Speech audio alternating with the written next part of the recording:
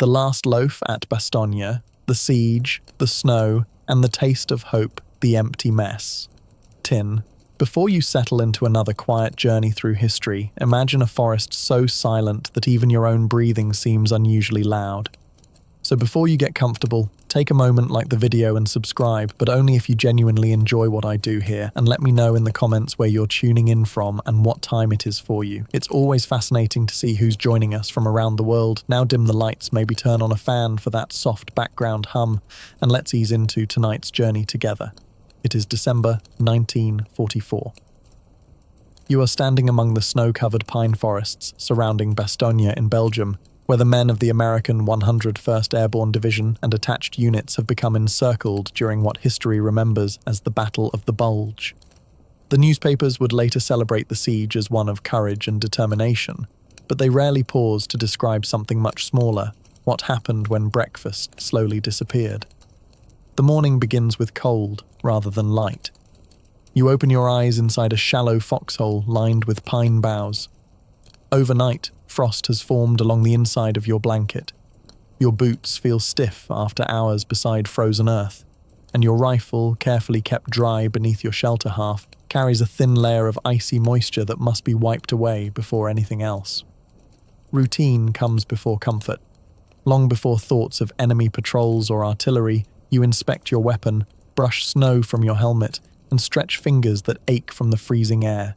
Around you, dozens of other soldiers perform the same quiet ritual. Nobody rushes. Cold has a way of slowing every movement.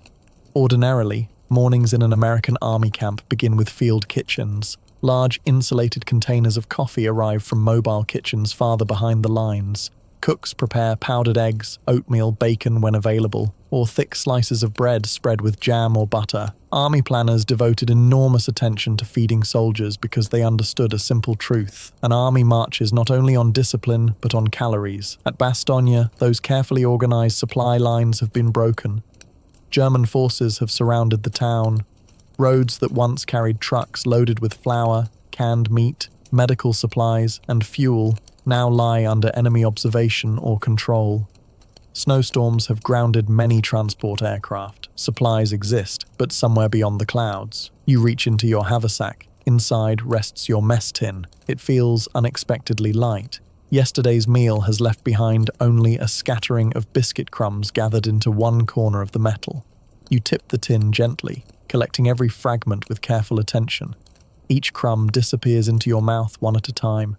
No one watching would laugh. Nearly every soldier nearby is doing something similar. One man carefully scrapes the inside of an empty cheese tin using the edge of a pocket knife. Another unwraps half a chocolate bar he has hidden for several days inside an extra wool sock, hoping it would stay from freezing solid. Two friends divide a single packet of crackers into equal portions with remarkable precision. War has transformed ordinary food into careful mathematics. Military diaries written during the siege frequently mention hunger not as dramatic suffering, but as a constant companion. Men spoke about meals more often than battles. They remembered recipes from home. They debated the best bread their mothers baked. Some admitted dreaming about simple bowls of soup. Hunger quietly rearranges memory. As snow continues falling, someone begins melting handfuls of it inside a steel helmet placed above a tiny gasoline stove. Every soldier has been warned never to eat snow directly if it can be avoided. Frozen snow lowers body temperature, forcing the body to spend valuable energy warming itself. Even obtaining drinking water requires precious fuel. Everything now depends upon conservation: fuel, food, dry socks, rifle oil, candles, matches. Nothing is wasted. The company cook walks through the position carrying little more than hot water flavored with the last remaining coffee grounds. Nobody complains about how weak it tastes. Warmth itself has become part of the meal. Nearby, medics quietly inspect soldiers' feet before checking for wounds. Frostbite has become nearly as dangerous as enemy bullets. Dry socks are guarded almost as carefully as ammunition. A soldier unable to walk because of frozen feet cannot help defend the line. Weather has become another enemy. Clouds remain thick overhead, hiding the transport aircraft waiting farther away. Thousands of food containers have already been prepared elsewhere. Quartermasters have packed rations, blankets, ammunition, and medicine into parachute bundles. Pilots watch weather reports with growing impatience. The men inside Bastogne know none of these details. They simply wait. The afternoon passes repairing equipment rather than fighting. Machine gun crews remove moisture from ammunition belts. Radio operators warm battery packs beneath heavy jackets because freezing temperatures weaken them. Engineers strengthen foxholes as fresh snow slowly covers yesterday's footprints. Routine continues because routine keeps fear under control. As evening arrives, conversation turns toward kitchens left behind. One soldier remembers fresh apple pie cooling on a farmhouse window. Another quietly describes thick slices of homemade bread spread with butter that melted before reaching the edges. Someone else wonders aloud whether the local bakery in his hometown has already begun preparing Christmas loaves. No one speaks for several minutes afterward. The silence is comfortable. Memory itself has become nourishment. Darkness settles early across the Ardennes forest. You wrap your blanket tighter, pull your helmet lower against the wind, and place your nearly empty mess tin beside your pack for tomorrow. It weighs almost nothing, yet somehow it feels heavier than ever. Waiting for the supply drop. Another dawn arrives hidden behind thick grey clouds. The snow has stopped, but the sky remains sealed shut, as though the weather itself has forgotten that hundreds of hungry soldiers are waiting below. You begin another day, exactly as the previous one ended, with routine. Weapons are cleaned, positions are inspected, firewood is gathered carefully without exposing anyone unnecessarily. Each task appears ordinary, almost boring, yet every completed chore quietly increases the chances of surviving another freezing night. Military historians often describe Bastogne through maps and arrows showing armoured divisions advancing across Belgium. Those maps rarely include the invisible work happening behind every foxhole. Someone is always melting snow. Someone is always repairing boots. Someone is always counting the remaining ration boxes. The quartermaster's inventory grows painfully short. Individual C rations, designed to sustain soldiers through temporary shortages, have become long-term meals. A single can of meat and beans may now be shared between several men. Hard biscuits are softened in hot water to protect cracked teeth. Sugar packets disappear first. Coffee remains precious beyond measure. Many soldiers save a portion of it not because it satisfies hunger, but because its familiar smell reminds them of peaceful mornings before the war. Letters from home are read repeatedly. Some have already been unfolded dozens of times. The paper softens at the edges from cold fingers. One soldier reads a recipe his wife included months earlier for Christmas cookies. Another carries a grocery list written by his mother before deployment. These ordinary scraps of paper now seem strangely valuable.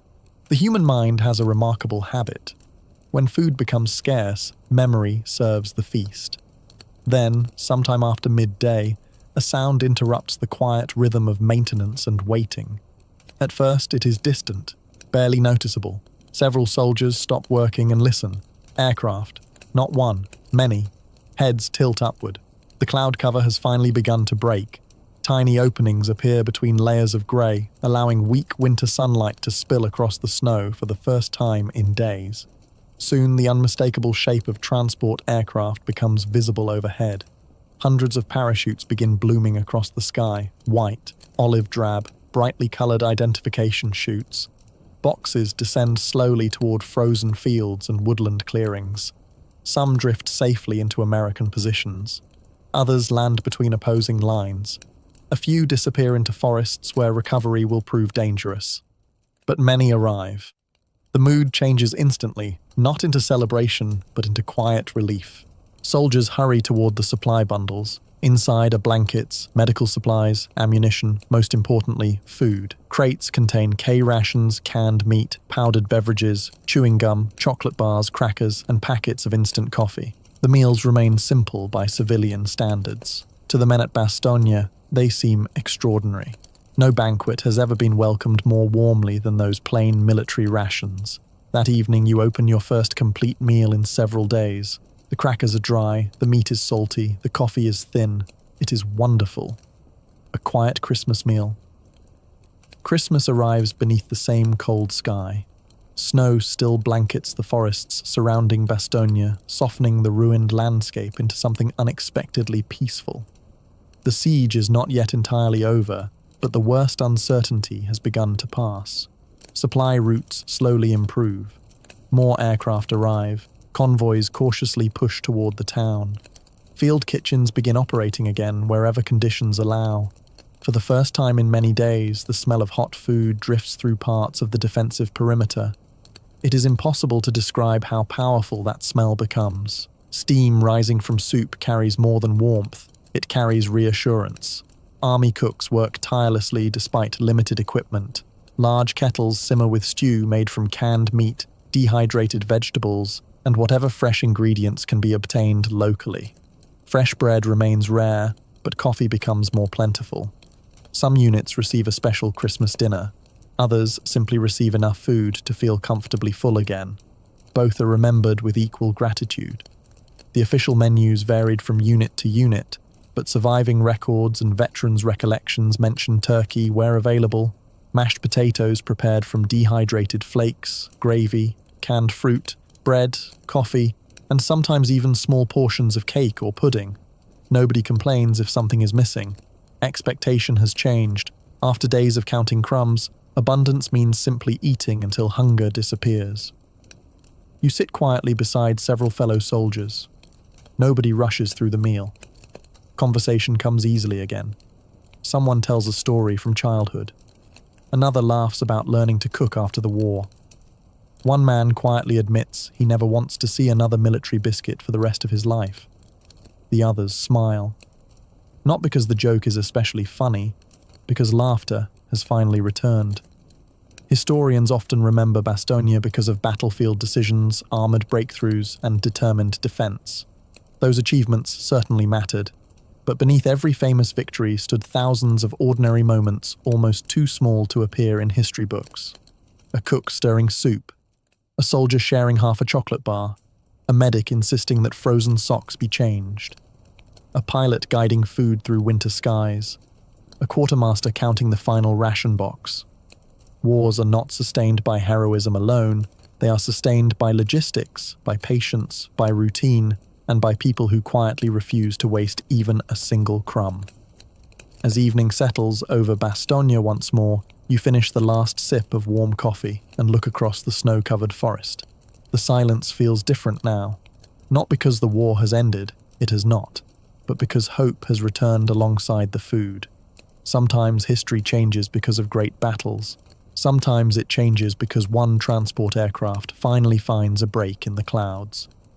Boiling leather boots. During Napoleon's retreat from Moscow, when hunger consumed an empire.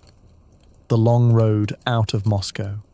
Take a slow breath and imagine that the snow beneath your boots stretches farther than you can see. It is November 1812. You are a soldier of Napoleon Bonaparte's Grande Armée, one of the largest military forces Europe had ever assembled. Only months earlier, nearly 600,000 men from France and across Napoleon's allied states had marched confidently eastward toward Moscow. The campaign promised a decisive victory. Instead, you now begin the long journey home through a landscape already claimed by winter. The city of Moscow lies behind you. It offered little salvation. Much of it had burned after its occupation, leaving behind abandoned buildings, ruined storehouses, and far fewer supplies than Napoleon expected. The army lingered for weeks, hoping that Tsar Alexander I would negotiate peace. The negotiations never came. Now the retreat has begun. At first the column appears endless. Infantry marches beside cavalry. Cannon rumbles slowly over frozen roads. Supply wagons creak beneath what little food remains. Civilians who had followed the army, craftsmen, servants, merchants, and families move alongside soldiers. Horses pull until exhaustion forces them to stop. The farther you walk, the quieter everyone becomes. There is little energy for conversation. Every step conserves warmth. Every movement costs precious calories. Military campaigns are often remembered through battles, but armies spend far more time marching than fighting. Napoleon's army had relied on carefully organized supply depots during earlier campaigns across Europe. Food normally followed the army through an immense logistical network of wagons, bakeries, mills, and local requisitioning. Russia proved different. Distances were enormous. Roads became seas of mud during autumn before freezing solid. Russian forces frequently withdrew instead of defending towns, removing livestock and grain while destroying supplies that might aid the invaders. Modern historians describe this as a combination of strategic withdrawal and scorched earth tactics. Whatever food remained became increasingly difficult to find. You notice the ration wagons growing smaller each day. The bread issued this morning is already stale. Many soldiers receive only a fraction of what regulations once promised. Salted meat has become scarce. Fresh vegetables disappeared long ago. Soon, even official rations become uncertain. The cold deepens. Your wool coat stiffens with frost. The leather straps of your pack creak each time you adjust the weight on your shoulders. Snow falls gently, covering wagon tracks almost as quickly as they are made. The silence is deceptive. Not because of nearby fighting, but because hunger has a way of quieting people. Someone ahead removes a glove to adjust a buckle. Within moments, his fingers begin to ache from the cold. Another soldier carefully wraps cloth around worn boots whose soles are beginning to separate. Shoemakers still travel with parts of the army, repairing footwear whenever possible, but leather itself is becoming increasingly scarce. Boots are no longer just clothing, they are survival. Every evening, camps are established wherever daylight ends. There are no comfortable tents for most men. Instead, small fires appear where enough wood can be gathered. Soldiers crowd together for warmth. Smoke drifts slowly upward into the frozen air. The cooks have almost nothing left to cook. A small kettle hangs above glowing embers. Inside, melted snow warms with a handful of barley collected days earlier. Several men share the thin broth. Each receives only a few mouthfuls. No one complains. Complaints require strength. As darkness settles across the Russian countryside, you remove one boot and inspect the worn leather. It has become cracked from constant freezing and thawing. You rub animal fat onto the surface to keep it flexible, using the last of a precious supply carried since leaving Moscow. Beside you, another soldier quietly remarks that leather itself must never go to waste. At first, the comment seems only practical. You do not yet realize how literal those words will soon become. When leather became dinner, another week passes. Winter tightens its grip. Food wagons disappear one after another, abandoned when horses collapse from exhaustion or starvation. Without horses, heavy wagons cannot move. Without wagons, the remaining supplies never reach the men who need them most. The army continues west. It grows smaller every day, not only because of combat or illness, but because hunger slowly weakens everyone. Official army rations have nearly vanished. Whatever food can be found comes from abandoned villages, hidden root cellars, or fields where frozen turnips remain buried beneath the snow. Sometimes a few handfuls of grain are discovered inside ruined barns. Sometimes nothing is found at all. The search for food becomes part of the daily routine. Before dawn, small groups spread quietly through nearby woods and villages, hoping to find anything edible. They return carrying bundles of firewood, occasionally a rabbit, more often empty hands. Then the unimaginable slowly becomes ordinary. When horses die along the roadside, soldiers gather around them. There is no ceremony. The meat is carefully removed before freezing solid. Nothing edible is wasted. Veterans later wrote about boiling strips of horsehide to soften them enough to chew. Historical accounts also describe soldiers simmering pieces of leather from harnesses, saddlebags, and worn boots. Leather offered almost no nutrition after tanning, but prolonged boiling made it slightly softer and allowed desperate men to trick empty stomachs into believing they had eaten. The process takes hours. A small iron pot hangs over a weak fire. Snow melts into water. Strips of leather are scraped clean as thoroughly as possible before being placed inside. The water slowly darkens. Steam rises.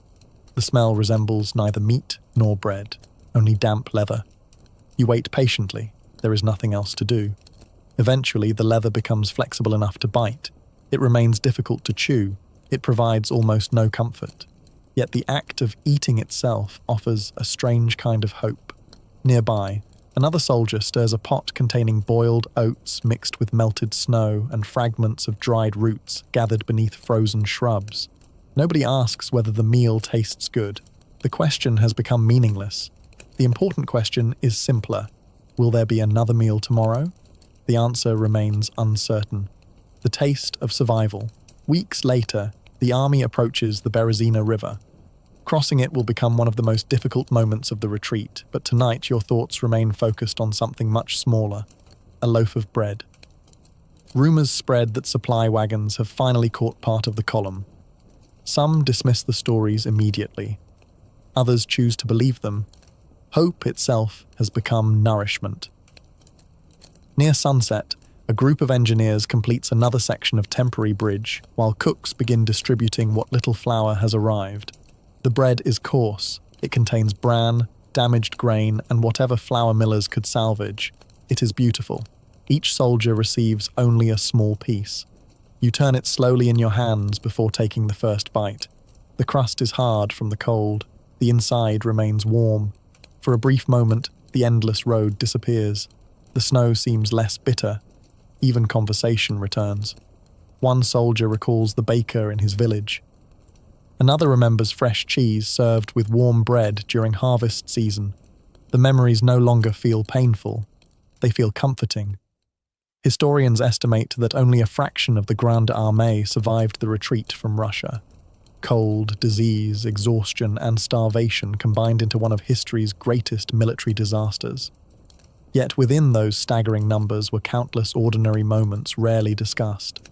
Men patiently melting snow, friends sharing the final crust of bread, camp cooks scraping the bottom of empty kettles, engineers building bridges while hungry themselves. An empire's campaign ultimately depended not only on strategy, but on wagons, flour, horses, weather, and meals that never arrived. As darkness settles once more over the frozen Russian plain, you finish your final piece of bread and quietly place the empty tin beside the dying fire. Tomorrow will bring another march, another snowfall, another search for food. But tonight, for the first time in many days, your stomach is not completely empty. And sometimes, during the longest journeys in history, that was enough to keep one more soldier walking toward home. Story 3. Rice mixed with sawdust. Hunger in the jungles of Guadalcanal. The last sack of rice. Take a slow breath and imagine replacing snow with heavy tropical air. The cold forests of Europe are now far behind you. Instead, you stand beneath towering coconut palms and dense jungle canopies on the island of Guadalcanal in the Solomon Islands. It is late 1942, and the air is so humid that your uniform never truly dries. Every morning begins with the sound of insects, distant birds, and the steady drip of water falling from broad green leaves. You are a soldier in the Imperial Japanese Army. When your unit first landed on Guadalcanal, officers expected a swift campaign. Supplies would arrive regularly by ship. Rice, dried fish, soy products, tea, and preserved vegetables would follow the troops as they had in previous operations. Instead, the sea itself became an enemy. The Allied naval campaign steadily disrupted Japanese shipping. American aircraft operating from Henderson Field attacked cargo vessels during daylight.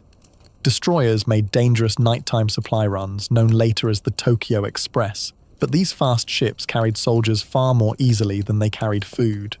A rifle weighs little compared to sacks of rice. A soldier can survive for days without ammunition being fired. He cannot survive long without eating. As weeks pass, the supply ships become fewer. The sacks of rice stacked beneath palm-thatched shelters slowly disappear. Quartermasters begin recording numbers that no commander wishes to see. 1 sack, half a sack. Only a few wooden boxes remain. Breakfast changes almost without anyone noticing. At first, each bowl simply contains a little less rice than before. Then, barley is mixed into it. Later, sweet potatoes collected from nearby gardens appear beside the rice. Eventually, the rice itself becomes the smaller ingredient. Every grain matters. You kneel beside the company cook as he measures portions with extraordinary care. His wooden scoop moves slowly from one sack to another. Every bowl must be nearly identical.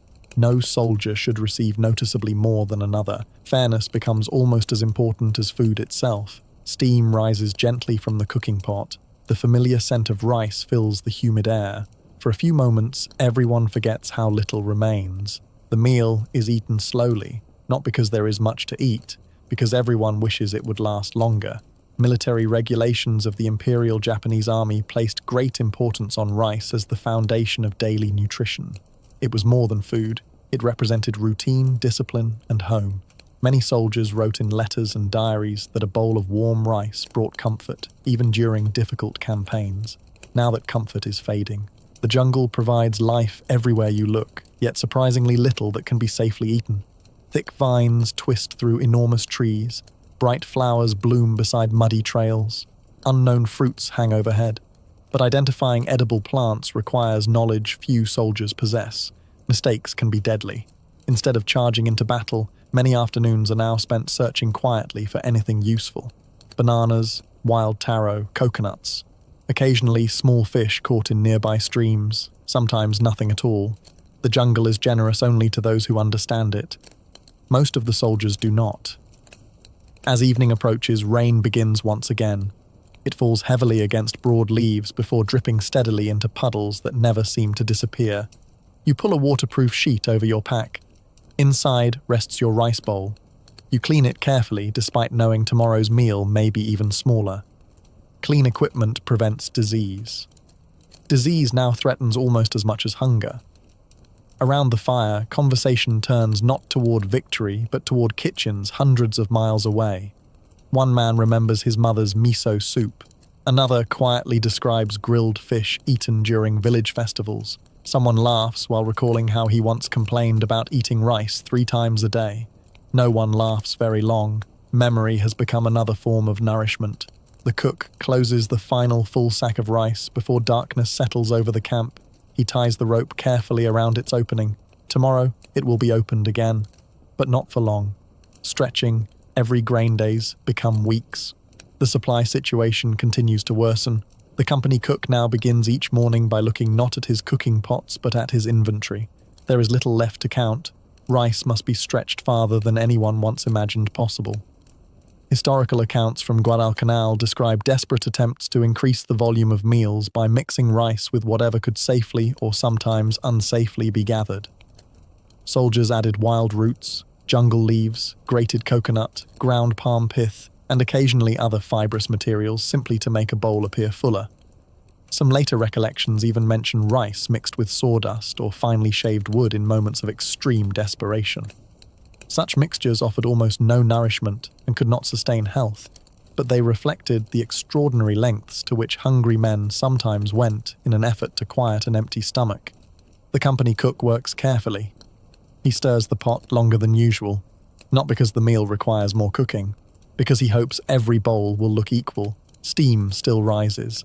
The familiar fragrance of rice is now faint, almost hidden beneath the smell of damp roots and jungle plants. You accept your bowl without complaint. Everyone does. Complaining cannot create more food. Instead, daily routine continues. Weapons are cleaned, uniforms are patched, boots are dried beside smoky fires that never burn well in the humid climate.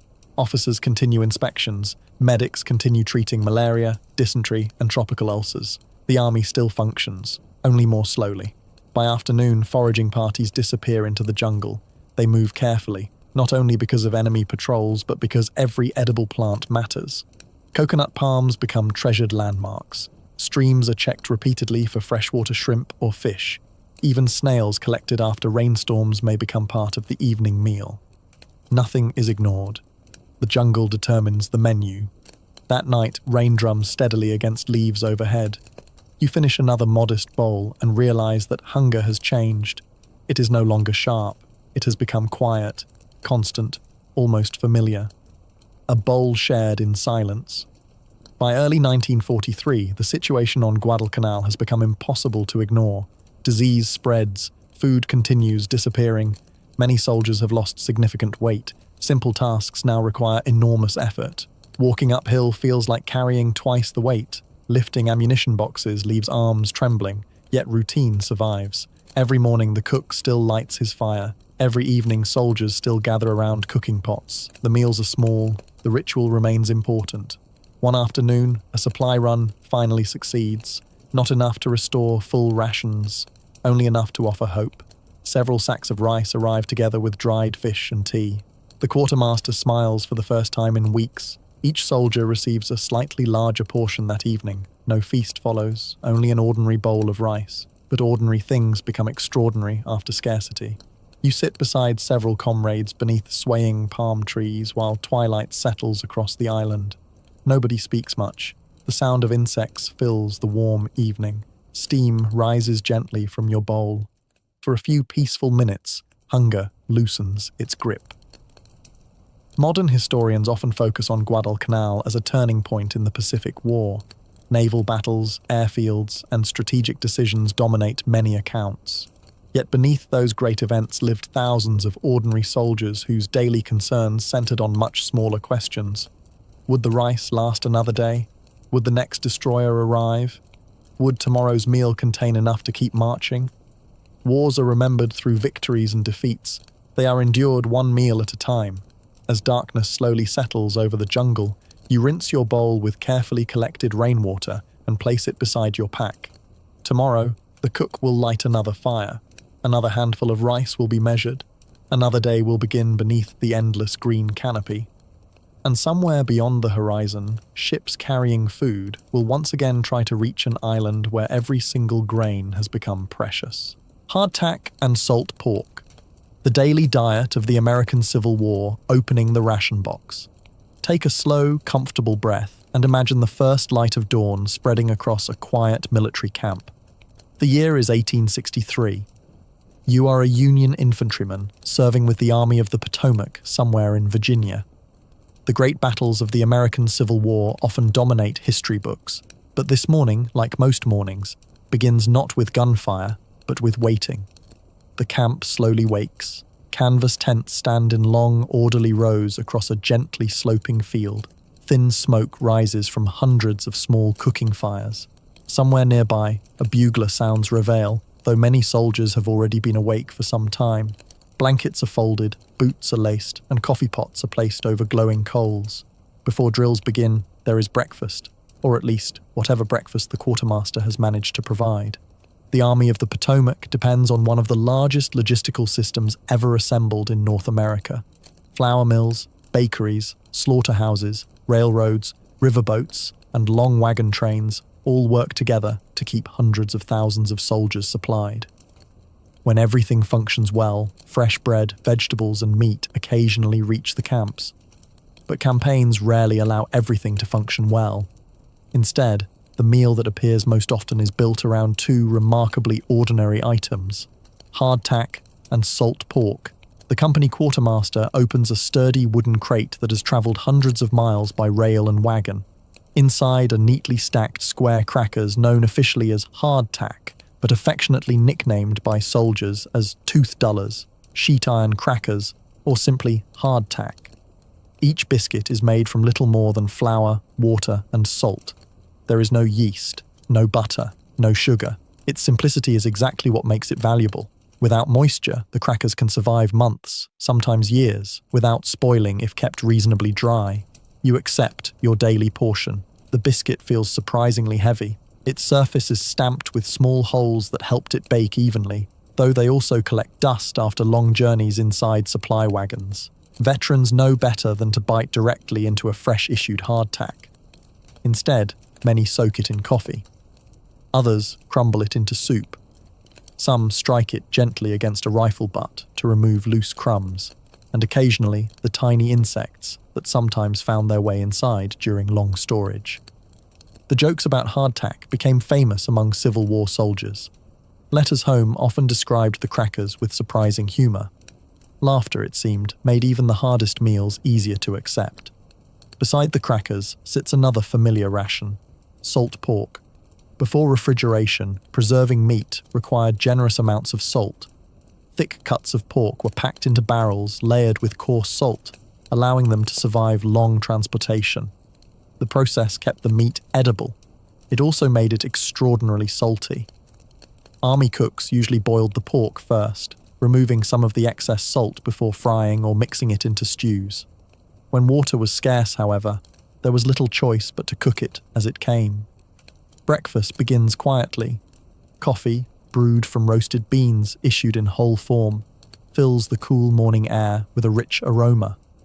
Soldiers often took pride in preparing good coffee, carefully grinding beans using rifle butts, rocks, or the bottoms of tin cups when proper grinders were unavailable. A warm cup of coffee became one of the most cherished comforts in camp life. You dip a piece of hardtack into the steaming cup. Slowly, the biscuit softens. The first bite is still firm, but it is warm. Sometimes that is enough. Around you, conversations drift toward ordinary life. One soldier discusses planting corn back home. Another wonders whether his family's apple orchard has already begun to bloom. Someone complains jokingly that hardtack could probably survive another 100 years. No one disagrees.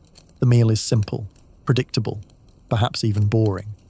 Yet this quiet routine repeats itself across hundreds of camps throughout the Civil War. History often remembers generals. But every morning, history also depended on bakers, butchers, wagon drivers, railroad engineers, and quartermasters who ensured that one more crate of hardtack reached another hungry regiment. Campfire cooking. The afternoon passes in familiar rhythm: drills, equipment inspections, fence repairs, uniform mending. The work is repetitive, yet every task serves a purpose. Military camps function almost like small towns, requiring cooks, blacksmiths, carpenters, teamsters, farriers, surgeons, and clerks alongside infantrymen. As evening approaches, cooking fires begin appearing once more. Each company develops its own traditions. Some soldiers become known for brewing particularly strong coffee. Others discover clever ways to improve otherwise plain rations. One popular dish becomes known simply as skilly-gaily. The recipe is wonderfully uncomplicated. Hardtack is broken into pieces, soaked briefly in water, and then fried in pork grease until golden brown. The result remains humble, but considerably more enjoyable than eating dry crackers. Another favourite is slumgullion, a stew whose ingredients vary according to whatever happens to be available. Salt pork, beans, potatoes, onions, occasionally carrots or cabbage. Every kettle tells a slightly different story. Fresh vegetables become treasured additions whenever local farms or supply wagons provide them. Army regulations encouraged balanced diets whenever possible because officers understood that nutrition directly affected health. Vitamin deficiencies, digestive illness, and fatigue spread quickly when diets became too limited. Medical officers repeatedly requested fresh produce, though wartime logistics often made such requests difficult to fulfill. Tonight, fortune smiles upon your company.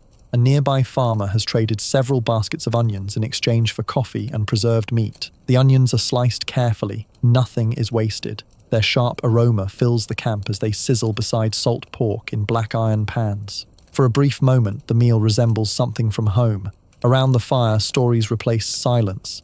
Veterans speak about earlier campaigns. New recruits listen closely. Coffee cups are refilled. Hardtack disappears piece by piece. The stars slowly emerge overhead. Tomorrow's march remains uncertain. Tonight's supper is enough. The bread wagon arrives. Several days later, unexpected excitement spreads quietly through the camp. The supply train has arrived. Long wagon columns roll slowly across the dusty road, their wooden wheels creaking beneath heavy loads. Teamsters guide sturdy mules while quartermasters compare shipping manifests against carefully written inventories. Fresh supplies have finally caught up with the army. Among barrels of flour and crates of ammunition sits something far less dramatic: fresh bread. Not every regiment receives it immediately, but your company is fortunate.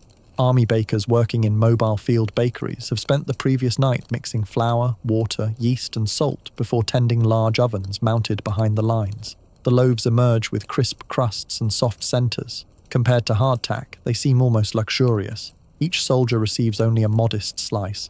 You hold it for a moment before eating. The crust crackles gently. The inside remains warm enough that steam escapes into the cool morning air. Conversation nearly stops. Everyone simply enjoys the taste. The bread will not last. Within another day or two, the army will almost certainly return to hardtack as campaigns continue moving across Virginia. Yet this single meal reminds everyone what ordinary food feels like. Historians estimate that Union armies consumed astonishing quantities of supplies each day, thousands of pounds of meat, flour, coffee, sugar, beans, and forage for animals. Behind every battle stood an enormous network of farmers, millers, bakers, railroad workers, riverboat crews, warehouse clerks, and wagon drivers.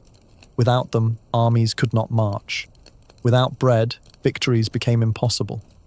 As the morning sun climbs higher, you finish the final bite of fresh bread and carefully fold the cloth that carried it. Tomorrow may bring another march, another ration of hardtack, another pot of strong coffee over a smoky campfire. But today, for just a little while, the taste of warm bread reminds everyone that even during war, ordinary comforts remain worth remembering. Sometimes the smallest meal leaves the longest memory.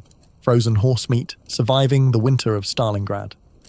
The empty field kitchen, settle comfortably, and imagine the sound of wind moving across a city of shattered brick and frozen steel. It is December 1942. You are a soldier of the German Sixth Army, surrounded inside the ruins of Stalingrad on the western bank of the Volga River. Only a few months earlier, long supply columns rolled steadily across the wide plains of southern Russia. Mobile field kitchens followed the advancing divisions. Bread arrived daily from army bakeries. Meat, potatoes, coffee substitutes, and canned vegetables were distributed according to carefully planned schedules. Now the roads have disappeared beneath snow. The army itself has become surrounded. Operation Uranus, the Soviet counteroffensive launched in November, has closed the ring around the city. Every loaf of bread, every sack of flour, and every barrel of fuel must now come by air, an impossible task for an army numbering hundreds of thousands. The morning begins before sunrise. The cold is unlike anything you have experienced before. Ice forms inside damaged buildings where soldiers shelter behind broken walls. Blankets stiffen overnight. Water left inside tin cups freezes solid. Even simple tasks, buttoning a coat, tying bootlaces, loading ammunition, become slower as fingers lose warmth. You walk toward the company field kitchen. The familiar wagon still stands where it always has. Its iron stove is cold. The cook lifts the lid from an empty kettle. There is almost nothing inside. Once, this kitchen prepared thick soups filled with potatoes, barley, and meat. Fresh bread was sliced each morning. Coffee substitute brewed in large containers before dawn. Today, the cook scrapes together the final handfuls of dried vegetables remaining in a canvas sack. He pauses before adding them to boiling water. There is no reason to hurry. There is so little to cook. Military records from Stalingrad reveal that food shortages developed gradually before becoming severe. Ration scales were reduced several times as supplies dwindled. Bread portions became smaller. Meat disappeared first. Fresh vegetables had long since vanished. Horses, once essential for pulling artillery and wagons, slowly became another source of food. The men understand what is happening without anyone explaining it. They simply notice the portions shrinking. A slice of bread becomes half a slice. Soup becomes thinner. Coffee cups contain more hot water than flavor. Nobody wastes crumbs. You sit on a broken stone step and examine your breakfast. One small piece of dark bread, a tin cup of watery soup. Nothing more. Around you, dozens of soldiers eat in silence. No one rushes. Eating slowly cannot create more food, yet it allows the meal to last a little longer. Outside, the wind carries fine snow through shattered windows. A horse stands nearby beside an abandoned wagon. Its ribs are visible beneath its winter coat. It has worked for months, hauling ammunition through ruined streets. Now it struggles simply to stand. The soldiers look toward it quietly. Nobody says anything, but everyone understands. When the horses were gone, the weeks pass with remarkable sameness. Snow, wind, waiting, the sound of distant artillery, and the constant question of food.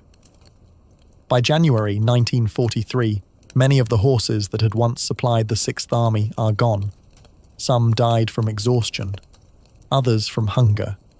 Many were slaughtered because they represented the only substantial source of meat remaining. Historical accounts from German veterans describe horse meat becoming one of the principal foods available during the final months inside the Stalingrad pocket. Army cooks did what they could with almost nothing. The work remained surprisingly methodical. The meat was carefully cut into portions. Bones were saved for broth. Fat, when available, was treasured. Nothing edible was discarded. Large kettles returned to life. Inside them simmered horse meat, melted snow, dried peas if any remained, and scraps collected from dwindling supply stores. The aroma drifting through ruined streets no longer resembled the meals soldiers had known earlier in the campaign, yet warm food remained warm food. You stand patiently in line with your mess tin.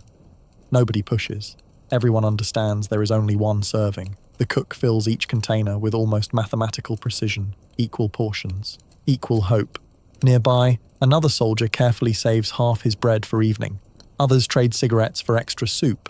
One quietly writes in a notebook before supper. Many diaries from Stalingrad mention food constantly, not because soldiers wished to complain, but because hunger occupied nearly every thought. Someone remembers fresh rye bread from Bavaria. Another speaks softly about potato soup prepared by his grandmother.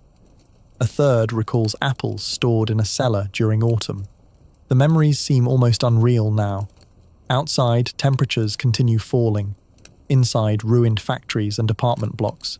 Tiny stoves burn broken furniture for fuel. Wooden chairs, doors, floorboards, anything that produces heat. The soup kettle bubbles gently. Steam fills the room. For a few precious minutes, everyone forgets the cold. The last warm meal. The end approaches quietly. There is no single moment when everyone realizes it. Instead, daily routines simply become smaller. Field kitchens prepare fewer meals. Medical stations receive fewer supplies. The bread wagon no longer arrives. Still, the cooks continue working. Even with almost nothing left, they light fires each morning. Military discipline survives. Routine survives. One afternoon, your company receives a final shipment dropped from transport aircraft. The delivery is far smaller than needed. A few sacks of flour, some dried vegetables, several boxes of preserved meat. The quartermaster distributes everything immediately. That evening, the cook prepares one of the most satisfying meals anyone has tasted in weeks. Not because it is elaborate, because it is enough. Warm soup, a modest slice of bread, a little meat. The soldiers sit together inside a damaged warehouse while snow falls silently beyond broken walls. Nobody speaks loudly. The warmth of the food encourages quiet reflection instead. One man removes a photograph of his family before eating. Another folds a letter into his pocket after reading it once again. Someone smiles while describing the smell of bread baking in his hometown. For a little while, conversation replaces silence. History often remembers Stalingrad as one of the greatest battles ever fought. It certainly was. But beneath the enormous movements of armies lived countless ordinary moments rarely described. Quartermasters counting sacks of flour, cooks scraping the bottom of empty kettles, soldiers dividing the final loaf into equal slices, men warming frozen hands around bowls of soup before taking the first careful sip. Wars are decided by strategy. They are endured through routine, through logistics, through meals that grow steadily smaller. As darkness settles once more across the frozen ruins of Stalingrad, you finish the last spoonful of warm broth and hold the empty mess tin in your hands. Outside, the wind continues its endless journey through broken streets. Inside, the kettle grows quiet. Sometimes the greatest act of endurance is not charging forward. Sometimes it is simply gathering for one final warm meal before another long winter night. Tea without bread, British soldiers in the Crimean War. A morning of tea and mud. Take a slow breath and picture a wide, windswept plateau overlooking the Black Sea. The year is 1855. You are a British infantryman serving outside the port city of Sevastopol during the Crimean War. The Great Siege has already lasted for many months. Newspapers back home write about famous charges and battlefield victories, yet your day begins with something much quieter. Mud. The ground beneath your boots is no longer really soil. Weeks of rain have transformed roads into deep channels where wagon wheels disappear almost to their axles. Every step pulls at your boots with heavy resistance. Horses struggle, mules hesitate. Supply wagons creep forward only a few yards at a time. Before breakfast, there is work. You help reinforce drainage ditches around the camp. Water gathers everywhere. Canvas tents sag beneath the weight of rain. Blankets remain damp even after hanging beside small fires. Boots are cleaned each evening only to become soaked again before sunrise. The weather shapes every routine. far more than enemy fire. Nearby, the regimental cook has already begun preparing the morning meal. His equipment is simple: a large iron kettle, several blackened cooking pots, stacks of firewood carefully protected beneath canvas sheets. Steam slowly rises into the cold morning air. The menu would have seemed ordinary to any British soldier of the period. Tea, bread, salted meat, sometimes oatmeal, occasionally cheese. When supplies arrived on schedule, these simple meals provided enough strength for another day of trench work and guard duty. But today, something is missing. The bread wagons have not arrived. Again. Quartermasters consult inventory ledgers, while teamsters report another convoy delayed by washed-out roads. Ships continue unloading cargo at the harbour of Balaclava, yet moving those supplies inland proves painfully slow. The distance is not great. The conditions are. You receive a tin mug filled with hot tea. Its warmth spreads quickly through cold hands. Tea occupies a special place in the British Army. It offers warmth, boiled water that is generally safer to drink, and a familiar taste reminding soldiers of home. Many veterans later wrote that even when food became scarce, a cup of tea could briefly restore morale. You sip slowly. The drink is strong, slightly bitter, wonderfully warm. Without bread, however, breakfast feels incomplete. One soldier jokes that the tea has become the entire meal. Another quietly agrees. No one blames the cooks. Everyone understands the true problem lies miles away on muddy supply roads. Military logistics rarely appear dramatic, yet every loaf delayed by mud eventually reaches an empty table. Around the camp, routine continues despite hunger. Uniforms are brushed, rifles are cleaned. Engineers repair earthworks damaged by overnight rain. The siege continues not only through battles, but through thousands of ordinary tasks repeated every day. As clouds drift low across the hills, you finish the last sip of tea and look toward the distant road where supply wagons should soon appear. The road remains empty. The wagon road to Balaclava. Another morning arrives beneath grey skies. Rain has finally stopped, but the roads remain deeply scarred by weeks of heavy traffic. You are assigned to help unload a supply convoy, making its slow journey from the harbour. The trip from Balaclava should take only a few hours under good conditions. Instead, it often requires an entire day, perhaps longer. The wagons move carefully. Each one carries flour, preserved meat, medical supplies, blankets, candles, and animal feed. Every crate matters. The horses breathe heavily as they strain against deep mud. Drivers speak gently to them, conserving their strength. One broken wagon can delay dozens behind it. The work is patient, almost peaceful. You lift sacks of flour one by one into a temporary storehouse protected by canvas. Nearby, army bakers prepare portable field ovens. Once enough flour arrives, fresh bread can finally be baked. The smell of yeast soon begins drifting through the camp. Few aromas lift spirits more quickly. British Army records from the Crimean War frequently mention the enormous logistical difficulties created by weather, poor roads, and inadequate transportation during the early years of the campaign. These hardships contributed to shortages that later inspired major reforms in military supply organisation. History often remembers the famous figures associated with the war. Less remembered are the thousands of wagon drivers, labourers, engineers, dock workers, and bakers whose daily efforts kept the army functioning. By late afternoon, your company receives its first fresh bread in several days. The loaf is modest, still warm. Each soldier receives only a small slice. Nobody asks for more. Everyone knows another company is waiting. Tea is served once again. This time, it has a companion. The bread is soft, simple, fresh from the oven. Sometimes the smallest improvement changes the entire day. Evening. Beside the kettle. The siege continues. Weeks pass. The weather improves slightly as spring slowly approaches the Crimean Peninsula. Supply systems become more reliable. Roads remain difficult, but engineers improve them steadily. Railway construction eventually begins, allowing supplies to move far more efficiently toward the front. The daily routine settles into familiar rhythm. Morning inspections, work parties, guard duty, meals, tea, letters from home. You find yourself helping the cook more often now. The kitchen has become one of the quieter places in camp. Large kettles simmer gently throughout the afternoon. Salted beef softens after long hours of boiling. Vegetables, when available, are added carefully. Nothing is wasted. The cook measures flour with practiced hands. Fresh loaves cool on wooden boards before being divided among the companies. His work receives little recognition, yet every soldier knows his value. One rainy evening after supper, you remain beside the fire while the kettle continues steaming softly. Around you, several comrades clean their mess tins. Others mend uniforms by lantern light. Someone quietly hums a familiar tune from home. No one rushes to sleep. The warmth of the fire is too pleasant to leave. Historians often credit the Crimean War with transforming military medicine, communications, and logistics. The lessons learned from delayed supplies, poor transportation, and inadequate planning influenced armies across Europe for generations.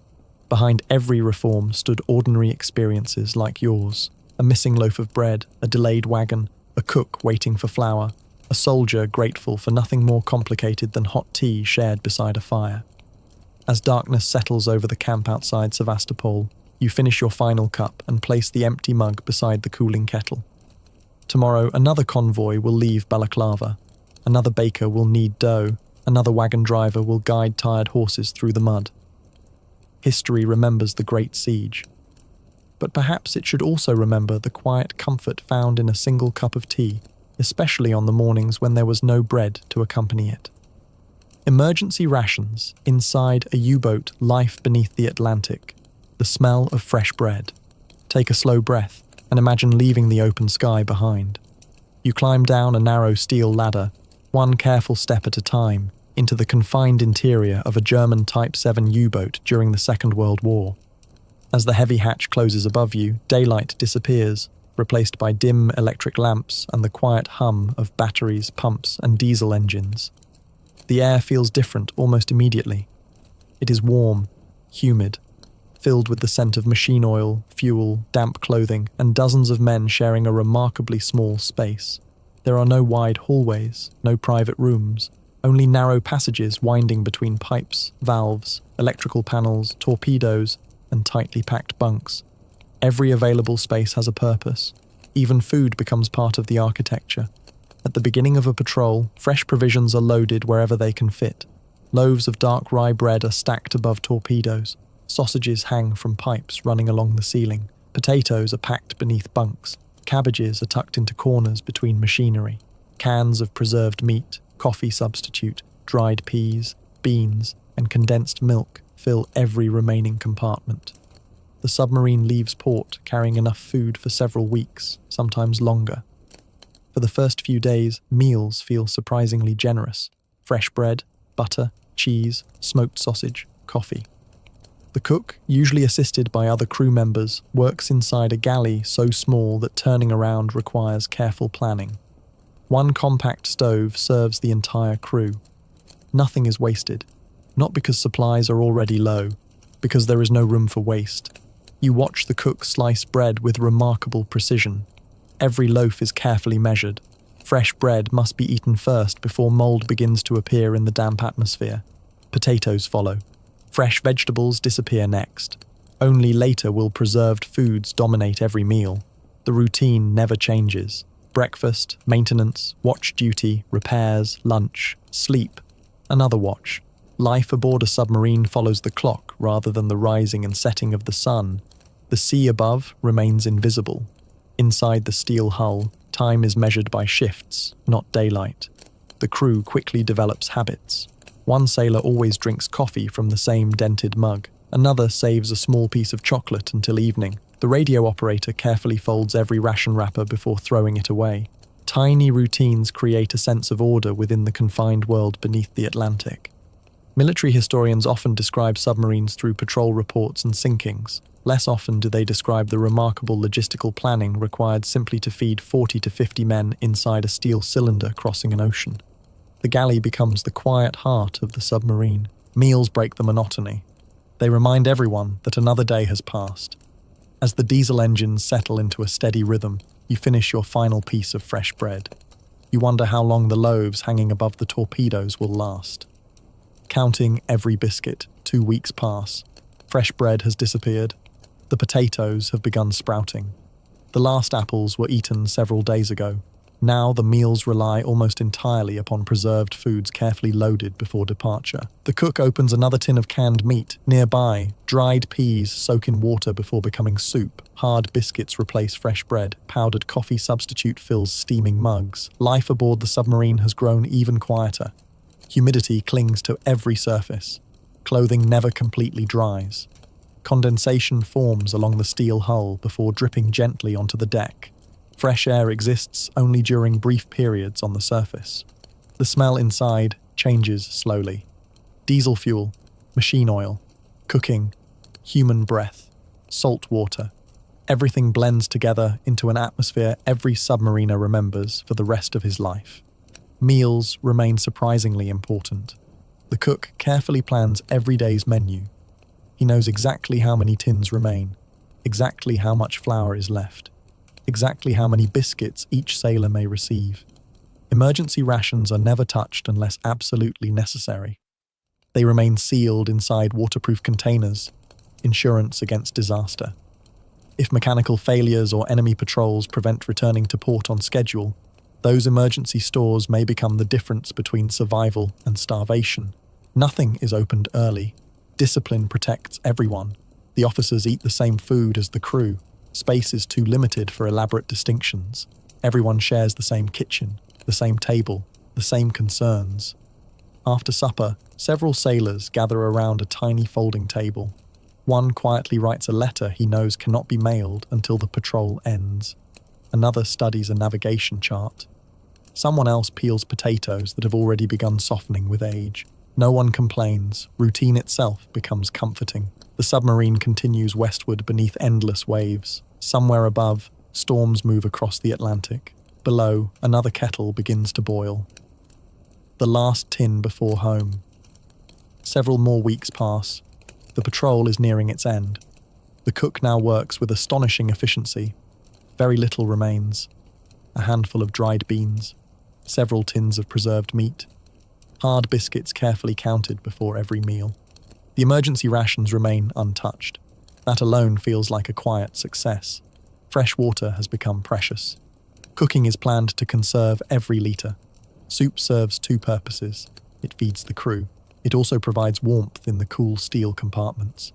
You notice how slowly everyone eats. No one hurries. There is nowhere else to be.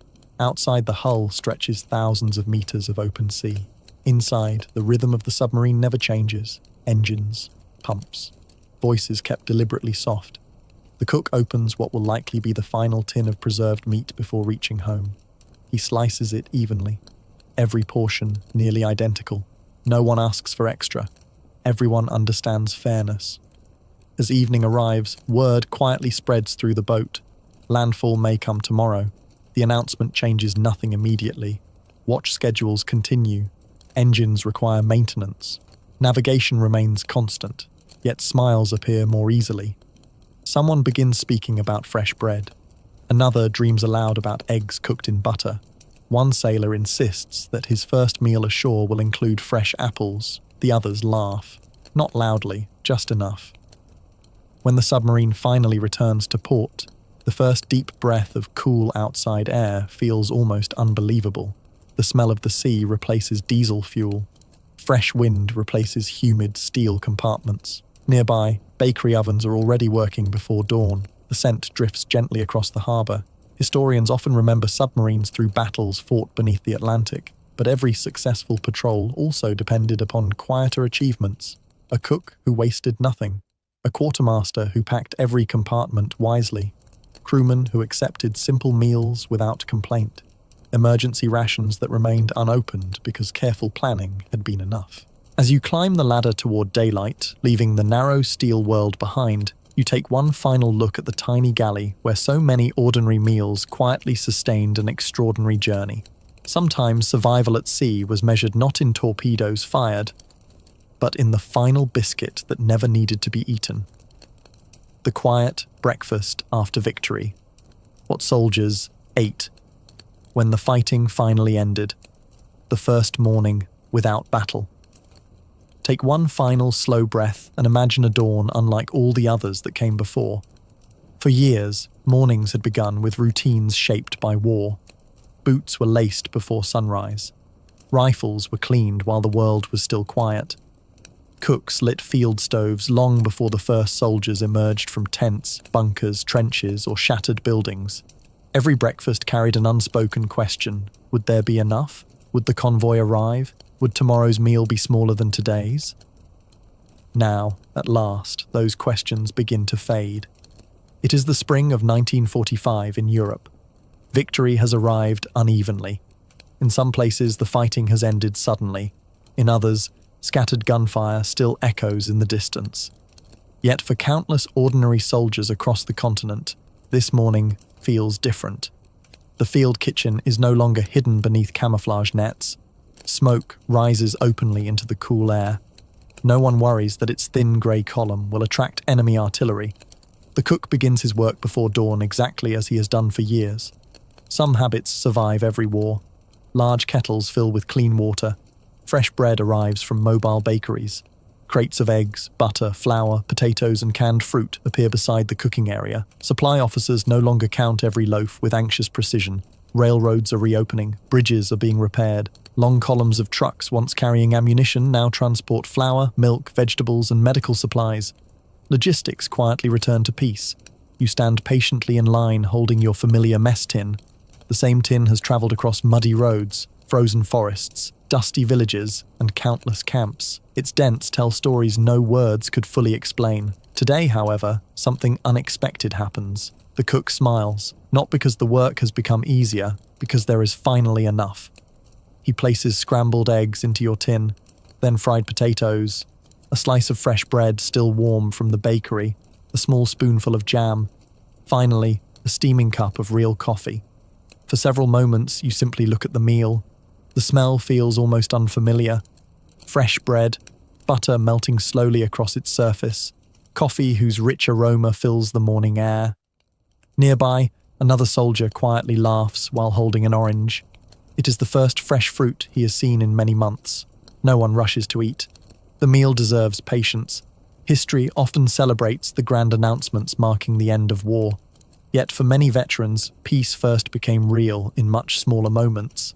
A complete breakfast, a warm loaf of bread, a second cup of coffee without wondering whether supplies would last. The bakers return.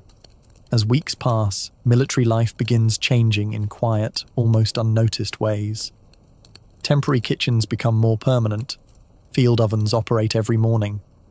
Bakeries that once produced emergency rations now return to making ordinary loaves. The smell of yeast once again drifts through towns that had known only smoke and dust. Army bakers have always been among the earliest to begin work. Long before sunrise, they knead dough, tend fires, and prepare bread for thousands of hungry people. During wartime, those loaves often travelled great distances before reaching the front. Now the journey grows shorter. Railway stations reopen. Road crews repair highways. Bridges destroyed during the fighting slowly return to service. Supply columns become less hurried. The quartermaster's ledger begins to change. Instead of recording shortages, he records deliveries arriving ahead of schedule. Fresh vegetables appear more often. Milk replaces powdered substitutes. Cheese returns. Seasonal fruit fills wooden crates. The menu grows familiar again. You help unload one of the bakery trucks. The back doors swing open. Rows upon rows of freshly baked bread greet you. The warm scent fills the cool morning air. For a brief moment, everyone simply stands there smiling. No speeches are necessary. The bread says enough. Nearby, children from the surrounding town watch quietly as military cooks prepare soup for both soldiers and civilians. Large kettles simmer gently. Today there is enough to share. War had taught everyone the value of every crumb. Peace teaches something different. The quiet joy of abundance. That evening, you eat outside instead of beneath camouflage. The sunset feels strangely calm. No one studies the sky for aircraft. No one listens for artillery. The only sound is the gentle clatter of mess tins and quiet conversation carried by the evening breeze. Remembering the hungry days. Months later, uniforms begin disappearing from everyday life. Some soldiers return to farms, others to factories. Some become teachers, mechanics, railway workers, bakers. The routines of peace slowly replace the routines of war, yet certain habits remain. Many veterans continue finishing every meal. Few willingly waste bread. Some quietly save small portions of food without even realizing why. Years of uncertainty leave lasting impressions. Historians often measure wars through territories gained, armies defeated, or treaties signed. Those achievements matter, but ordinary people remember different things. The smell of coffee after weeks without it, the warmth of soup on a freezing night, the sweetness of an apple after months of preserved food, the extraordinary comfort of fresh bread shared among friends who had survived together. Across Europe and the Pacific, millions of military cooks, bakers, farmers, sailors, railway workers, mechanics, warehouse clerks, nurses, drivers, and quartermasters had quietly sustained entire armies.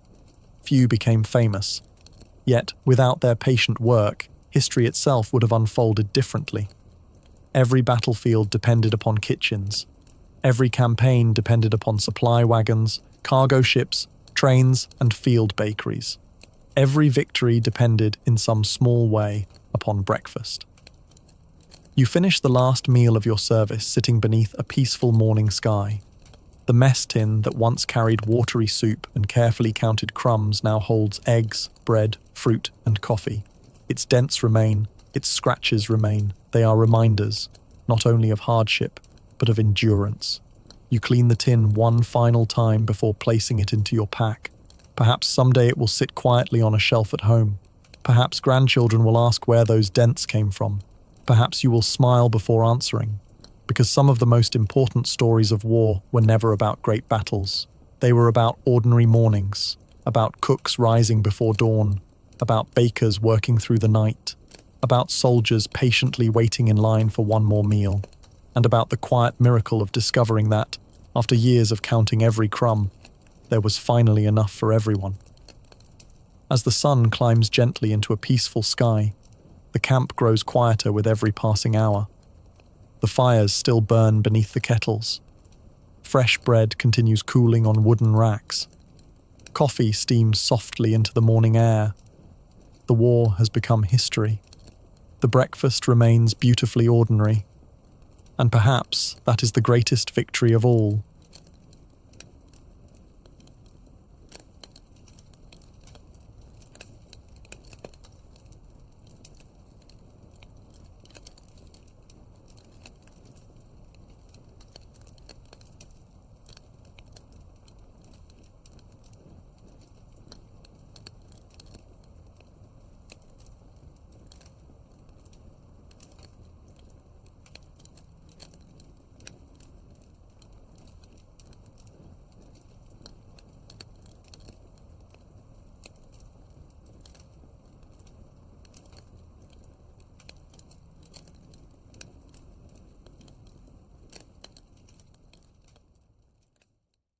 Story 1.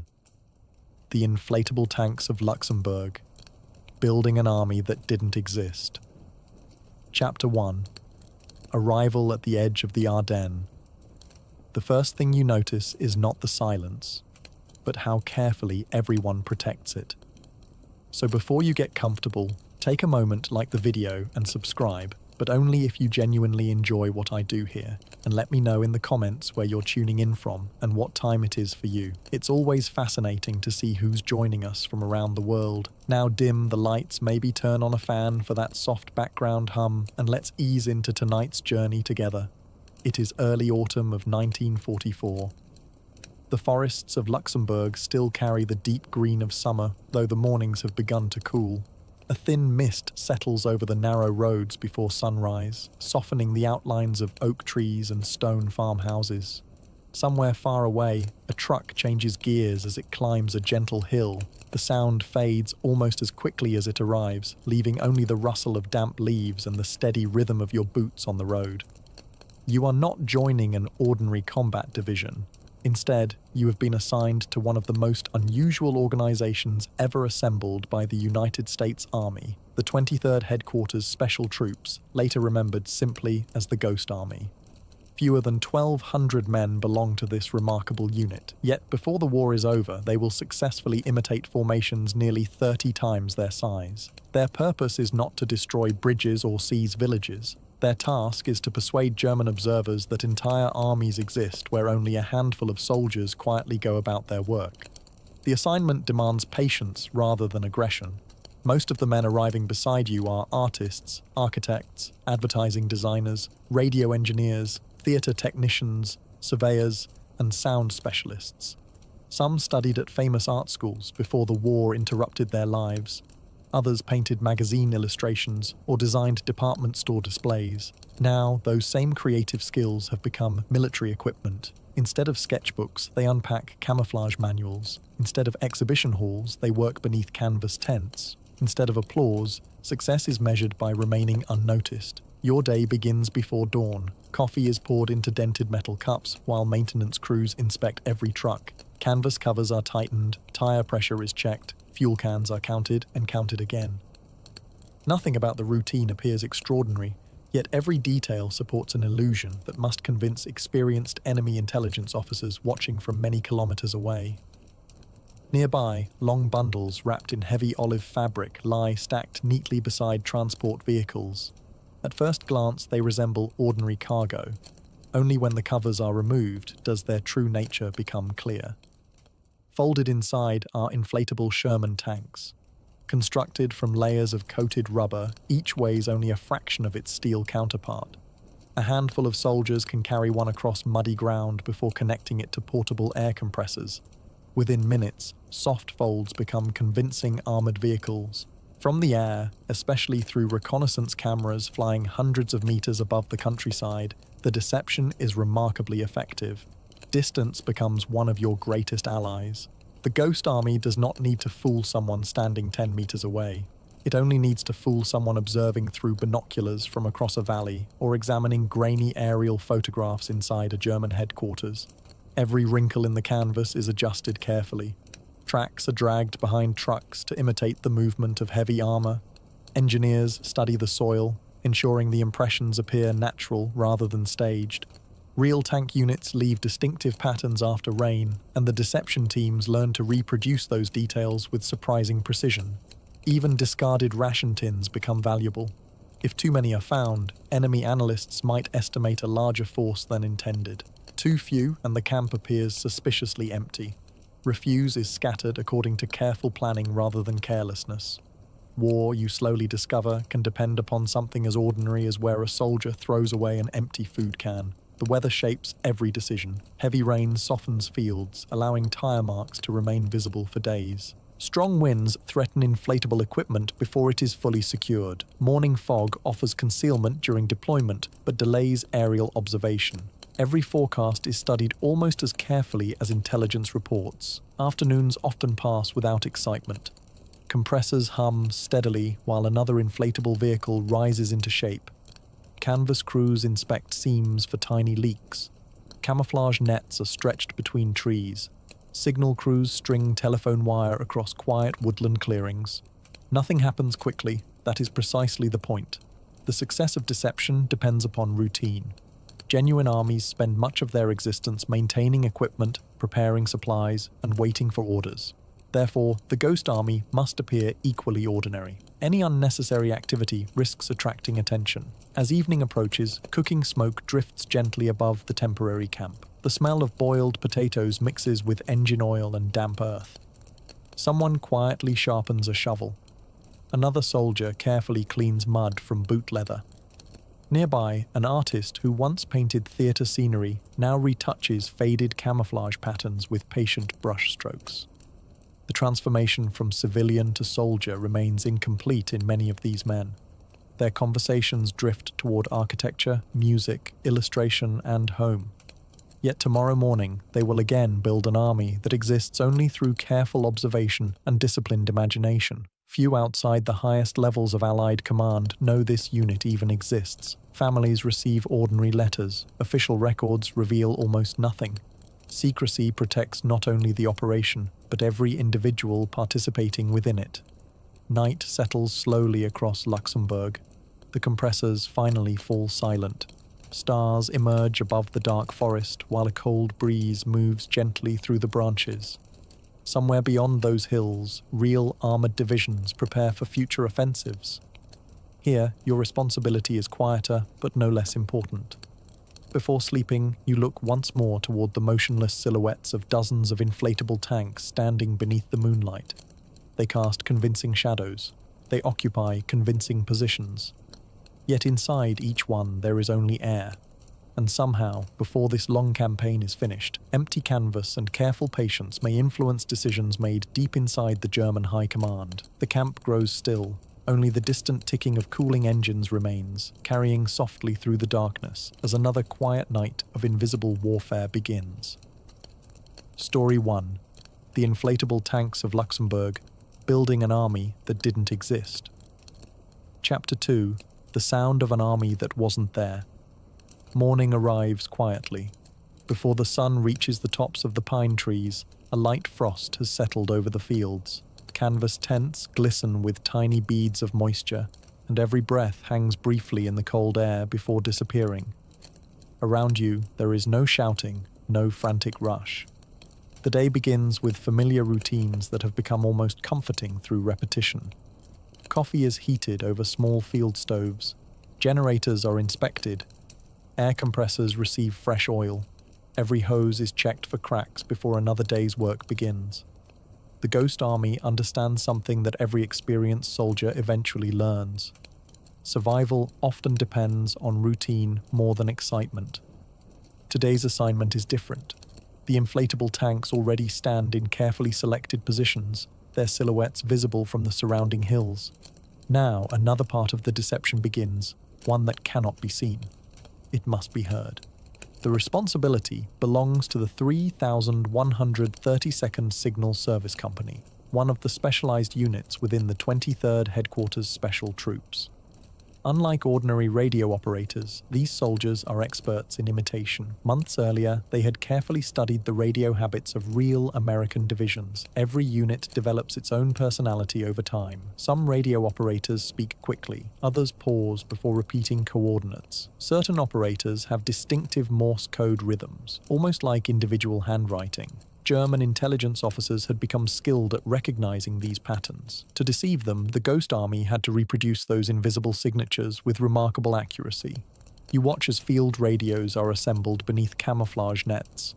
Long antenna wires disappear into nearby trees. Operators settle into their positions, headphones resting comfortably over their ears. They begin transmitting exactly the kind of routine messages that a genuine armored division would exchange. Requests for fuel, maintenance reports, weather observations, supply movements, nothing dramatic. That is what makes the illusion believable. Real armies spend far more time discussing logistics than battle.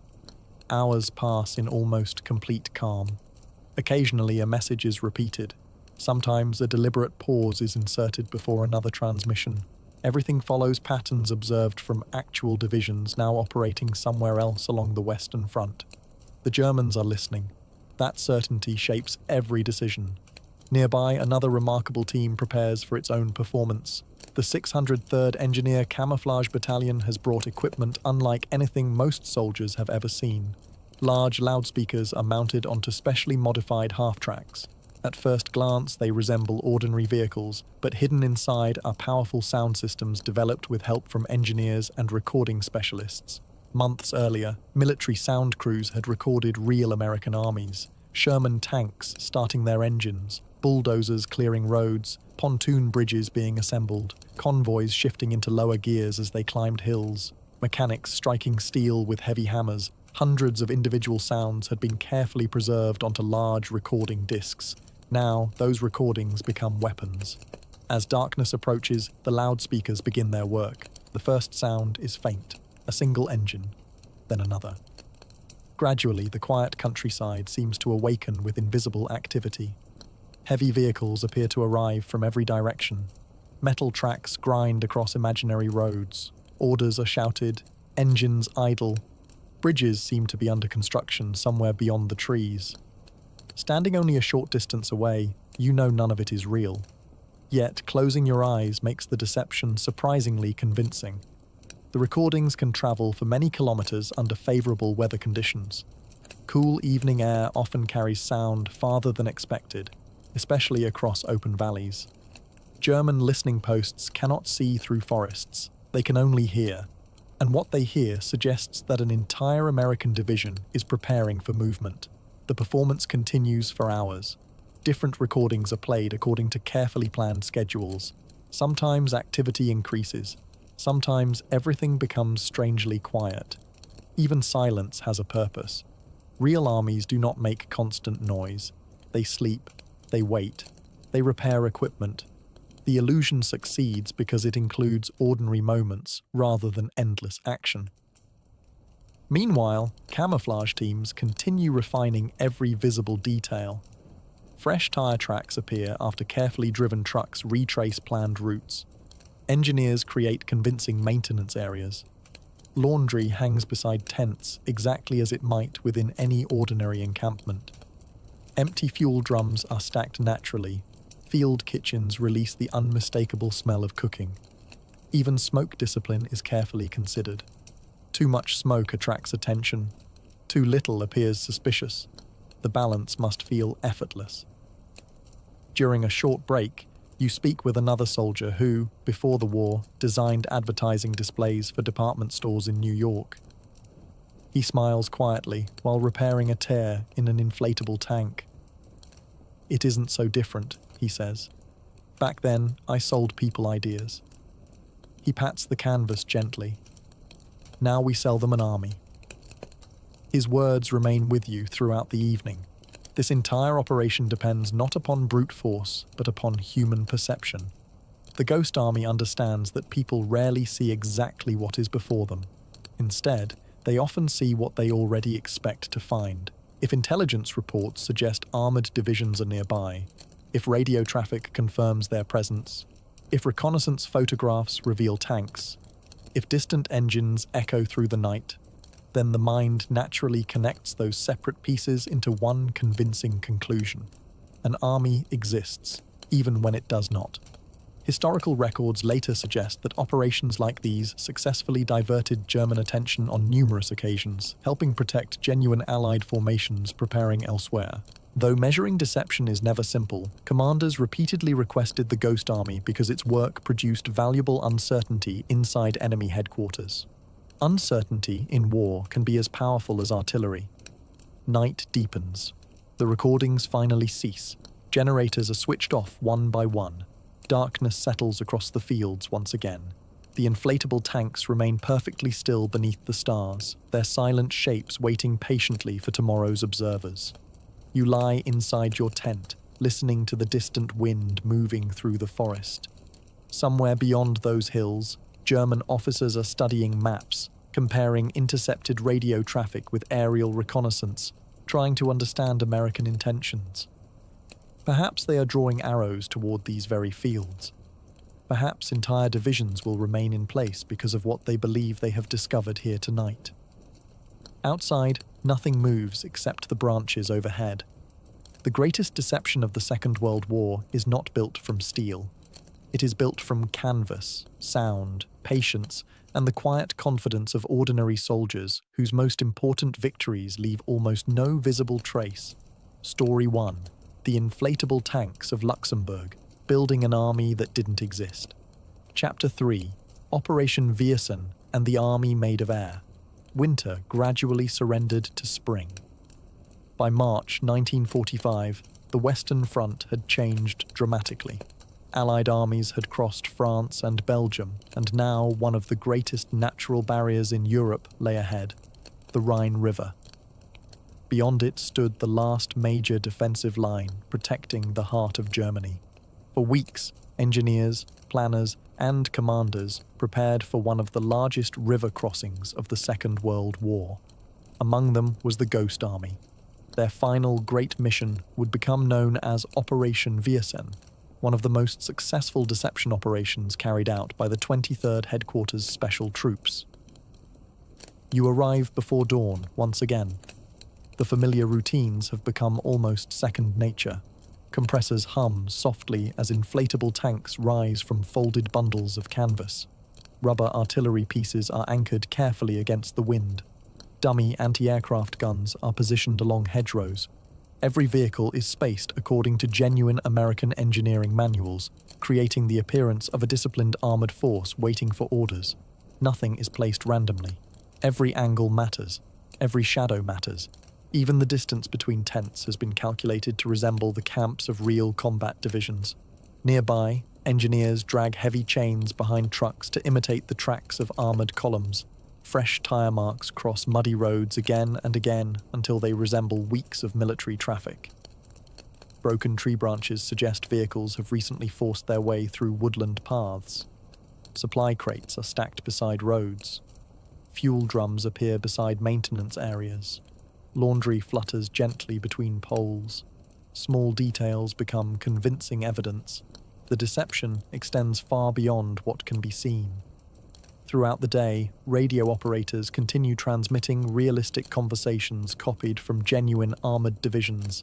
Messages discuss bridge construction, fuel shortages, medical supplies, vehicle repairs, routine paperwork. Nothing sounds dramatic. That is exactly why it works. German signal intelligence had spent years learning how American units communicated. The Ghost Army spent just as much effort learning how to imitate them. As darkness falls, the loudspeaker companies begin another remarkable performance. Recorded convoys seem to approach from distant roads. Bulldozers appear to clear invisible obstacles. Pontoon bridge sections clatter against one another. Heavy trucks grind slowly toward the river.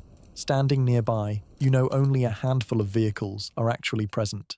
Yet the sound rolling across the countryside suggests tens of thousands of soldiers preparing for a massive crossing. German observers report exactly what Allied commanders hope they will believe. Reconnaissance aircraft photograph tank concentrations. Listening posts hear constant movement. Radio intercept stations confirm increased military activity. Every source appears to support the others.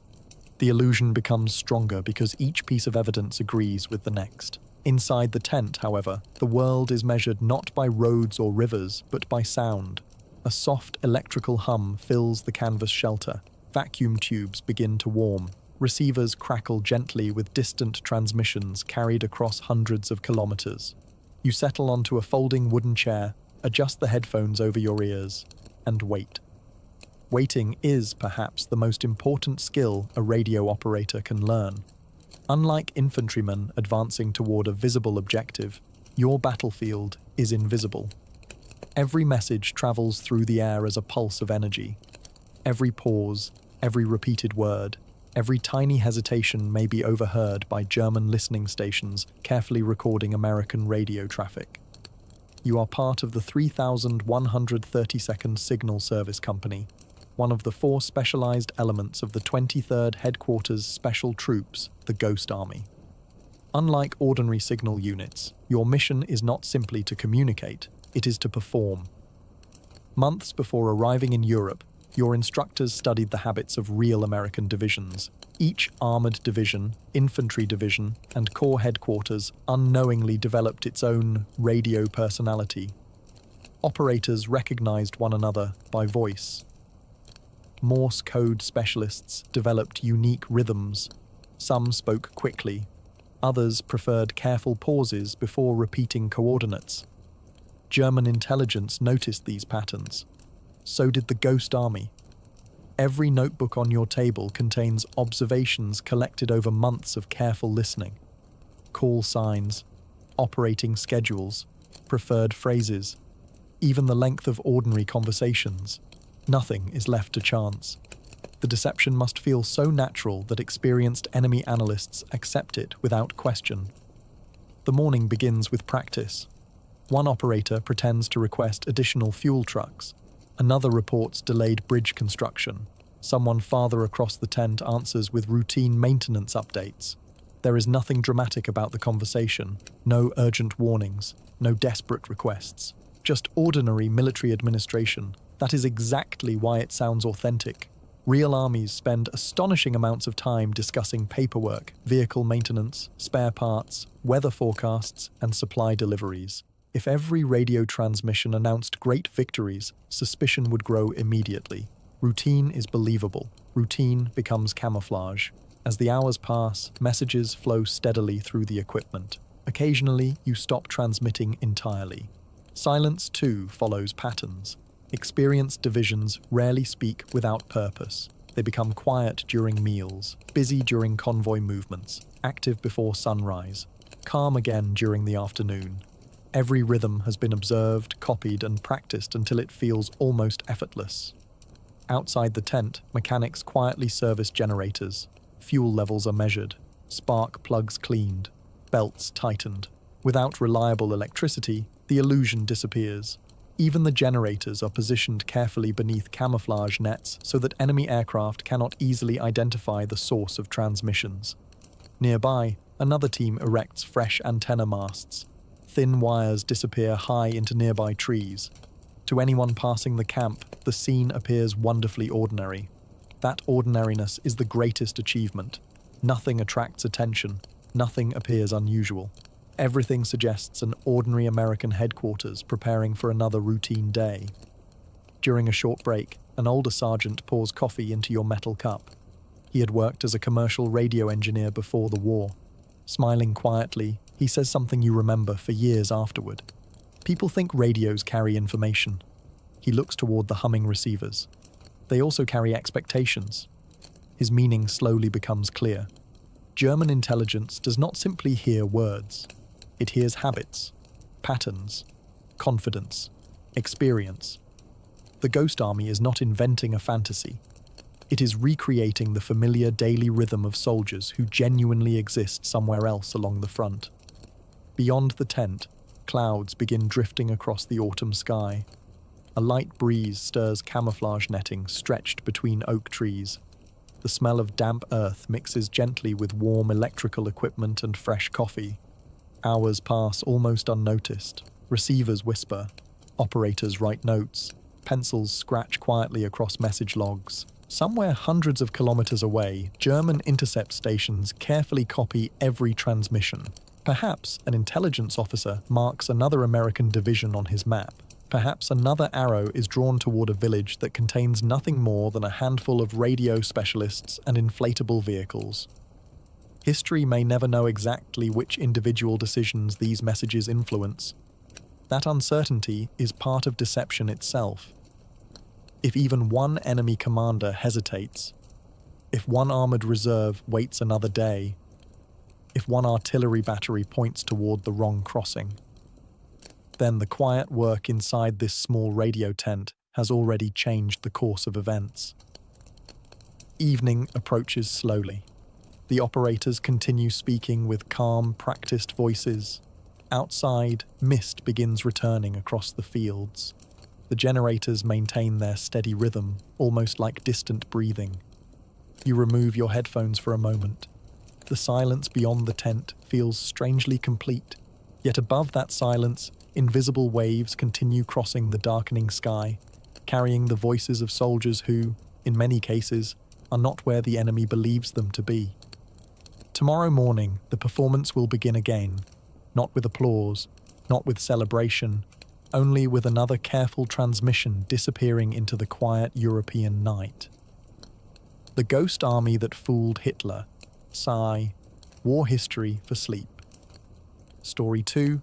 Voices on the radio, the signal operators who became entire divisions. Chapter 2. Keeping the airwaves alive. The day begins long before the first transmission. A pale grey light slowly spreads across the countryside as a thin layer of fog settles over the fields. The radio tent is quiet except for the gentle ticking of cooling equipment left running through the night. Outside, a mechanic wipes condensation from the hood of a 2.5-ton truck while another soldier checks fuel cans stacked neatly beneath a camouflage net. Before anyone speaks into a microphone, there is work to be done. The generators must be inspected, oil levels measured, belts tightened, air filters cleaned of fine dust collected during yesterday's operations. The Ghost Army quickly learns that deception depends as much upon maintenance as imagination. A broken generator means silent radios. Silent radios invite questions. Questions can unravel weeks of careful planning. You help unpack spare vacuum tubes from padded wooden boxes. These delicate glass components are the heart of every transmitter. A single cracked tube can reduce the range of a radio dramatically. Each one is handled with the same care that an infantryman gives to rifle ammunition. Nearby, another operator carefully rewrites yesterday's message logs. Nothing is thrown away casually. Every notebook becomes part of a larger pattern. If headquarters later asks exactly what traffic was transmitted on a certain evening, the records must match perfectly. The discipline feels almost clerical. Yet this paperwork is every bit as important as the equipment itself. As morning settles into afternoon, the routine grows wonderfully predictable. A request for replacement tires, a report on bridge timbers, a convoy delayed by muddy roads, permission granted, confirmation received, acknowledged, over and over again. To an outsider, the conversations would sound painfully ordinary. To German signal analysts, they paint the picture of a healthy American division carrying out its daily business. You begin to understand that real military life contains surprisingly little excitement. Even armies preparing for major offensives spend most of their hours discussing logistics, food, fuel, medical supplies, vehicle repairs, maps, road conditions. The Ghost Army succeeds because it imitates boredom with remarkable precision. Late in the afternoon, a light rain begins to fall. Drops strike the canvas roof in a slow, rhythmic pattern. The sound almost hides the steady crackle coming through your headphones. Rain changes radio conditions. Some frequencies travel differently. Static increases. Experienced operators adjust almost instinctively, altering power levels and antenna settings without unnecessary conversation. Even nature becomes another variable in the deception. The weather cannot be controlled. It must simply be understood. As darkness approaches, blackout regulations return. Lanterns are covered. Cigarettes are shielded from distant observation. Only the faint glow of radio equipment illuminates the inside of the tent. Outside, the countryside disappears into darkness. Inside, invisible conversations continue flowing across Europe. Hours pass quietly. One operator stretches tired shoulders before returning to his headset. Another carefully sharpens a pencil. Someone pours another cup of coffee from a dented metal pot that has remained warm throughout the evening. No one complains. The work demands patience more than heroics. Somewhere beyond the German lines, listening stations continue recording every transmission. Unknown men wearing headphones just like yours copy call signs into notebooks. They compare today's activity with yesterday's. They search for patterns. Ironically, both sides are doing almost identical work. One side creates the illusion, the other tries to uncover it. Near midnight, the final scheduled transmission leaves the antenna. The operator removes his headphones slowly. No one cheers, no dramatic announcement follows. The day's work simply ends. The generators are switched off one by one. The familiar electrical hum fades into silence. Outside, the rain has stopped. Clouds drift apart, revealing countless stars above the quiet countryside. You step outside for fresh air. The camp appears almost invisible beneath carefully arranged camouflage. Somewhere nearby stand inflatable tanks. Elsewhere, loudspeaker crews sleep beside trucks carrying recordings of imaginary armies. Artists rest beside engineers. Radio specialists beside mechanics. Different skills. One shared purpose. Tomorrow the voices will return to the air once again. Tomorrow another invisible army will continue marching across maps that exist only inside the minds of enemy commanders. For now, however, only the wind moves gently through the trees. Only the stars remain awake above a battlefield where silence itself has become one of the Ghost Army's most valuable allies. The Ghost Army that fooled Hitler. B. War History for Sleep story. 2. Voices on the radio, the signal operators who became entire divisions. Chapter 3. The quiet victory no one could hear. By the spring of 1945, the routines had become second nature. You no longer reached for the headphones with hesitation. Your hands found each switch almost automatically. Before the generators were started, you already knew which fuel cans would be needed, which vacuum tubes should be inspected, and which message schedules would guide the day. The work had settled into a quiet rhythm. That rhythm, more than anything else, was the Ghost Army's greatest achievement. For months, The men of the 3132nd Signal Service Company had learned to think like the enemy. Every transmission was planned not only for the American officer who might receive it, but also for the unseen German intercept operator quietly listening from miles away. Their audience was invisible, their success equally so. During the final months of the war, deception operations became increasingly important as Allied commanders prepared for the advance into Germany. Real divisions shifted from one sector to another with remarkable speed. Bridges had to be protected. River crossings had to remain secret for as long as possible. A false radio network could help accomplish all of that. Your day begins, as always, with maintenance. Canvas covers are folded neatly. Generator spark plugs are cleaned with small wire brushes. Battery terminals are inspected for corrosion. Antenna cables are checked after a night of strong winds. The equipment receives constant attention because every failure creates an opportunity for doubt. A radio that suddenly falls silent may seem insignificant. To an experienced intelligence officer, however, silence can suggest movement, retreat, or preparation for attack. Even absence carries meaning. That understanding shapes everything you do. The message logs grow thicker each week. Each page records seemingly ordinary conversations, supply requests, weather reports, vehicle inspections, bridge repair schedules, medical inventories.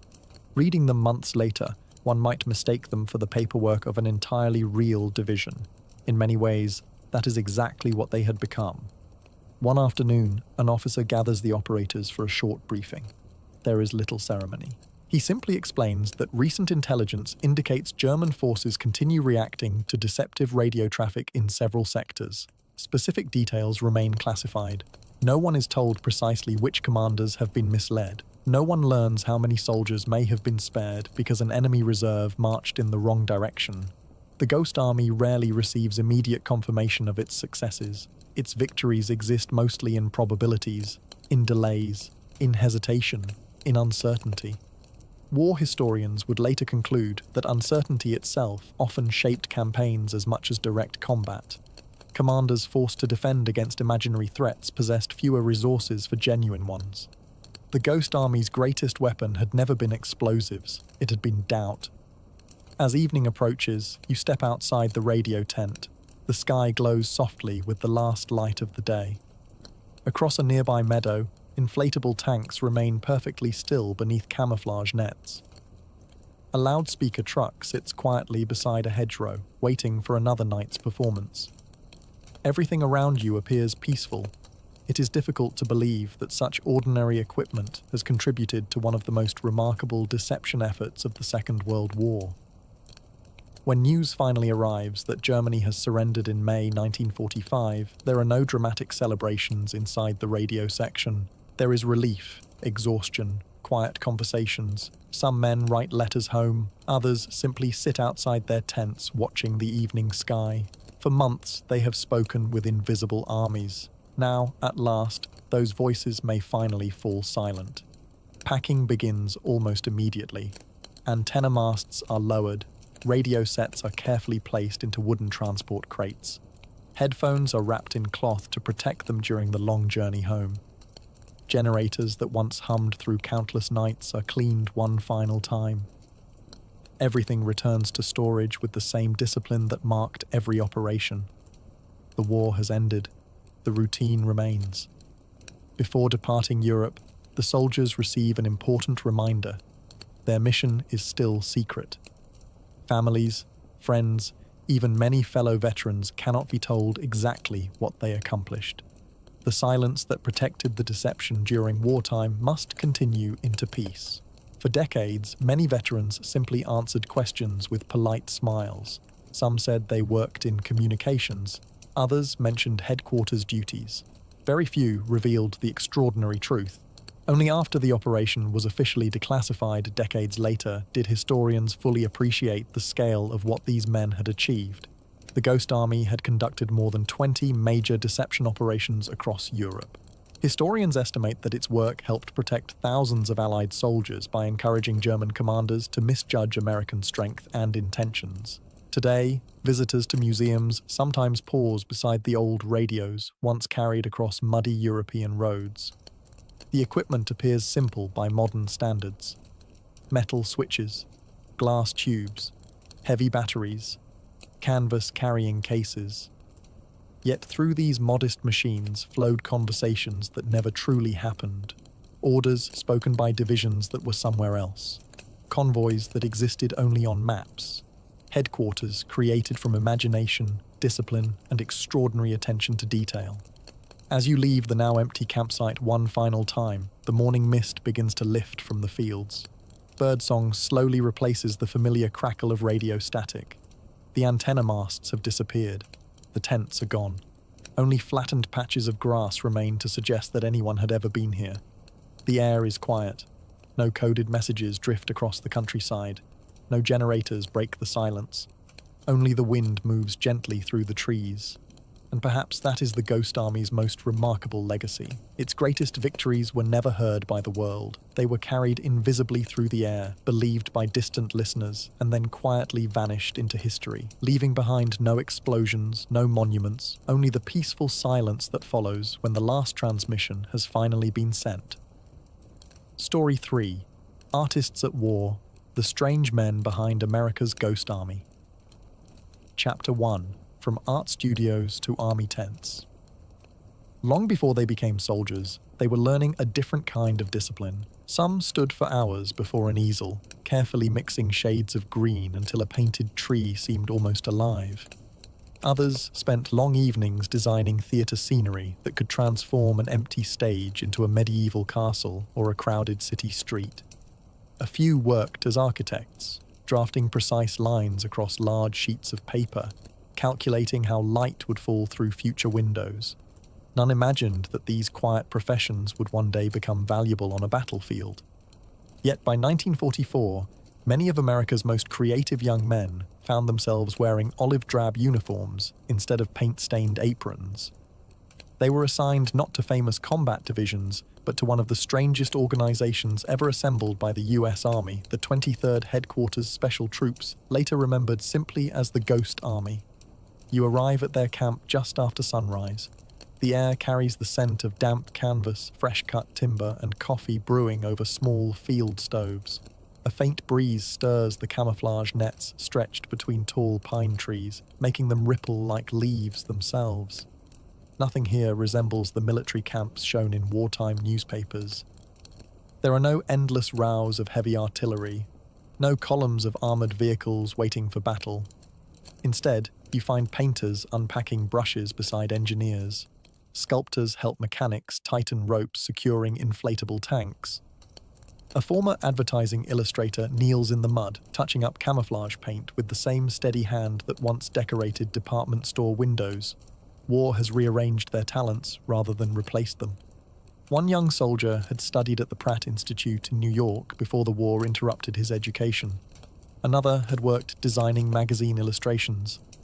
Nearby, an architect quietly sketches the outline of a temporary headquarters, not because anyone intends to build it from brick or stone, but because it only needs to convince enemy reconnaissance aircraft that it exists. Every assignment begins with observation. Artists are trained to notice details that many people overlook. How shadows fall beneath a vehicle, how sunlight reflects from wet canvas, how tire tracks gradually soften after rain. Those same observations now become military skills. You spend the morning watching a camouflage team prepare an inflatable Sherman tank. The folded rubber shell lies flat upon the grass, looking almost unimpressive. A portable air compressor coughs to life.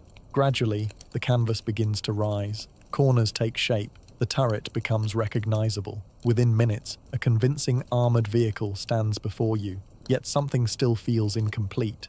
An older artist walks slowly around it, saying almost nothing. Then he kneels beside one track guard and brushes fresh mud onto the lower edges. He scatters fallen leaves across one side. Another soldier drags a heavy chain behind a truck to imitate the deep marks left by steel tracks. Only then does the illusion truly come alive. It isn't enough to make something look real, the artist quietly explains. It has to look used. Those few words summarize much of the Ghost Army's philosophy. Reality is rarely perfect. Real military camps are untidy. Canvas fades beneath sunlight. Boots leave uneven footprints. Supply crates are stacked hurriedly. Laundry hangs crookedly between tents. Perfection attracts suspicion. Imperfection creates belief.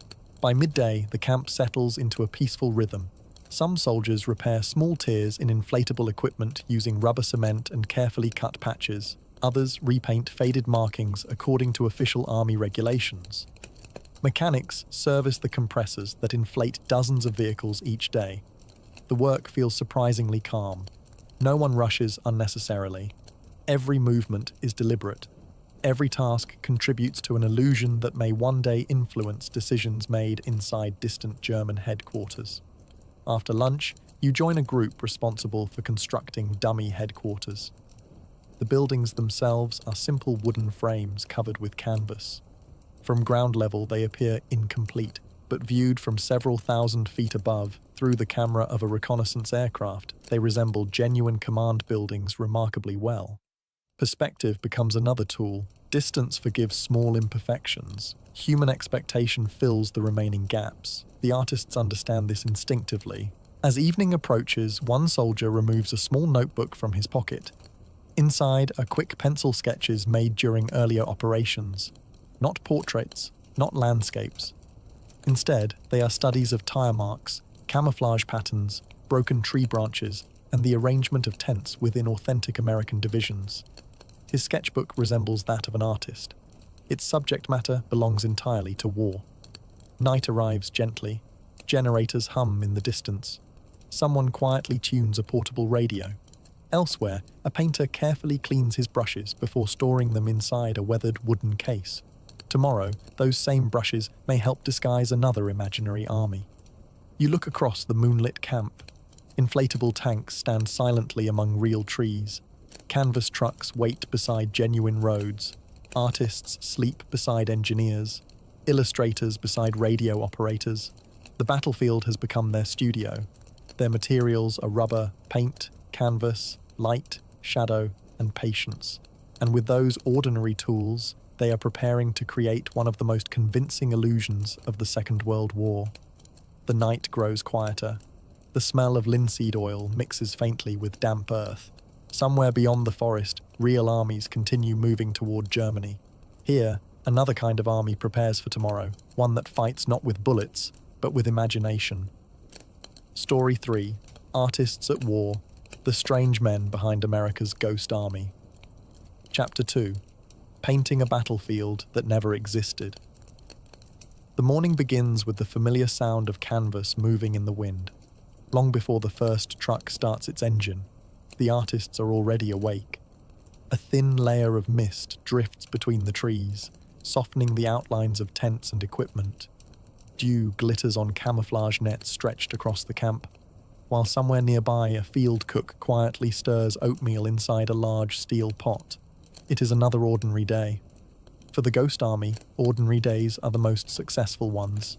You begin by helping inspect the inflatable vehicles that were deployed the previous afternoon. Overnight temperatures have caused the air inside them to contract slightly. Several tanks have lost just enough pressure to soften their edges. A compressor is wheeled into place. The engine coughs, then settles into a steady rhythm. One by one, the vehicles regain their shape. The process is unhurried. Every seam is checked for leaks. Every valve is tightened. If a German reconnaissance aircraft happens to pass overhead later in the day, the silhouettes must appear flawless from above. Nearby, another team studies aerial photographs of real American encampments. These photographs are among their most valuable references. They reveal how vehicles naturally spread across open fields, how maintenance areas gradually become muddy, and how supply dumps grow in irregular patterns rather than neat rows. The lesson is simple. Nature rarely creates perfect order. Neither should a convincing military camp. One artist walks slowly across the field carrying a small bucket filled with mud. Rather than cleaning equipment, he is making it dirtier. Fresh mud is brushed onto truck tires. The lower edges of canvas tanks are darkened. Footpaths are deliberately worn into the grass. To an observer on the ground, the effort seems almost unnecessary. To someone examining aerial photographs from thousands of feet above, These details transform props into believable military equipment. During a short break, you sit beside a soldier who once designed stage scenery for Broadway productions. He smiles as he sharpens a carpenter's pencil. "In the theatre," he says quietly, "you only have to fool the audience for 2 hours." He glances toward the inflatable tanks. "Here, we have to fool them for weeks." His words linger with you. Everything around the camp resembles an enormous outdoor stage. The scenery changes constantly. One day, the headquarters appears beside a forest. The next week, it has moved to another valley. Buildings appear, disappear, vehicles arrive, convoys leave. The illusion is always evolving, just as a genuine army would. After lunch, a truck arrives carrying rolls of camouflage fabric and fresh paint. The materials are unloaded carefully. Even the colors are chosen with remarkable precision. Greens vary according to season. Browns change after rainfall. Dust from local roads is collected and brushed onto equipment so that everything reflects the surrounding landscape naturally. Nothing is accidental. The afternoon passes in peaceful concentration. Paintbrushes move across canvas. Ropes are tightened. Wooden signposts are placed beside roads. Someone hangs freshly washed uniforms on a clothesline, not because they need drying, but because a camp without laundry somehow feels incomplete. Life leaves traces. The Ghost Army has become expert at reproducing those traces. As evening approaches, clouds gather overhead. A gentle rain begins to fall. Most soldiers hurry beneath shelter. The artists do something different. They watch. Rain changes colors. It darkens canvas. It softens tire tracks. It creates puddles that reflect the sky. Tomorrow morning, the entire camp will look slightly different. They make notes in small sketchbooks, recording how weather transforms the appearance of military positions. Their observations will shape future operations. Dinner is simple. Hot soup, bread, strong coffee served in dented metal cups. Conversation drifts toward home. Someone remembers painting autumn landscapes before the war. Another speaks about architecture in Chicago. For a few moments, the uniforms seem almost to disappear. They are simply artists again. Then darkness settles across the countryside. Generators begin their familiar hum. Camouflage nets sway gently above the tents. Beyond the trees, loudspeaker crews prepare recordings of imaginary convoys. Radio operators check frequencies. Mechanics inspect vehicles one final time. Every department quietly prepares its own contribution to the night's illusion. You step away from the camp for a moment. From the top of a nearby hill, everything below appears completely convincing. The tents, the vehicles, the maintenance yards, the roads. If you did not already know the truth, you would never suspect that many of the tanks contained nothing but air, or that many of the buildings were little more than carefully arranged canvas stretched over wooden frames. The artists have succeeded, not because they created something extraordinary, but because they recreated the ordinary with extraordinary care. As darkness deepens, the rain finally stops. Clouds drift apart, revealing a sky filled with stars. The camp grows quiet once more. Tomorrow, another landscape will be painted, not with oils or watercolors, but with camouflage, patience, and the quiet confidence of men whose greatest masterpieces can only be appreciated from miles away in the sky. The Ghost Army that fooled Hitler. War, history for sleep. Story 3, Artists at War. The strange men behind America's Ghost Army. Chapter 3, When the war ended, the artists came home. Spring arrived slowly across Western Germany. The forests that had stood silent through months of military movement began to show fresh green leaves. Streams ran fuller with melting snow, and the muddy roads that had challenged countless convoys slowly hardened beneath warmer skies. For the men of the Ghost Army, the rhythm of daily life remained almost unchanged. The compressors still needed servicing. Canvas still required repair. Paint continued to fade beneath rain and sunlight. Even as Allied armies pushed deeper into Germany, the artists continued doing what they had done for nearly a year, building convincing illusions from ordinary materials. The work had become almost instinctive. You no longer paused to think about where tire tracks should curve naturally around a field. You understood how long an inflatable tank could remain fully pressurized before needing attention. You could recognize the exact shade of mud needed to match a nearby country road. These were not skills taught in ordinary military manuals. They had been learned through months of observation. One quiet afternoon, you sit beside a soldier who had once worked as an architect in Boston. Spread across his knees is a small sketchbook. Inside are not battle scenes, but careful drawings of temporary bridges, camouflage patterns, field kitchens, and rows of tents disappearing into woodland.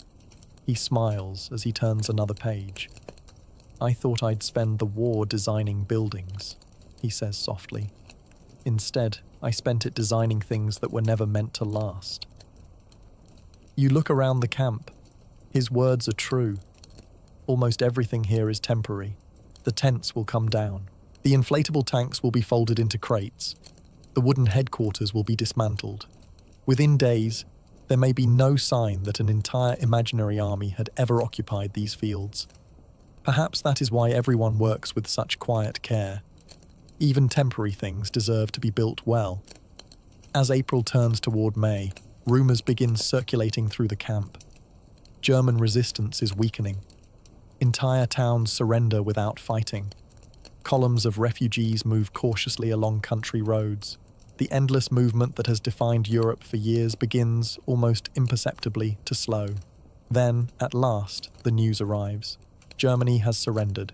There is no great celebration in the Ghost Army camp. No dramatic speeches, no fireworks.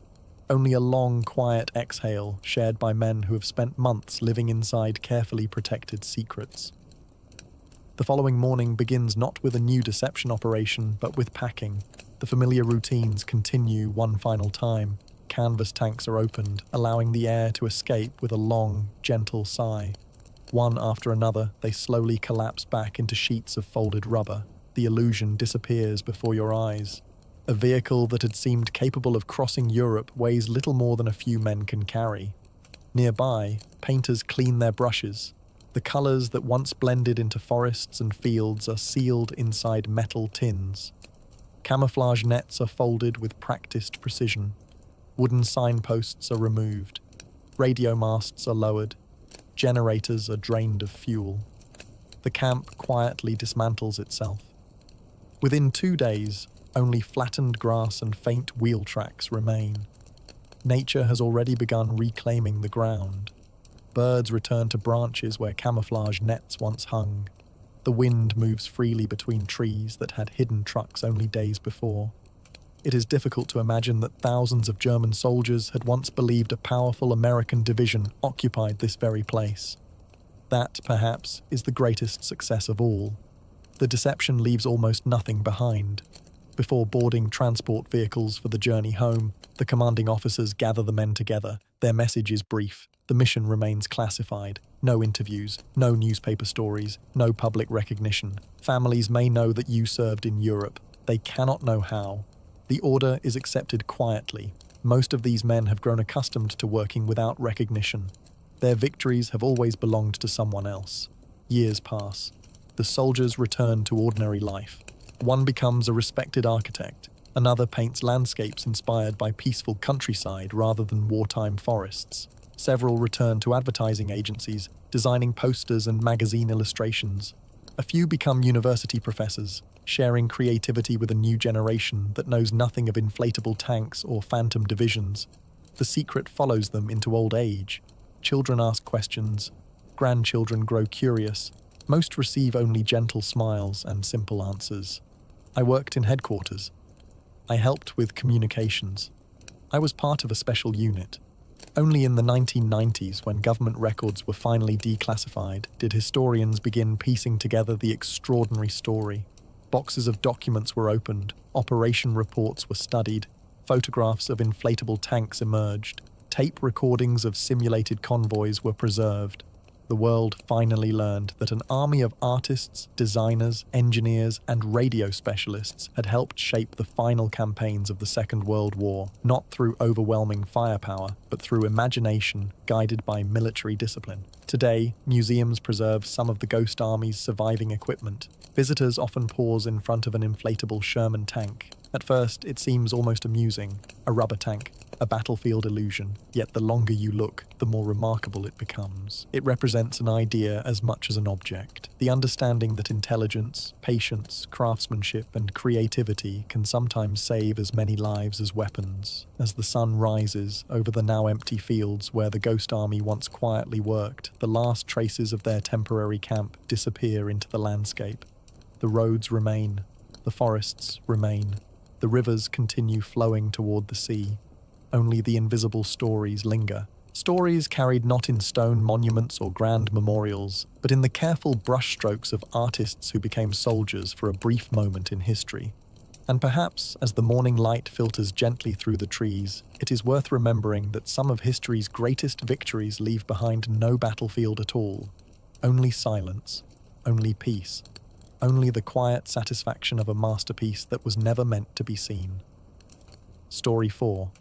The Long Nights Along the Rhine, Keeping the Illusion Alive. Chapter 1. A Camp That Never Truly Slept. By the first weeks of March 1945, the Rhine had become the most important river in Europe. For centuries it had served as a natural frontier, carrying merchant barges, fishermen, and travellers between towns whose church towers had watched over its waters for generations. Now, its broad current stood between the Allied armies and the industrial heart of Germany. Every bridge, every ferry crossing, and every bend in the river appeared on military maps spread across countless headquarters. Thousands of engineers prepared for the crossing. Thousands of infantrymen cleaned their rifles. Thousands of truck drivers carried fuel, bridge sections, ammunition, food, and medical supplies toward the front. And among them, almost unnoticed, travelled the men of the Ghost Army. You arrive at a temporary camp several miles west of the Rhine shortly before sunset. Unlike the bustling supply depots farther behind the lines, this place feels almost peaceful. The fields are still damp from recent rain, and rows of bare poplar trees sway gently in the evening wind. Somewhere nearby, a church bell marks the passing of another hour, its sound drifting softly across the countryside before fading into silence. The camp has only one purpose: to appear much larger than it truly is. Nothing here is accidental. Inflatable Sherman tanks stand beneath carefully arranged camouflage nets. Dummy artillery pieces point toward distant hills. Canvas-covered trucks occupy muddy parking areas that have been expanded deliberately so aerial reconnaissance will estimate the presence of an entire armoured division. Yet what occupies most of your evening is not building the illusion, it is maintaining it. A soldier kneels beside an inflatable tank, listening carefully for escaping air.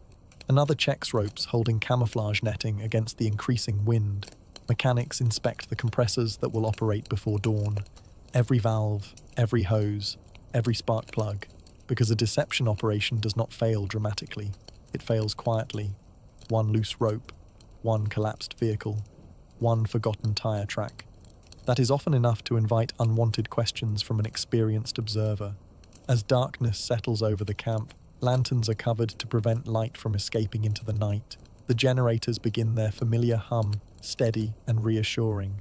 You walk slowly between rows of equipment, carrying only a shaded flashlight whose beam remains pointed toward the ground. The night shift has begun. Unlike many combat units, the Ghost Army rarely sleeps all at once. Someone is always repairing canvas. Someone is always checking radio equipment. Someone is always studying weather reports. Someone is always watching the sky. Weather has become an almost constant companion. A strong wind can distort camouflage nets. Heavy rain can erase carefully prepared vehicle tracks. Fog can hide movement or delay aerial reconnaissance that planners expected to deceive. Every forecast influences tomorrow's work. Near midnight, you join a maintenance crew inspecting one of the inflatable tanks. The rubber surface feels cold beneath your gloves. Tiny beads of moisture reflect the moonlight. The tank looks remarkably convincing from only a short distance away, yet placing your hand against its side reminds you that beneath the carefully painted canvas there is nothing but air. The illusion survives only through constant care. Nearby, another crew quietly drags heavy chains behind a truck. The metal scrapes softly across wet soil, creating fresh impressions that resemble the tracks of armored vehicles arriving under cover of darkness. The work is strangely peaceful. No urgency, no shouting, only steady movement beneath a sky filled with stars. Later, inside the radio tent, operators continue transmitting routine messages into the darkness. Requests for replacement fuel, bridge construction reports, supply inventories, weather observations. The conversations sound wonderfully ordinary. That ordinariness is their greatest strength. Real armies rarely speak dramatically. Most of military life is built upon logistics. The Ghost Army understands that truth better than anyone.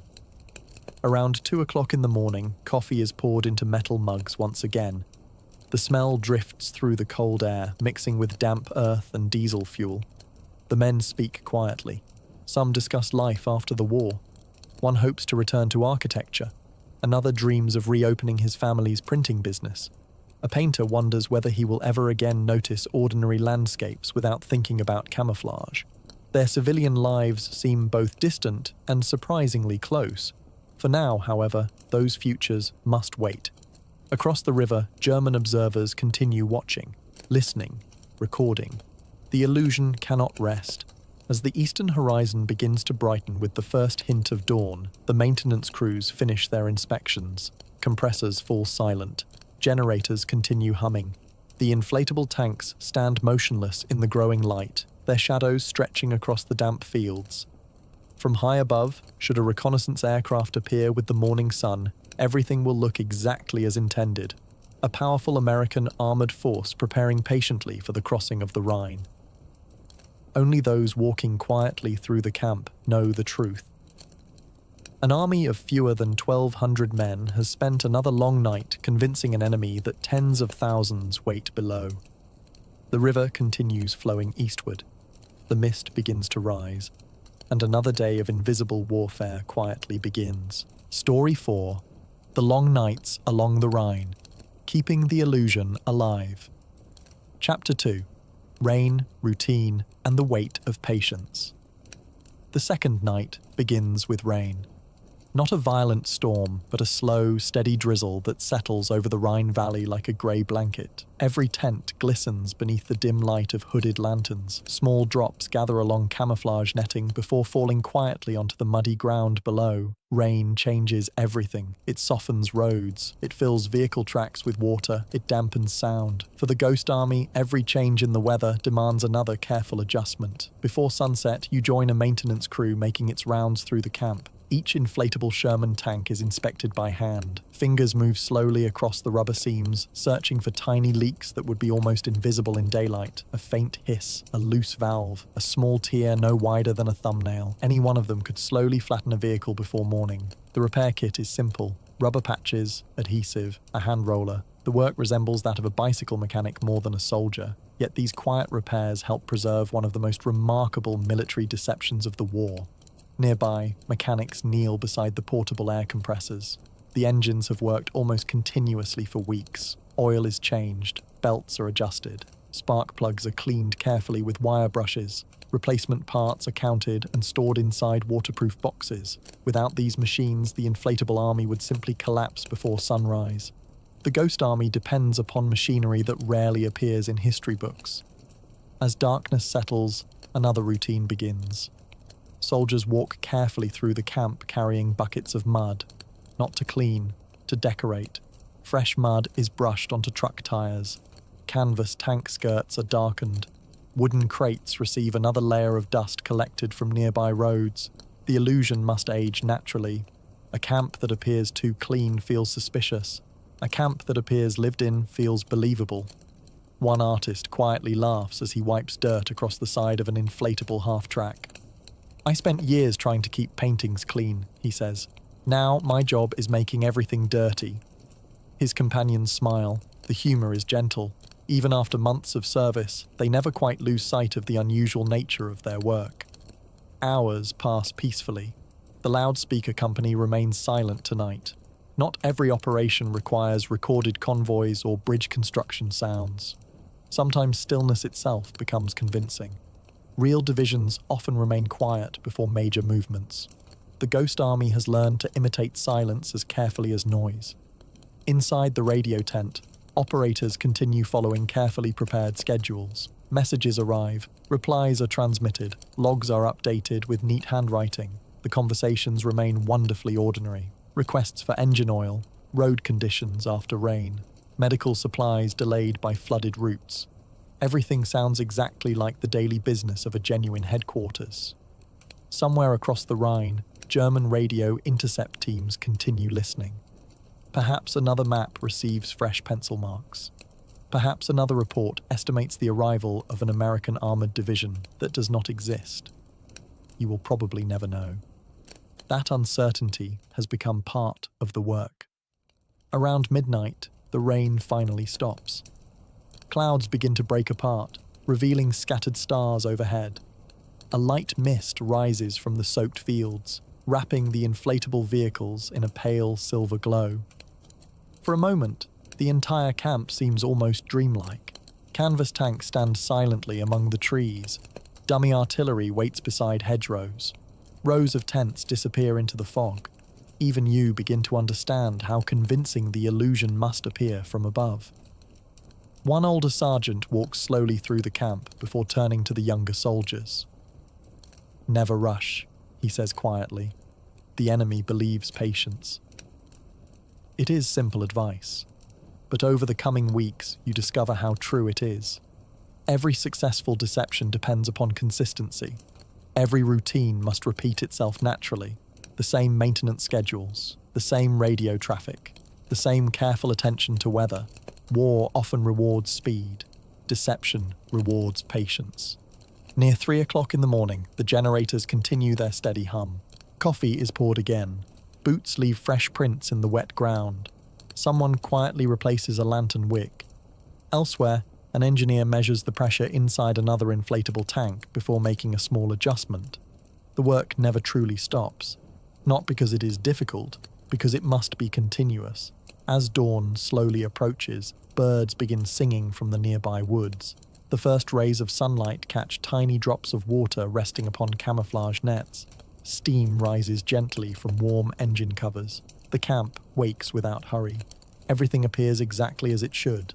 A busy American armored division preparing patiently for future operations along the Rhine. Only those who spent the night here understand how much quiet labor was required to create such an ordinary scene. History often remembers dramatic crossings and famous battles, but before those moments arrived, countless unseen hours were spent tightening ropes, repairing rubber seams, cleaning generators, checking radio schedules, and waiting beneath gentle rain. The Ghost Army's greatest victories were built not in moments of excitement, but in long nights of careful routine, where patience itself became one of the Allies' most valuable weapons. Story 4, The Long Nights Along the Rhine, Keeping the Illusion Alive. Chapter 3, Dawn over the Rhine. The final night begins more quietly than any before it. The wind that had swept across the Rhine Valley for several days has finally faded. The river moves with slow confidence beneath a pale moon, its surface reflecting scattered stars that shimmer with every gentle current. Somewhere in the distance, an owl calls from the dark forest before silence settles once again. You have grown accustomed to these nights. The routine no longer feels unusual. You know which generators require the most attention. You recognize the faint hiss of an inflatable tank losing pressure long before anyone else notices. You can tell the difference between fresh vehicle tracks and those made yesterday simply by studying the edges where rain and sunlight have begun to soften the soil. The Ghost Army has taught you to observe, not to search for dramatic events, but to notice quiet details. The evening inspection begins shortly after sunset. A clipboard passes from one soldier to another. Each vehicle is examined carefully. Pressure inside every inflatable tank is recorded. Anchor ropes are tightened. Camouflage nets are repositioned after a gentle breeze shifts several corners during the afternoon. The work feels almost ceremonial. Everyone knows the routine. Few words are necessary. Nearby, mechanics perform one final inspection of the portable compressors. Oil reservoirs are filled. Fuel lines are checked. Spare spark plugs are returned neatly to their storage boxes. The compressors have become trusted companions. Without them, there would be no armored division waiting in these fields, only folded rubber and empty ground.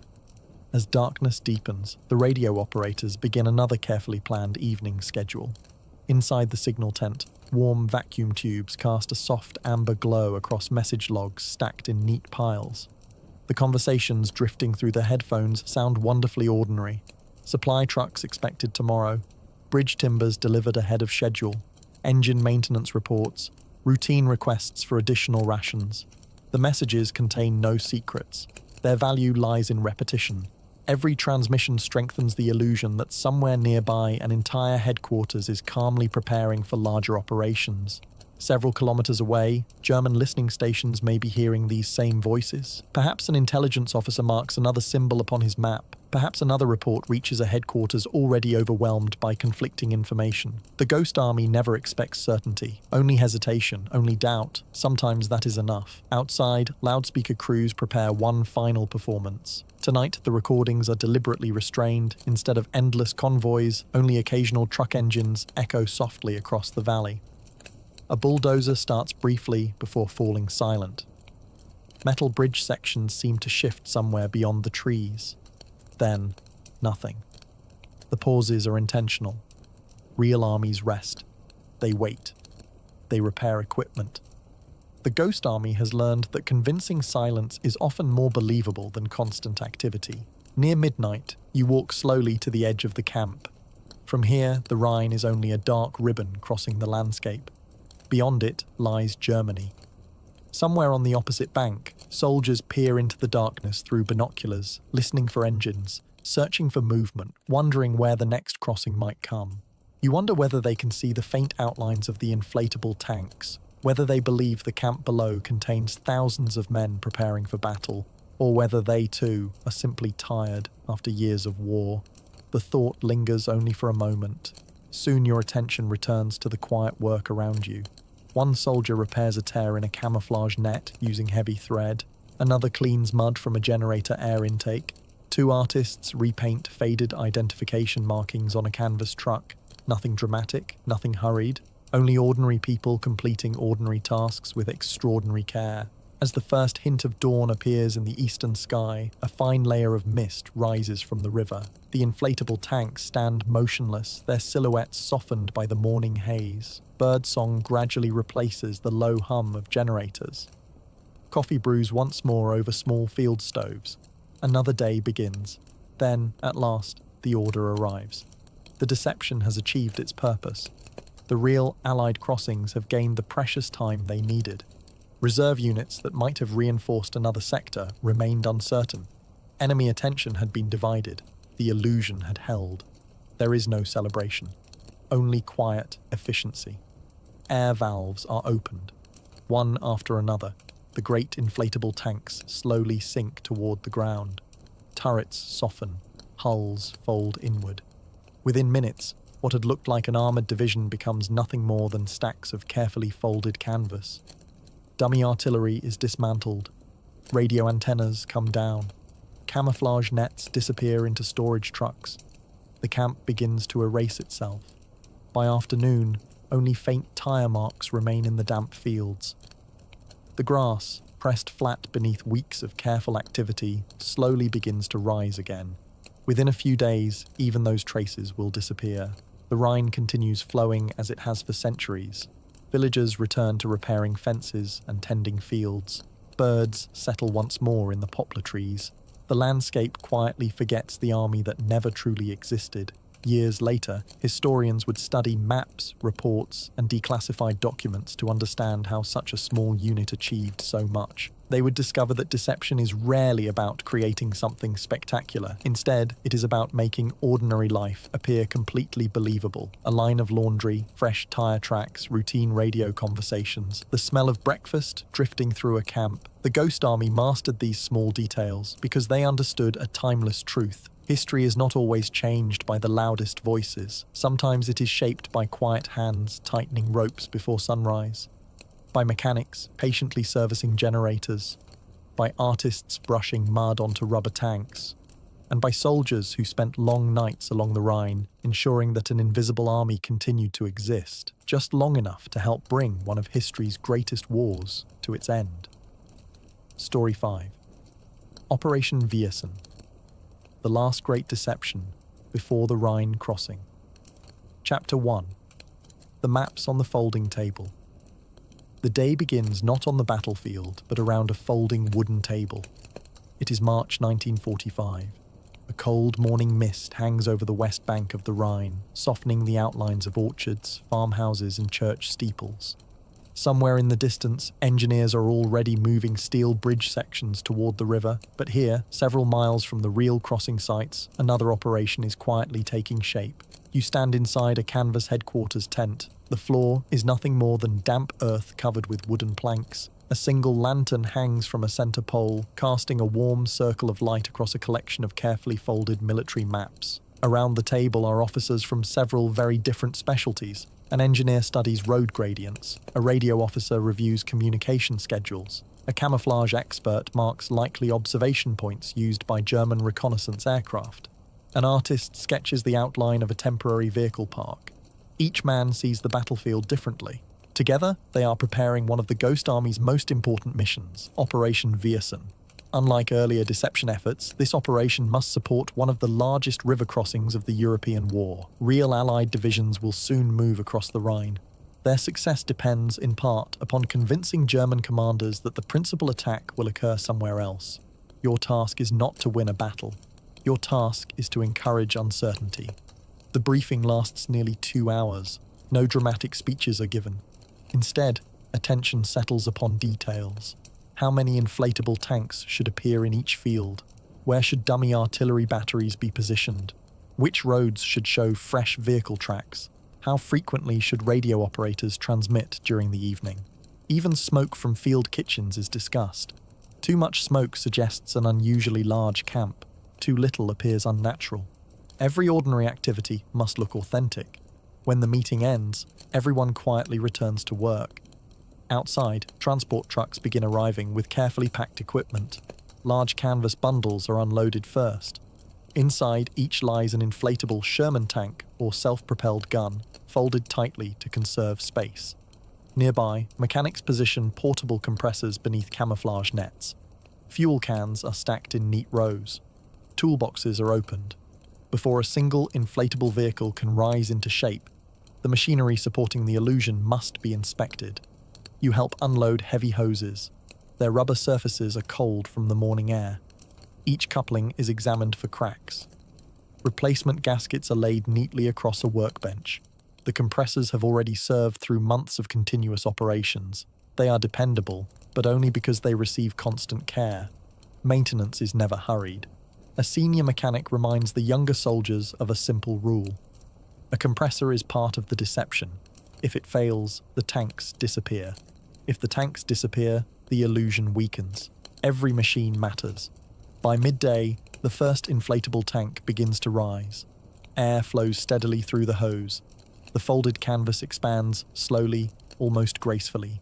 First the hull, then the turret. Finally, the long barrel points toward the eastern horizon. Within 15 minutes, another armored vehicle appears beside it, then another. Soon, an entire company seems to occupy the meadow.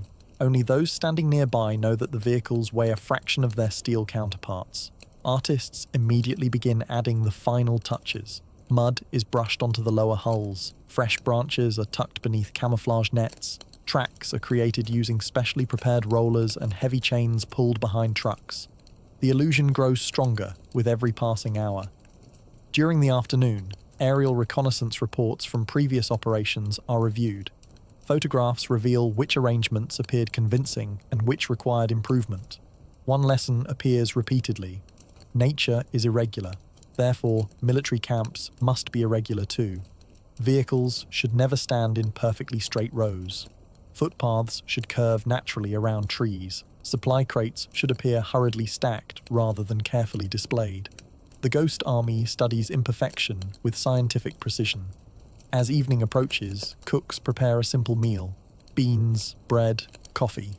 The smell drifts gently across the camp. Even this serves a purpose. Cooking fires are expected within any active headquarters. Their smoke, carefully controlled, becomes another small piece of evidence supporting the larger illusion. After sunset, radio operators quietly begin following the communication plan developed during the morning briefing. Routine reports leave the antennas. Acknowledgements return. Weather observations are exchanged. Bridge construction schedules are discussed. Nothing sounds extraordinary. Everything sounds believable. Across the Rhine, German listening stations almost certainly hear these conversations. Somewhere, an intelligence officer studies his map. Perhaps he places another pencil mark near this quiet valley. Perhaps another report concludes that American armored forces continue concentrating opposite this sector. That possibility alone makes every careful hour worthwhile. The night grows colder, compressors are shut down one by one. The inflatable tanks stand motionless beneath the stars. Lanterns are extinguished. Only the gentle murmur of the nearby river continues through the darkness. Tomorrow, the illusion will become even larger. More vehicles, more radio traffic, more carefully arranged signs of ordinary military life. Because the greatest deception is never created in a single dramatic moment. It is built patiently. One tire track, one transmission, one brushstroke, one quiet evening at a time. Story 5, Operation Viasen, the last great deception before the Rhine crossing. Chapter 2, Building the crossing that would never happen. Before the first hint of dawn, the camp is already awake. A pale ribbon of mist drifts low across the meadows beside the Rhine, hiding the bases of trees and softening the outlines of farm buildings. The air carries the smell of wet earth mixed with diesel fuel and freshly brewed coffee. Somewhere nearby, a compressor starts with a gentle cough before settling into its familiar rhythm. Another day of quiet work has begun. The Ghost Army's role in Operation Viasen is entering its most demanding stage. The illusion must now suggest not only the presence of an armoured division, but the preparations for a major river crossing. Across the river, German observers know the Allies will eventually attempt to cross the Rhine. The question is where. Your job is to encourage the wrong answer. The morning is devoted to engineering. Although no real bridge will be built here, every sign must suggest that one soon will be. Truckloads of timber arrive, empty fuel drums are positioned beside the riverbank. Stacks of rope, bridge tools, and wooden crates appear throughout the camp. From the air, the arrangement resembles the storage area of an active engineer regiment preparing for a massive construction project. None of the equipment is placed carelessly. Engineers study aerial photographs taken during previous river crossings. They note where bulldozers usually waited, where pontoon sections were stacked, how trucks naturally gathered near access roads. Every object is positioned according to experience rather than imagination. Even disorder must look authentic. Several bulldozers drive slowly back and forth along muddy tracks. Their purpose is not construction, it is evidence. Fresh tracks cut deeply into the soft ground. Mud gathers around the treads. From several thousand feet above, reconnaissance cameras will record exactly what German analysts expect to see: heavy engineering activity beside the Rhine. You spend much of the afternoon with the camouflage section. Fresh branches are collected from nearby woods, not to hide the inflatable tanks completely, but to conceal them imperfectly. Real armies rarely achieve flawless camouflage. Tarpaulins slip, branches dry and change colour. Vehicle outlines remain faintly visible beneath the foliage. The Ghost Army understands that believable concealment often looks slightly untidy. Nearby, artists continue weathering the inflatable equipment. A newly inflated Sherman tank appears too clean. Its surface catches the afternoon sunlight differently from steel. A painter gently brushes thin layers of local mud across the lower hull. Another dulls the shine with dust gathered from nearby roads. Small details accumulate quietly. Each one makes the illusion stronger. Late in the afternoon, several loudspeaker trucks arrive. The 313th Signal Company Special has spent months collecting authentic battlefield recordings. Tonight, those recordings will become another invisible weapon. The speakers are carefully aimed toward the opposite bank of the Rhine.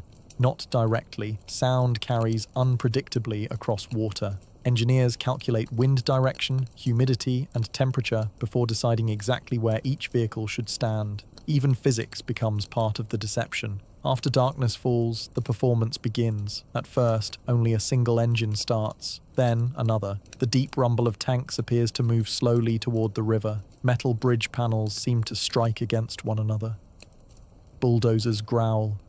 Trucks change gears while climbing invisible riverbanks. Voices shout distant commands. The sounds rise gradually before fading again. Everything follows the rhythm of a genuine engineer operation. No recording is repeated carelessly. No sequence feels mechanical. The illusion breathes. You close your eyes for a moment. If you had not helped prepare the loudspeakers yourself, you might believe an entire corps was assembling only a few hundred meters away. Across the Rhine, German listening posts hear the same performance. They cannot see through darkness. They must trust their ears. And that trust is exactly what the Ghost Army hopes to influence. Meanwhile, inside the radio tent, operators continue transmitting routine engineer traffic, bridge construction reports, requests for additional pontoons, road repair schedules, fuel consumption estimates. Nothing dramatic, nothing urgent. The conversations sound wonderfully ordinary. History often remembers Operation Wiesen as a clever military deception. Living through it feels much different. Most of your hours are spent tightening ropes, checking air pressure, repairing hoses, replacing vacuum tubes, updating message logs, and walking muddy roads with a clipboard beneath your arm. The excitement exists mostly in distant headquarters, where officers interpret the evidence you quietly create. Near midnight, the loudspeakers finally fall silent. The compressors are switched off. Only the river continues moving through the darkness. Mist begins rising from its surface once again. The inflatable tanks stand motionless beneath the stars. The dummy bridge materials wait patiently beside the bank. Everything appears ready for an attack that will never come. You walk slowly toward the edge of the camp. The Rhine glimmers softly beneath the moon. Beyond it lies an enemy still trying to understand where history will turn next. Perhaps tonight, somewhere across that river, another map receives another pencil mark. Another reserve unit waits. Another commander hesitates. If so, the quiet labor of this ordinary day has already accomplished exactly what it was meant to do. Tomorrow, the illusion will reach its greatest strength, and with it, the Ghost Army's final masterpiece will quietly unfold along the banks of the Rhine. The Ghost Army that fooled Hitler. War history for sleep. Story 5. Operation Wiesen, the last great deception, before the Rhine crossing, Chapter 3, the final illusion before the river. The last morning of Operation Wiesen arrives almost unnoticed. There are no speeches, no dramatic announcements, only the familiar sounds that have marked every day of the operation. A generator starts with a low rumble. A kettle whistles over a small field stove. Boots press fresh prints into the damp earth as soldiers begin another round of inspections. The Rhine flows quietly beyond the trees, unchanged by the careful plans unfolding along its western bank. You begin the day with the maintenance checklist. The inflatable tanks are inspected once more. Air pressure is tested. Small leaks are sealed before they become visible. Camouflage branches that dried overnight are replaced with fresh ones collected before sunrise. The work feels almost meditative. Months earlier, these routines had seemed unusual. Now they are simply part of daily life. Nearby, engineers examine the dummy bridge equipment one final time. Stacks of timber are rearranged. Pontoon crates are moved slightly closer to the river. Fresh bulldozer tracks are added to roads softened by recent rain. The changes are subtle. To anyone standing in the camp, they appear insignificant. From an aircraft flying several thousand feet above, they suggest an engineer force preparing for immediate action. The illusion depends upon perspective.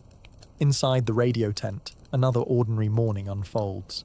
Operators review transmission schedules while warming their hands around steaming metal cups of coffee. The first messages leave the antenna shortly after sunrise. Fuel reports, engineer requests, road maintenance updates, bridge timetables, nothing extraordinary. Every transmission reinforces the same quiet story. An American division is preparing to cross the Rhine here. Somewhere across the river, German radio intercept teams continue listening. Their notebooks slowly fill with call signs and message times. Maps receive additional markings. Analysts Analysts compare reports from aerial reconnaissance with intercepted communications. Everything appears consistent. Everything supports the same conclusion. That consistency is the Ghost Army's greatest achievement. No single inflatable tank could deceive experienced officers. No single radio message could alter a campaign. But together, inflatable vehicles, false headquarters, recorded sounds, routine radio traffic, fresh vehicle tracks, cooking smoke, laundry drying beside tents. Each small detail strengthens every other.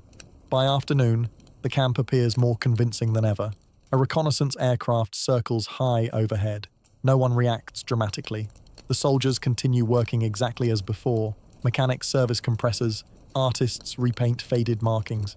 Drivers move trucks from one position to another according to carefully prepared schedules. If someone aboard that aircraft is taking photographs, they will capture precisely what the Ghost Army intends them to see. Hours later, reports begin reaching Allied headquarters. German attention remains focused on the deception area. Reserves continue waiting. Artillery positions remain prepared for an attack that will never come. Meanwhile, the real Allied forces move elsewhere. Bridges are secured. River crossings succeed. Momentum carries the campaign deeper into Germany. The Ghost Army will never know exactly which German commander believed the illusion. They do not need to. Their purpose has never been certainty, only possibility, only hesitation. As evening falls, word quietly spreads through the camp. The operation is complete. There is no applause, no medals presented beside the river, only another series of practical tasks. Air valves are opened. One by one, the inflatable tanks slowly lose their shape. The proud silhouettes that had filled the fields all week gradually sink toward the ground. Canvas folds inward. Rubber wrinkles softly. Within minutes, entire armoured companies seem to vanish. The loudspeaker trucks are packed first. Heavy cables are coiled neatly. The powerful speakers that had convinced distant listeners of imaginary convoys are covered with canvas and secured for transport. Nearby, radio operators dismantle antenna masts. Message logs are packed into weatherproof cases. Vacuum tubes are wrapped carefully in padded boxes. Nothing is left behind unnecessarily. Even the smallest equipment receives the same careful attention that created the deception in the first place. Before midnight, the camp has almost disappeared. Only flattened grass remains where tents once stood. The smell of diesel slowly fades from the evening air. Fresh spring winds move freely across fields that only hours earlier seemed crowded with military activity. The Rhine continues flowing toward the North Sea as it has for centuries. It carries no memory of inflatable tanks, no trace of recorded engine noises, no evidence of carefully scripted radio conversations. Yet history remembers. After the war, military historians would study Operation Viersen as one of the Ghost Army's most successful deception missions. The operation demonstrated that careful planning, disciplined routine, and creative thinking could shape the battlefield without firing a single shot. Many veterans later admitted that the work rarely felt exciting. Their days were filled with repairing compressors, checking ropes, cleaning radio equipment, studying weather reports, walking muddy roads with clipboards, waiting, always waiting. Yet those quiet routines helped protect thousands of Allied soldiers preparing for genuine combat elsewhere. As the first light of dawn touches the empty fields one final time, you pause before leaving. Nothing remains except faint tire marks already beginning to soften beneath the morning dew. The camp is gone. The illusion has dissolved back into canvas, rubber, and memory. And perhaps that is the perfect ending for the Ghost Army. Its greatest victory was never meant to leave monuments, only questions inside the minds of those who once looked across the Rhine and believed they had seen an army waiting in the mist. Story 6. After the silence, the secret army that couldn't tell its story. Chapter 1. The Journey Home. The war in Europe is over.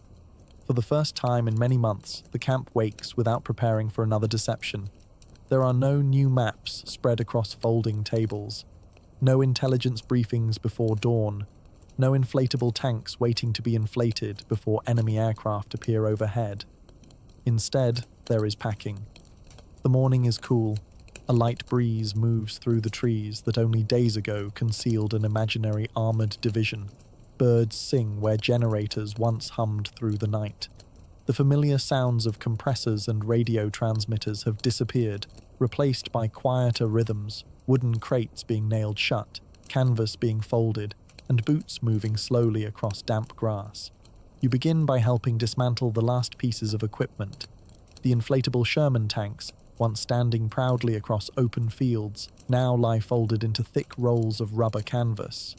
Without air, they seem strangely ordinary. It is difficult to believe that these bundles once persuaded experienced German reconnaissance officers they were observing an armoured division preparing for battle. Nearby, loudspeaker crews coil hundreds of meters of electrical cable. The powerful speakers that projected the sounds of convoys, bulldozers, and bridge-building crews are carefully wrapped in protective covers. Radio operators remove vacuum tubes from transmitters one final time. Each glass tube is cleaned before being placed into padded storage boxes. Months of careful maintenance continue until the very end. Nothing is abandoned. Nothing is wasted. Army logistics never truly stop. Even peace has inventories. One quartermaster walks methodically through the camp carrying a clipboard. Every compressor is counted, every toolkit checked. Fuel cans are inspected, cleaned, and returned to storage. The paperwork seems endless, yet this final accounting is as important as every maintenance log written during the war. Military organizations survive because they remember where everything belongs. As afternoon sunlight filters through the trees, trucks begin arriving to collect equipment. Drivers load crates with practiced efficiency. Heavy ropes secure the cargo. Tarpaulins are pulled tight against the weather. Soon the roads that once carried imaginary armies begin carrying the real equipment home. The soldiers themselves wait quietly. Some write letters, others clean uniforms that have grown faded after months of service. One artist sits beneath an oak tree making a final sketch of the empty camp. There are no tanks in his drawing, no loudspeaker trucks, only the trees, the muddy road, and the gentle curve of a nearby stream. It is the landscape as it truly appears, not the one created for enemy eyes. The sketch remains unfinished when a fellow soldier calls him to help load another truck. He closes the notebook with a quiet smile. Perhaps he will finish it someday. Perhaps he never will. Late in the afternoon, an officer gathers the men together. His instructions are simple. The work of the Ghost Army remains classified. The equipment they used, the operations they supported, the methods they developed, all of it remains secret. The order surprises no one. Secrecy has become another daily routine. For nearly a year, they have learned to speak carefully, write carefully, and reveal almost nothing beyond what was necessary. Now that habit must continue into civilian life. The journey home begins the following morning. Military trains carry men and equipment across a peaceful Europe still recovering from war. Through the windows, villages slowly return to ordinary life. Farmers repair fences, children walk beside rivers, church bells ring once again without fear of air raids. The landscapes seem strangely calm after months spent preparing imaginary battlefields. You realize that many of the places where the Ghost Army worked now show almost no sign of their presence. The tire tracks have faded, the camps have disappeared. Grass grows again where inflatable tanks once stood. History has already begun erasing the evidence. Perhaps that is fitting. The Ghost Army always specialized in things that appeared briefly before quietly disappearing. Eventually, transport ships carry the soldiers across the Atlantic. The voyage is slower than expected. There is time for long conversations on deck. Many wonder what civilian life will feel like after so many months devoted to routines few people will ever understand. An architect speaks about unfinished building projects. A painter dreams of opening a new studio. A radio engineer hopes to work with the rapidly growing world of commercial broadcasting. Their futures slowly become clearer as Europe fades behind the horizon. Yet one question remains. How do you explain a war that you are not allowed to describe? For now, there is no answer. Only silence. And the long journey home continues across the quiet Atlantic Ocean. The Ghost Army that fooled Hitler. War History for Sleep.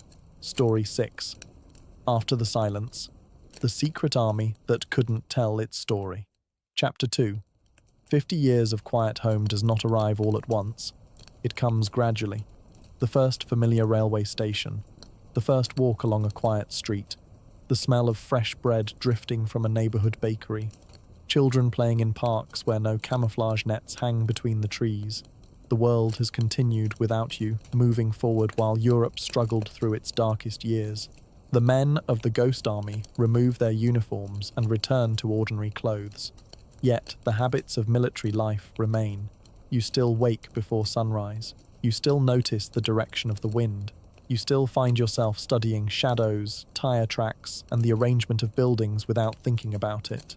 Some routines become difficult to leave behind. The soldiers scatter across America.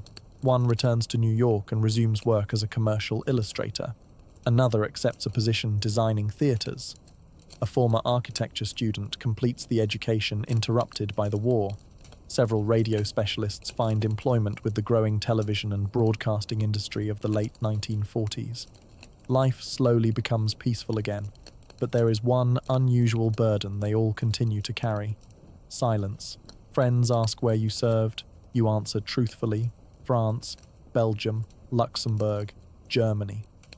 Then comes the next question. What exactly did you do? The answer must remain incomplete. I worked in headquarters. I was in communications. I helped with engineering. None of these replies are false. None tell the whole story. The classified nature of the Ghost Army means that the details stay locked inside military archives. Years become decades. The world changes. Children grow into adults. The soldiers who once inflated rubber tanks in muddy European fields become fathers, business owners, teachers, architects, artists, engineers, and grandfathers. Some keep small reminders of their service tucked away in closets and desk drawers: a faded photograph, a field notebook, an old military compass, a pair of headphones carefully wrapped inside a box. Looking at these objects, family members see ordinary souvenirs. Only their owners understand the extraordinary story hidden behind them. By the 1960s, many veterans have spent more years in civilian life than they ever spent in uniform. Cities grow taller, highways spread across the country, television becomes part of everyday life. The young soldiers who once created imaginary armies now watch history unfolding from comfortable living rooms. Yet every anniversary of the war brings familiar memories: the smell of wet canvas after rain, the steady hum of portable generators, the gentle hiss of air filling an inflatable Sherman tank before dawn, the careful rhythm of radio operators copying routine messages late into the night. The memories remain remarkably vivid, perhaps because they were built from repetition rather than excitement. One former artist quietly resumes landscape painting. Visitors admire his peaceful countryside scenes. Few realize how carefully he studies the placement of trees, the direction of light, or the subtle colors of muddy roads. The habits learned during camouflage work never completely disappear. Another veteran becomes an architect famous for designing public buildings.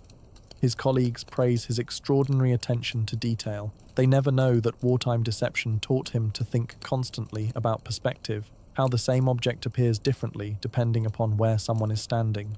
The years continue passing. Many Ghost Army veterans meet occasionally at reunions. The gatherings are modest. Coffee, old photographs, quiet laughter, stories that cannot yet be told in public. There is comfort simply in being among people who understand without explanation. One veteran unfolds a carefully preserved map from 1945. Another produces a faded maintenance checklist. Someone else still carries a small sketchbook filled with drawings of camouflage positions, temporary bridges, and inflatable vehicles. Time has yellowed the paper. The memories remain surprisingly fresh. Then, almost unexpectedly, change begins. Government officials gradually review enormous collections of wartime documents. Old secrecy rules are reconsidered. Military historians begin asking new questions about deception operations in Europe. Boxes sealed for decades are finally opened. The veterans hear rumors that the truth may soon become public.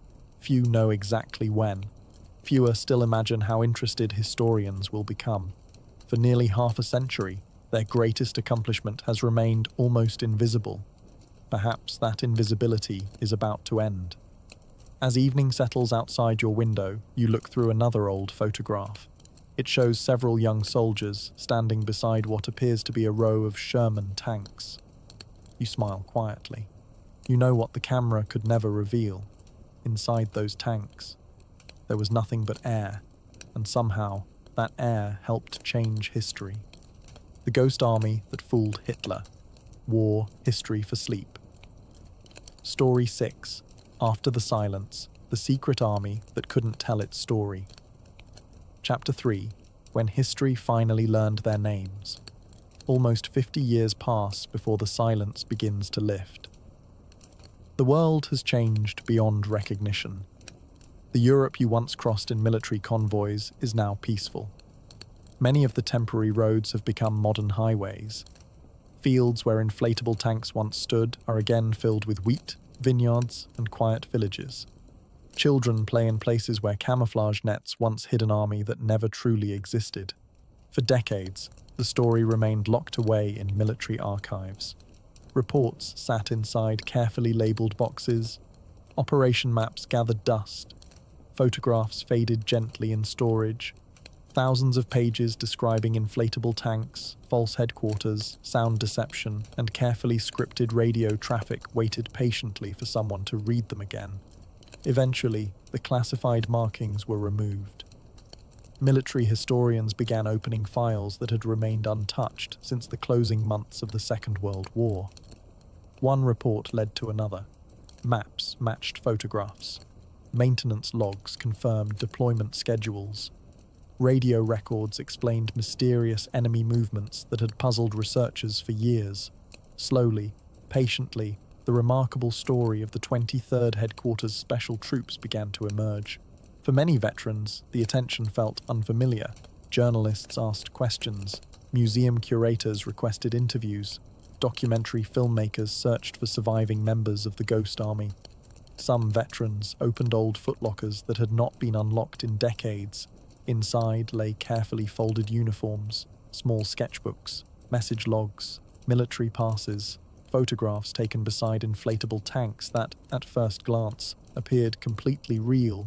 Objects that had once been ordinary military equipment gradually became historical treasures. One veteran unfolds a weathered map across his kitchen table. The paper has become thin with age. Pencil markings still show roads through France, Belgium, Luxembourg, and Western Germany.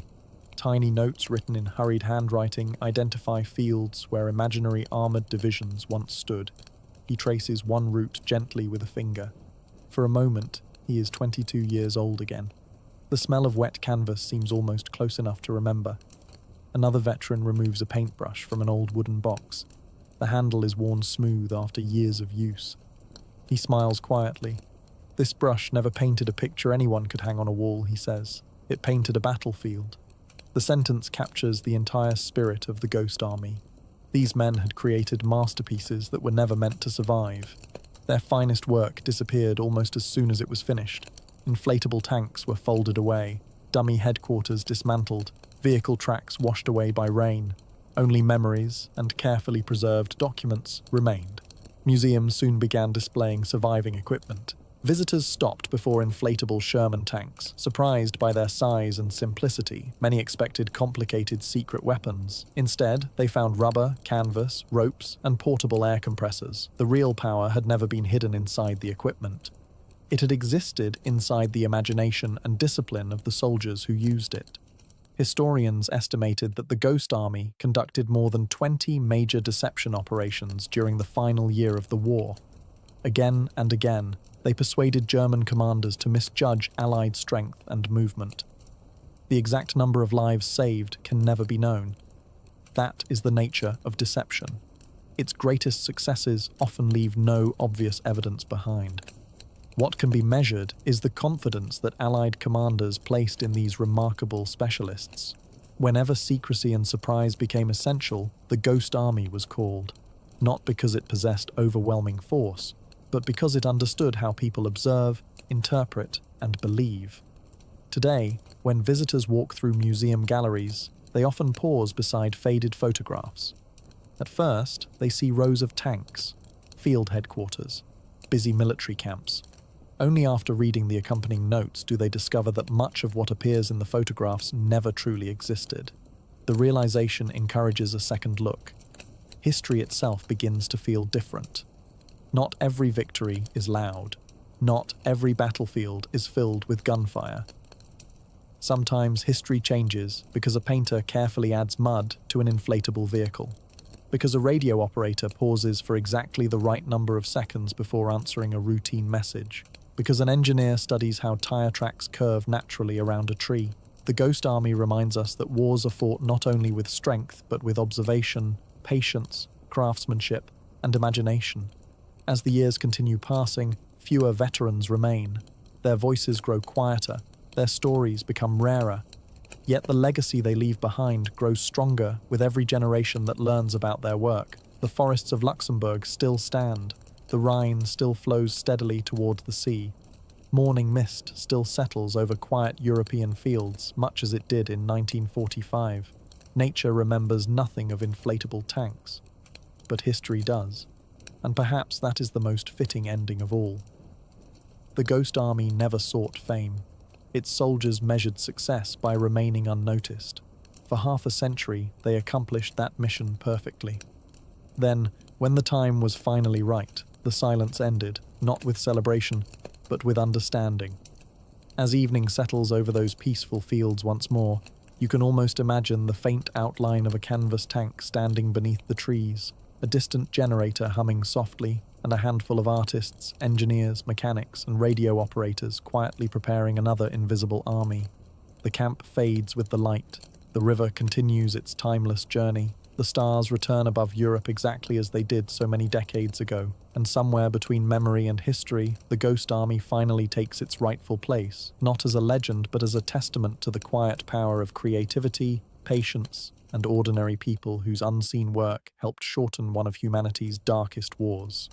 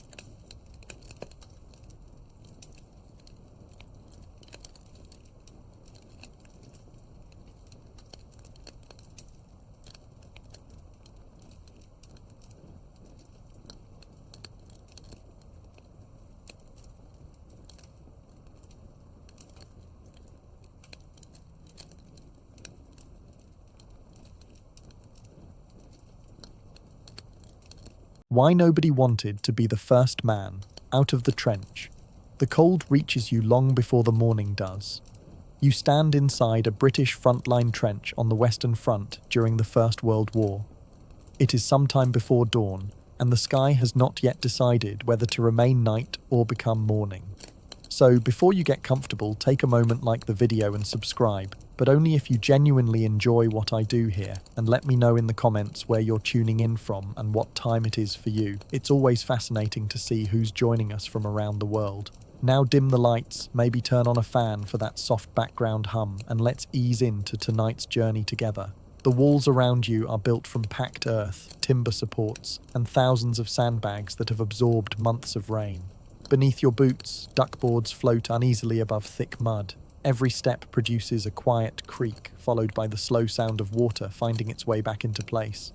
You pull your wool greatcoat tighter around your shoulders. It feels permanently damp. Almost every uniform here does. Dry clothing is a rare luxury after weeks in the trenches. Nothing appears to be happening. Yet hundreds of men are already awake. A cook farther behind the lines prepares tea over a small field stove. Engineers quietly inspect damaged sections of trench wall that collapsed during the night. Signallers check telephone wires connecting the battalion headquarters with artillery batteries farther back. Medical orderlies refill stretchers and inspect bandages, hoping they will not be needed before sunset. War depends upon these ordinary routines far more than many people realize. Long before an attack begins, thousands of unseen tasks must already be complete. The rifle in your hands received careful cleaning last evening. Your boots were inspected for signs of trench foot. Your gas mask hangs ready across your chest, although no one expects gas this morning. Every pocket contains exactly what regulations require, because forgetting even a simple item could become dangerous later. The officers walk quietly along the trench.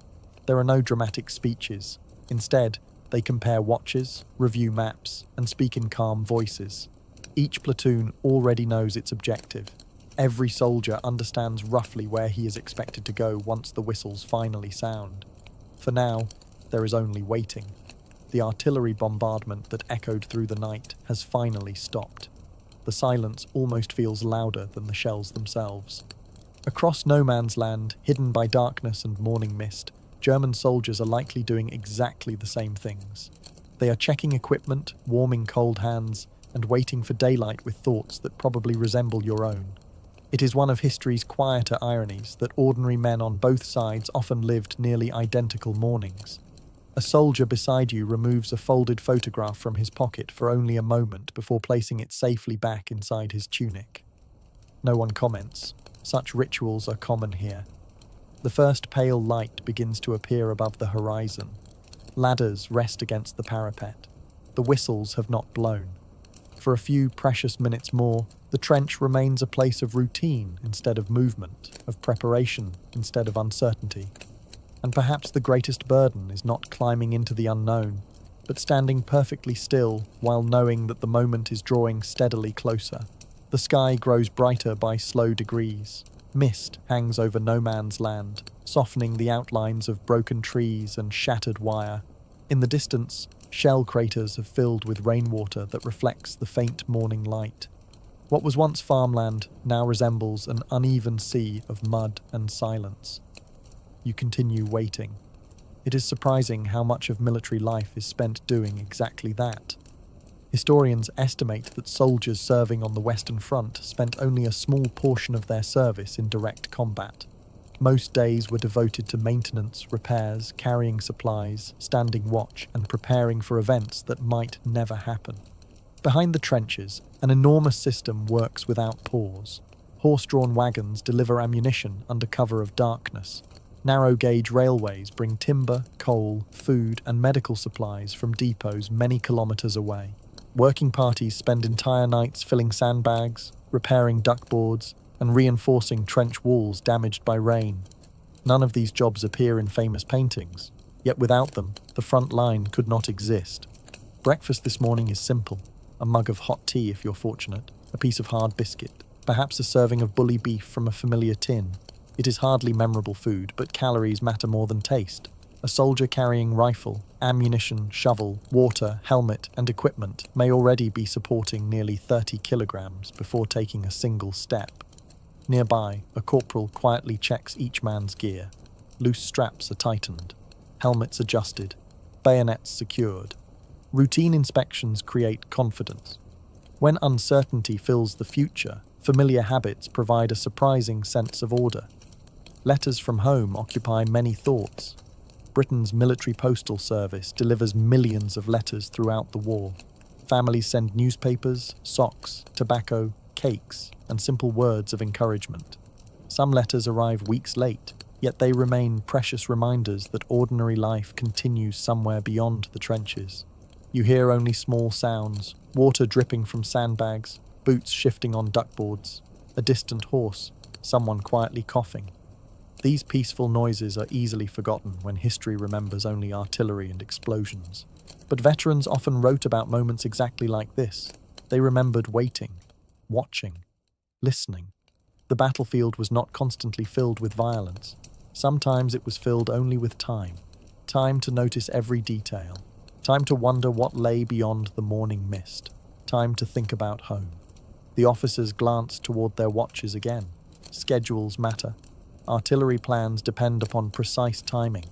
Infantry movements depend upon artillery. Every minute has already been calculated.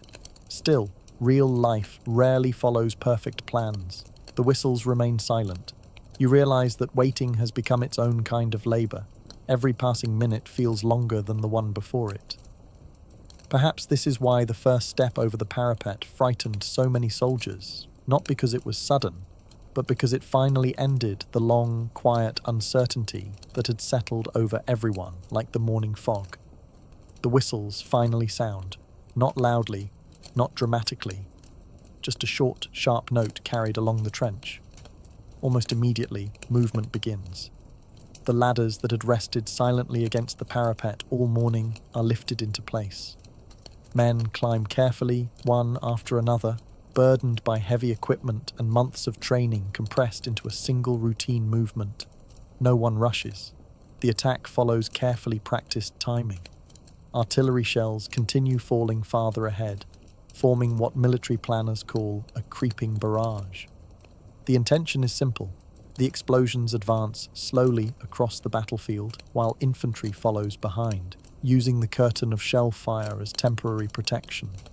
In reality, every advance unfolds differently. Mud slows progress. Wire sometimes remains uncut. Smoke hides landmarks. Yet every soldier understands that hesitation can disrupt the carefully organized formation. You climb from the trench. For the first time all morning, the landscape opens before you. The ground is uneven beyond anything imagined by those who have never seen a battlefield. Shell holes overlap one another across fields that once produced wheat. Broken wagons lie half buried beneath mud. Fragments of shattered trees stand like black posts against the pale sky. It is strangely quiet. The steady rhythm of boots becomes almost more noticeable than anything else. Many veterans later recalled this surprising calm during the opening moments of an advance. Memory often preserved the feeling of walking more clearly than the sounds surrounding it. The first man out of the trench carried more than his own equipment. He carried uncertainty for everyone following behind. If hidden wire remained, he would discover it first. If shell holes concealed danger, he would meet it first. If the route proved passable, those behind would benefit from his courage. That simple reality explains the title remembered by so many soldiers. Nobody wanted to be the first man out, not because others lacked bravery, but because the unknown always belonged to whoever stepped forward first. When historians study the First World War today, they often examine strategies, generals, and political decisions. Yet the war was also built from countless ordinary mornings like this one. Morning inspections, carefully cleaned rifles, fresh socks, warm tea, quiet conversations, maps folded inside damp pockets. These small routines sustained armies for years. Long after the guns fell silent in November 1918, many veterans remembered the ordinary details more vividly than the battles themselves. The smell of wet earth, the weight of a pack, the comfort of familiar voices before dawn. Perhaps history is preserved not only by great victories, but by humble routines repeated faithfully under impossible circumstances. And as daylight spreads across the scarred fields of the Western Front, you cannot help but wonder whether the quiet moments before history changes are in the end the moments that reveal the greatest measure of ordinary human courage. The first thing you notice is not the danger, it is the mud. It covers everything. Your boots disappear into it with each careful step along the duckboards. The sandbags are stained with it. Wooden support beams wear a permanent brown coating, and even the pages of your pocket notebook carry small fingerprints left by damp hands that have long since accepted there is no such thing as clean. You are serving in a British trench near Ypres in Belgium during the winter of 1917. Rain has fallen for days. The low-lying ground struggles to drain naturally, and the constant shelling has destroyed many of the ditches and streams that once carried water away. Every shell crater becomes a small pond. Every trench slowly fills from below as groundwater pushes upward through the clay. Keeping the trench usable has become almost as important as defending it. Each morning begins with maintenance. Working parties replace damaged duckboards so soldiers have somewhere to walk above the water.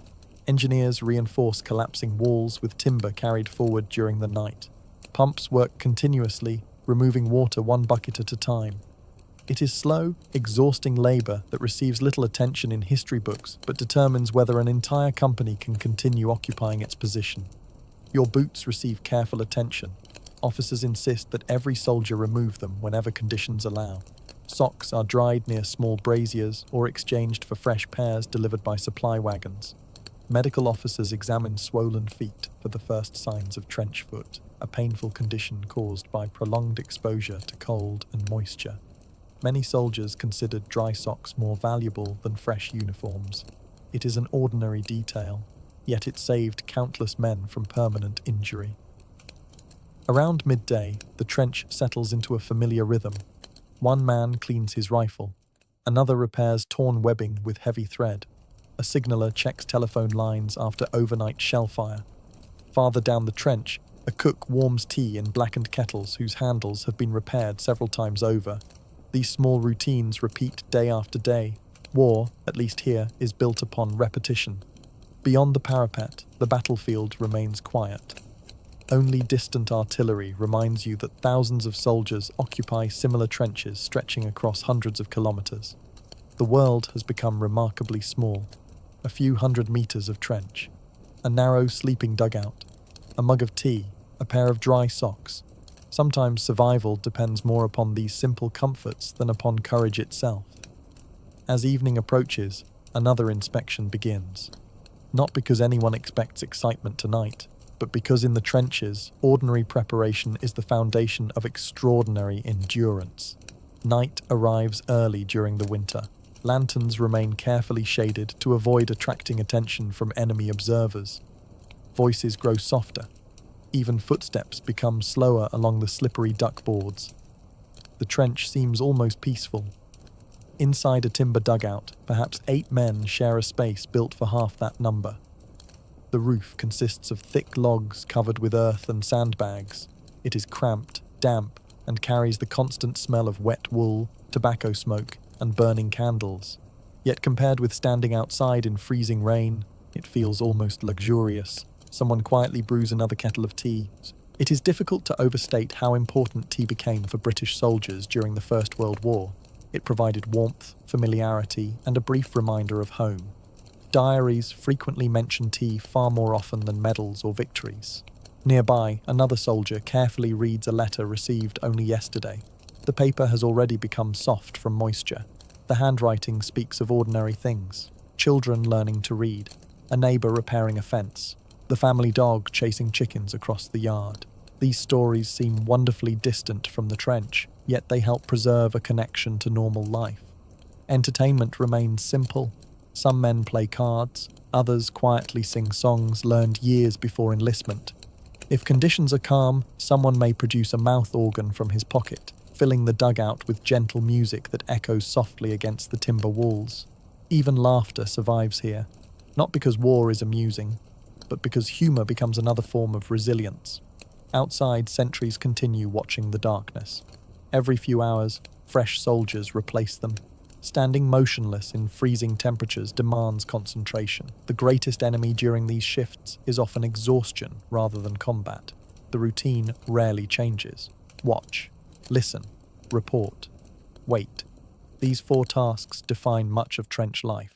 The newspapers back home often describe battles. The soldiers remember maintenance, waiting, tea, letters, friendship. As midnight approaches, rain begins once more. You listen to the drops striking sandbags above the dugout roof. The sound becomes almost hypnotic.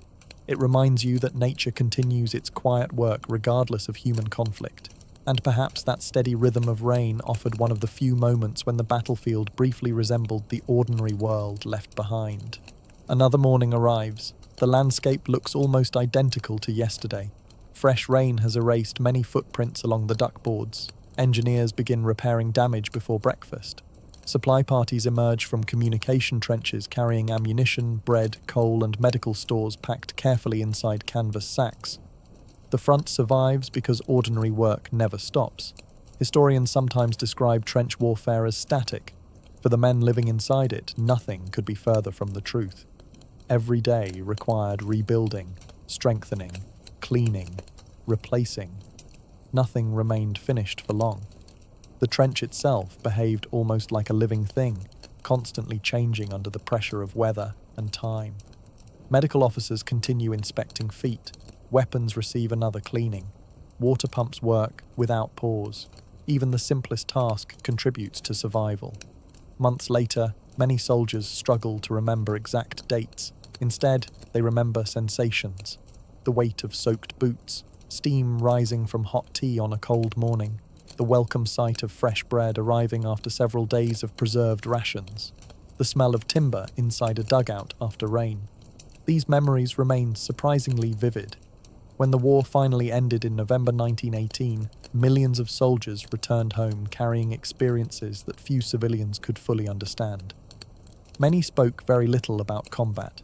Instead, they remembered friendships formed while repairing trench walls, the quiet conversations during night watches, the shared effort of keeping one another healthy through endless weeks of mud and cold. Modern visitors walking preserved sections of the Western Front often imagine dramatic battles. Yet, the greatest lesson hidden beneath those peaceful fields is something quieter. Entire armies survived because ordinary people performed ordinary tasks with extraordinary consistency. One soldier dried another's socks. Another repaired a damaged duckboard. Someone carried tea through the rain. Someone filled another sandbag. History rarely remembers their names, but history could not have unfolded without them. As you look across the quiet trench one final time, it becomes clear that the greatest challenge was never simply enduring a single battle.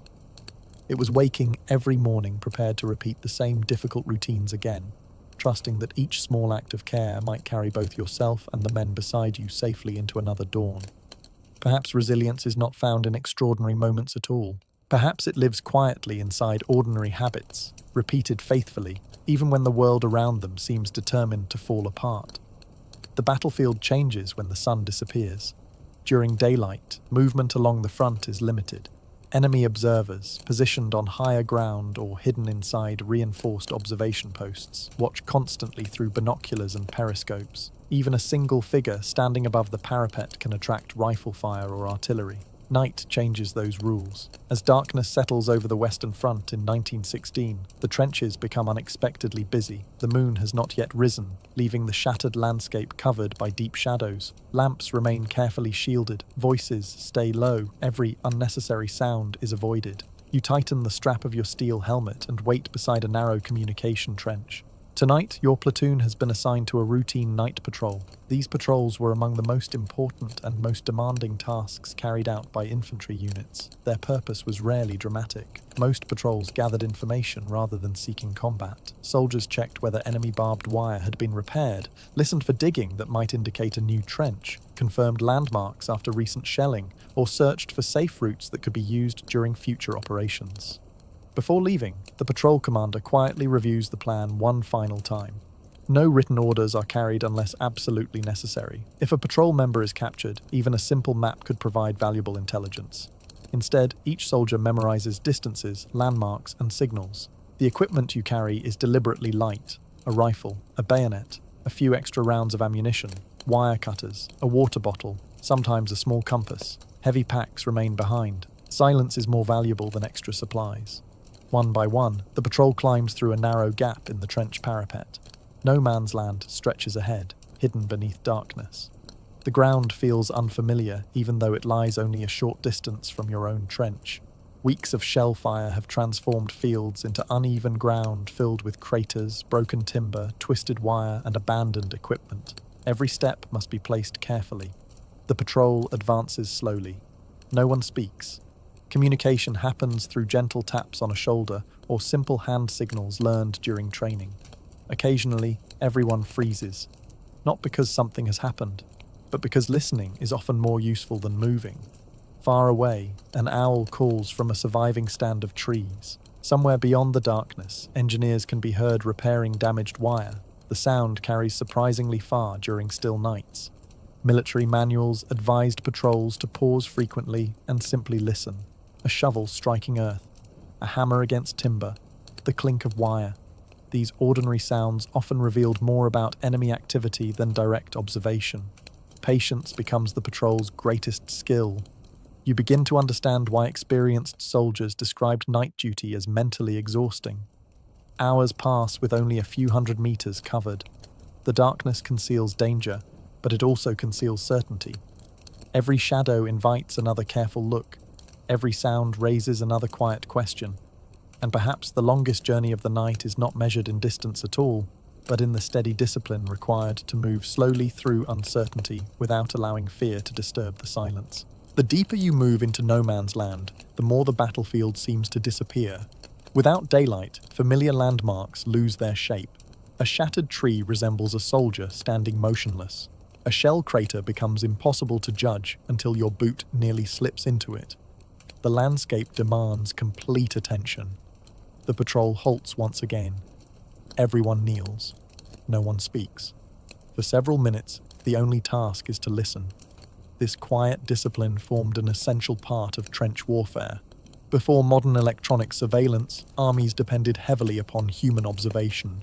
Night patrols gathered information that aerial photographs could not always provide. They confirmed whether enemy trenches had expanded, whether fresh barbed wire had appeared, or whether unusual sounds suggested tunneling operations beneath the battlefield. Mining was one of the least visible aspects of the First World War. Specialist tunneling companies dug long galleries beneath enemy positions, placing enormous explosive charges beneath trenches before detonating them. Listening posts were established specifically to detect the faint sounds of enemy picks striking underground chalk or clay. Sometimes soldiers spent entire shifts simply listening through the earth. The patrol continues forward. One soldier quietly measures the approximate distance between two damaged sections of wire. Another sketches the position in a small notebook after returning safely to the trench. Memory is trusted, but careful records allow intelligence officers to compare observations gathered over many nights. Routine turns information into strategy. A faint breeze carries the smell of damp earth mixed with cordite. The battlefield remains strangely alive despite its silence. Rats move among abandoned equipment. Foxes occasionally cross no man's land searching for food. Birds, remarkably, still return to some sections where shell fire has grown less frequent. Nature begins reclaiming the landscape even while the war continues. The patrol commander raises a hand. Everyone stops. Far ahead, a small lantern briefly appears before disappearing again. Perhaps an enemy working party. Perhaps engineers inspecting wire. The patrol makes no attempt to investigate. Its purpose tonight is observation, not confrontation. That decision reflects experience rather than caution. Accurate information often proves more valuable than unnecessary risk. Military success depends upon returning with knowledge. Slowly, carefully, the patrol begins retracing its route toward the British trench. The return journey demands just as much concentration as the advance. Footprints made earlier help guide the way. Familiar shell craters become useful landmarks. Every man quietly counts distances in his mind. Hours have passed, very little appears to have happened, yet valuable observations now travel back with the patrol, and sometimes history advances not through dramatic moments, but through patient men who spend an entire night gathering a few carefully remembered details beneath an ordinary sky. The trench comes into view just before first light. From a distance, it appears almost invisible. Only the careful arrangement of sandbags and the faint outline of the parapet separate it from the surrounding earth. A sentry quietly recognizes the patrol's agreed password. One by one, the men climb back inside. No cheers greet their return. Night patrols were routine. Successful patrols often ended exactly this way, with quiet reports rather than celebration. The patrol commander immediately meets the intelligence officer. Every observation is recorded. Locations of damaged wire, sounds heard during the night, fresh footprints, possible repairs to enemy trenches. Even seemingly insignificant details become part of larger operational maps used by battalion headquarters. The information gathered tonight may influence artillery fire several days from now. It may alter the route chosen for a future patrol. It may confirm reports from aerial reconnaissance. Small observations gradually become reliable knowledge. The soldiers themselves return to ordinary duties. Rifles are cleaned once more. Boots are scraped free of heavy mud. Wet socks are exchanged whenever possible. Breakfast soon arrives. Tea, bread, perhaps porridge if supplies allow. The routine resumes almost immediately. There is little time to dwell upon the night's work. Elsewhere along the Western Front, thousands of similar patrols have returned before sunrise. French units, British battalions, Canadian divisions, Australian companies, German infantry, each gathering information, each relying upon patience more than speed. Modern technology has transformed reconnaissance, but the quiet professionalism of these patrols remains remarkable. Success depended not upon dramatic heroism, but upon careful observation, disciplined movement, and mutual trust. Every member relied upon the man ahead to choose safe footing. Every man behind trusted those in front to recognize danger before it spread through the patrol. As daylight gradually brightens the trench once more, yesterday's routine quietly begins again. Repairs, maintenance, letters, tea, watch duty. Another night patrol already appears on tomorrow's schedule. The war continues through countless small tasks repeated faithfully by ordinary people. And perhaps the greatest achievement of those silent patrols was not simply gathering intelligence. It was proving that patience, restraint, and quiet cooperation could shape history just as surely as the loudest battles ever recorded. When the sun finally rises above the battered fields, the darkness leaves almost without notice. Only fresh footprints across no man's land remain, soon to be softened by rain, reminding us that some of the most important journeys in history were completed so quietly that almost no one heard them at all. Before the infantry wakes, another group of soldiers has already been working for hours. They are not preparing rifles. They are carrying shovels. You served with a company of the Royal Engineers on the Western Front in 1917. Unlike the infantry, your battle is often against rain, collapsing earth, and time itself. Every trench must remain standing. If a wall gives way during the night, dozens of soldiers could lose shelter before sunrise. If duckboards sink beneath the mud, movement slows. If drainage channels clog, entire sections of trench become flooded within days. The front line is never truly finished. It is under constant construction. Throughout the night, your work party has hauled heavy timber beams forward from supply dumps hidden several kilometers behind the line. Each beam requires several men to carry it through winding communication trenches, stopping often to avoid exhausting yourselves. The ground is slippery. Boots sink deep into wet clay. Every load feels heavier than the last. The rain has not stopped for nearly 2 days. Water gathers against the trench walls, pressing steadily against sandbags that have already begun to weaken. You and your comrades remove damaged bags one by one, replacing them with fresh ones filled only yesterday. It is slow work, but every completed section makes the trench safer. No medals are awarded for replacing sandbags, yet thousands are replaced every single week. Nearby, another engineer squad repairs a drainage sump using wooden planks and gravel. Small pumps remove groundwater almost continuously. Without them, the trench would become little more than a narrow canal. An infantry officer passes quietly and thanks your team before continuing toward the firing line. It is a brief gesture, but it reminds you that every repaired wall protects someone else's morning. As the first light spreads across the battlefield, You wipe damp soil from your gloves and look along the trench you helped rebuild. The work will likely need repeating tomorrow, but for today, it stands. And sometimes that was enough. The rain finally eases. Not enough to dry the ground, but enough for the engineers to inspect the damage left behind. The trench stretches for hundreds of meters, twisting in sharp angles called traverses. These bends are deliberate. Military engineers learned that straight trenches allowed explosions and machine gun fire to travel much farther. By breaking the trench into short sections, the damage from any single shell could be limited. Almost every feature has a purpose. Duckboards keep boots above standing water. Fire steps allow riflemen to see over the parapet. Revetments made from timber or woven hurdles support the trench walls. Deep dugouts provide shelter during heavy bombardments. Nothing exists by accident. Construction materials arrive mostly at night.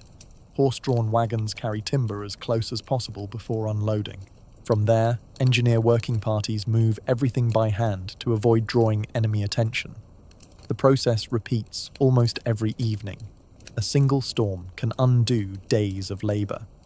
You stop beside a damaged duckboard. The timber has split under weeks of constant use. Together, 4 engineers lift it away and fit a replacement into place. It is physically demanding work, yet the routine has become almost automatic after months on the front. Nearby, a carpenter shapes fresh support beams using hand tools. Even in wartime, skilled trades remain essential. Blacksmiths repair metal fittings. Masons reinforce dugout entrances. Electricians maintain lighting systems in larger headquarters. The battlefield depends upon craftsmen as much as soldiers. As afternoon passes, another inspection begins. Measurements are taken. Weak points are marked. Additional sandbags requested. The paperwork may seem ordinary, yet it ensures tomorrow's repair parties know exactly where to begin. War is often remembered through battles. The engineers remember maintenance schedules. And as another cloudy evening approaches, you realize that victory sometimes begins with something as humble as a shovel placed carefully into wet earth. Evening settles quietly across the front. The infantry prepares for another night of sentry duty, while your engineering section gathers its tools. Shovels are cleaned before being returned to storage. Axes receive fresh sharpening. Lengths of wire are carefully coiled for tomorrow's repairs. Nothing is wasted. Supplies remain too valuable. You pause beside a completed stretch of trench, reinforced earlier in the day. The timber sits firmly against the earth. Fresh sandbags line the parapet. Water drains steadily through the newly cleared channel. To someone passing by, it appears completely ordinary. That is precisely the goal. Good engineering attracts little attention. It simply allows everyone else to continue their work. During the First World War, engineers built far more than trenches. They constructed roads capable of supporting heavy artillery, bridges strong enough for supply columns, railway lines bringing ammunition to the front, water systems providing safe drinking supplies, observation posts, signal bunkers, underground headquarters. Entire military operations depended upon their quiet expertise. Historians estimate that millions of sandbags were used along the Western Front. Thousands of kilometers of trench required almost constant maintenance. Weather alone could destroy carefully prepared defenses within days. Without engineers, the front would slowly collapse under its own weight. As darkness returns, another work party quietly takes your place. The cycle never ends. Repair, inspect, strengthen, repeat. Many of the men performing these tasks left no famous diary. Few appeared in wartime newspapers, yet their labor protected countless soldiers whose names are remembered today. The battlefield often celebrates courage displayed in moments. Engineering celebrates persistence demonstrated every single day. Long after the guns fell silent in 1918, many preserved trenches visited by historians still revealed the remarkable craftsmanship of those forgotten units. Carefully angled walls, drainage systems, timber supports, evidence that even amid destruction, people continued building rather than simply enduring. You shoulder your tools and begin the slow walk toward the reserve area. Behind you, the trench stands ready for another night. Not because it survived on its own, but because ordinary men quietly refused to let it disappear beneath rain and mud. Perhaps history remembers battles because they are dramatic, yet civilizations have always depended just as much upon those willing to repair, rebuild, and strengthen what others rely upon. And as the last light fades across the Western Front, you leave behind something that asks for no recognition, only the quiet satisfaction of knowing tomorrow's soldiers will stand a little safer because of today's unseen work. Long before breakfast reaches the front line, you are already awake. The sky is still dark as you shoulder 2 heavy canvas bags filled with fresh bread. Around you, other soldiers prepare similar loads. Some carry crates of rifle ammunition. Others balance metal containers of hot tea suspended from wooden poles. A few struggle beneath coils of barbed wire or boxes of medical supplies. You are part of a carrying party. It is one of the least celebrated duties of the First World War, yet one of the most essential. Every day, thousands of soldiers moved supplies from railheads and depots to the front line by hand. Motor vehicles could travel only so far before shell damage and deep mud made the roads impassable. Horse-drawn wagons carried loads a little farther, but eventually everything had to be lifted onto human shoulders. The communication trench stretches ahead like a narrow corridor cut into the earth. Unlike the firing trench, it runs away from the enemy, linking reserve positions with the front. It twists constantly to reduce the effects of shell fire. In many places, the walls are so close that 2 men carrying large crates can barely pass each other. You walk carefully over wet duckboards. One misplaced step sends a boot ankle-deep into icy mud. The load feels heavier with every turn. Still, there is little choice but to continue. The men waiting in the front trench depend on these supplies. Breakfast cannot arrive without someone carrying it. Fresh drinking water must be delivered every day. Ammunition boxes weighing more than 20 kilograms each cannot move themselves. As dawn approaches, the trench grows busier. Messengers hurry toward headquarters carrying written reports. Medical orderlies escort tired soldiers returning from night duty. Engineers pass in the opposite direction with shovels and timber. The communication trench resembles a narrow village street before sunrise. Everyone has somewhere to be. Few stop for long. At last, the front line comes into view. The bread is unloaded. The tea remains surprisingly warm. The ammunition is stacked neatly beneath a timber shelter. No one applauds. No one celebrates. Within minutes, another carrying party begins the long journey back to collect the next load. The work is repetitive, quiet, often exhausting. Yet, without these endless walks through the winding trenches, the front line would fall silent within days. Breakfast begins with tea. For many British soldiers, no meal feels complete without it. Large, insulated containers arrive from field kitchens before dawn, carefully carried through communication trenches while the liquid is still hot. Alongside them come fresh loaves of bread, tins of jam, cheese, bully beef, and occasionally bacon when supplies allow. Delivering food is a race against time. Warm meals cool quickly in winter. Fresh bread becomes damp if exposed to rain. Every delay makes the journey more difficult for the soldiers waiting ahead. Behind the lines, field kitchens rarely stop working. Army cooks rise while most others are asleep. Coal fires burn steadily beneath heavy iron stoves. Bread is sliced. Tea is brewed in enormous kettles. Rations are counted carefully to ensure every platoon receives its share. The quantities are astonishing.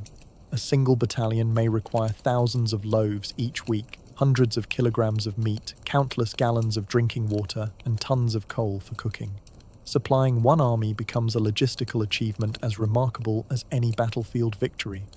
Water requires special attention. Unlike food, it cannot simply be gathered from nearby streams. Many rivers and ponds near the front become contaminated by shell fire, damaged drainage systems, and battlefield debris. Engineers establish purification points farther behind the lines. Water is filtered, treated, and transported forward inside metal containers. Every filled container represents another difficult journey along muddy trenches. You help unload several of them before breakfast begins. Nearby, another carrying party distributes fresh mail. Letters arrive almost daily whenever conditions permit. Some soldiers receive newspapers. Others open parcels containing knitted scarves, socks, chocolate, or homemade cakes carefully wrapped by family members. For a few quiet minutes, the trench feels less like a battlefield. Conversations turn toward home, children, harvests, local football matches. Simple memories replace military routines. Then the empty containers are gathered once more. The journey begins again. Food has been delivered. Now more must be collected for tomorrow. The work never truly ends. Perhaps the greatest measure of endurance is not surviving a single difficult day. It is finding the strength to repeat that same journey again before the next sunrise. Evening arrives, but the carrying parties continue. Darkness is often the safest time to move large quantities of supplies. Enemy observers struggle to identify movement. Artillery becomes less accurate. Long columns of soldiers quietly emerge from reserve positions carrying everything the front line will require before dawn. Coal, medical dressings, replacement rifles, machine gun ammunition, fresh uniforms, bundles of timber, boxes of candles. The list seems endless. Each item begins its journey far away. Factories produce it. Railways transport it. Ships cross the English Channel. Depots organize it. Horse wagons move it closer. Finally, carrying parties complete the last and most difficult stage. Military historians often describe logistics as the science of movement. The soldiers carrying supplies understood it as simple necessity.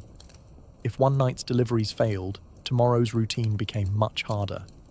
The front line depended upon reliability more than speed. As your final load reaches the trench, the evening ration is already being prepared. Small cooking stoves glow inside sheltered corners. Tin mugs fill with steaming tea. Fresh bread is shared among tired men finishing their day's work. Someone quietly thanks the carrying party before lifting another crate into storage. The words are brief, but they matter.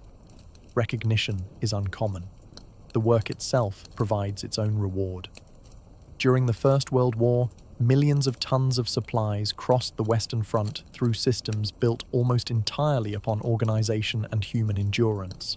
Every successful delivery represented cooperation between cooks, railway workers, engineers, drivers, horse handlers, warehouse clerks, and ordinary infantrymen carrying heavy loads through darkness.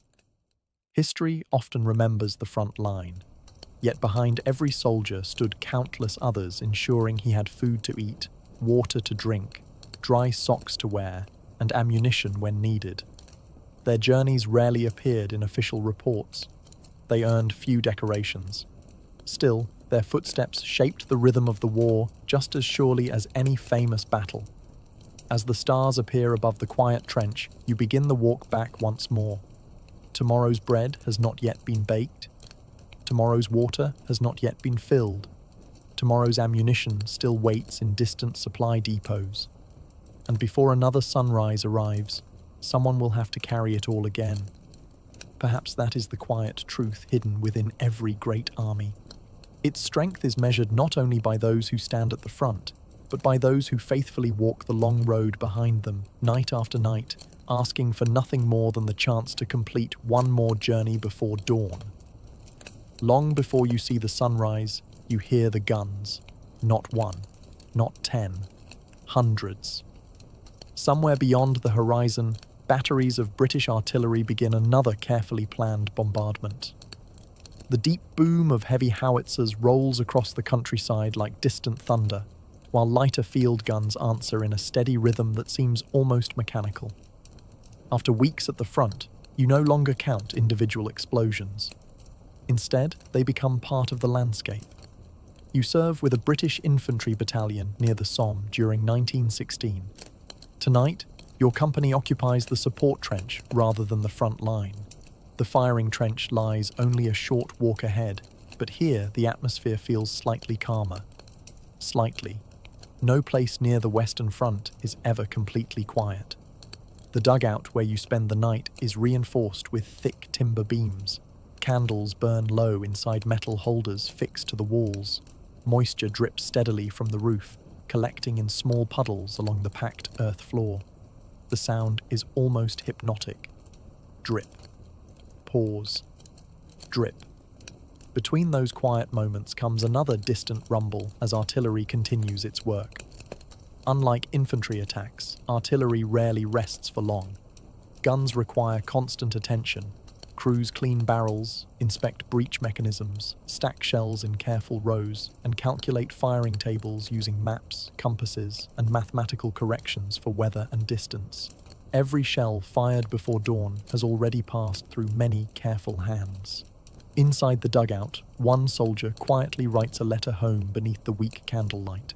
Another repairs a loose button on his tunic. A third carefully oils the bolt of his rifle, even though it was cleaned only yesterday. Routine survives because routine creates calm. No one knows what tomorrow may bring. Everyone knows what must be done tonight. Outside, a sentry walks slowly along the trench. His task is simple: remain awake, observe, report anything unusual. The hours pass gradually. No dramatic events interrupt the darkness. Only the steady conversation between artillery batteries and the distant horizon continues without pause. You begin to understand why so many veterans later described the guns as permanent companions.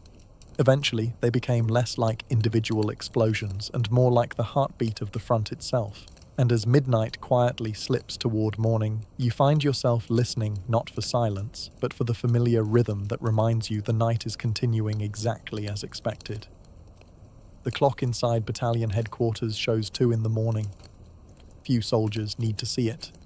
Most have learned to estimate time by habit alone. The arrival of ration parties, the changing of sentries, the regular firing schedules of nearby artillery batteries. Life at the front follows patterns that repeat day after day. Even the guns develop recognizable voices. Heavy howitzers produce a slow, deep report that echoes for several seconds. Field guns answer with quicker, sharper sounds. Farther away, enemy batteries occasionally respond, creating brief exchanges before the darkness settles once more. Experienced soldiers often guessed which batteries were firing simply by listening. Artillery crews work continuously. After every barrage, the guns require inspection. Barrels become hot. Moving parts must be cleaned. Spent cartridge cases are removed. Fresh ammunition arrives by wagon and narrow-gauge railway before being stacked beneath camouflage nets. Nothing about artillery is simple. A single heavy shell may weigh more than 40 kilograms. Hundreds are needed during even a modest bombardment. Supplying the guns demands remarkable organization. Back inside the support trench, another kettle begins to boil. Tea appears once again. It is served quietly. No one rushes. Warmth matters during long nights. Steam rises gently from tin mugs, while conversations remain soft enough that they never travel beyond the dugout entrance. One soldier remembers working as a schoolteacher before the war. Another speaks briefly about helping his father repair fishing boats. These ordinary memories seem almost more vivid than military life itself, perhaps because they belong to another world. The artillery continues, sometimes faster, sometimes slower, rarely stopping altogether. You notice that no one reacts dramatically anymore. The sounds have become familiar. Human beings possess an extraordinary ability to adapt. Even endless noise eventually becomes part of everyday existence. Outside, the eastern horizon begins to lighten almost imperceptibly. Another night is drawing to its quiet conclusion. The guns continue speaking across the darkness. And somehow, their endless rhythm has become another way of measuring the passage of time itself. The first birds begin singing before sunrise. For a brief moment, their voices mingle with the distant artillery. It is an unexpected reminder that nature continues even amid war. You climb carefully onto the fire step and look toward the horizon. The battlefield remains hidden beneath thin morning mist. Shell craters hold pools of still water reflecting the pale sky.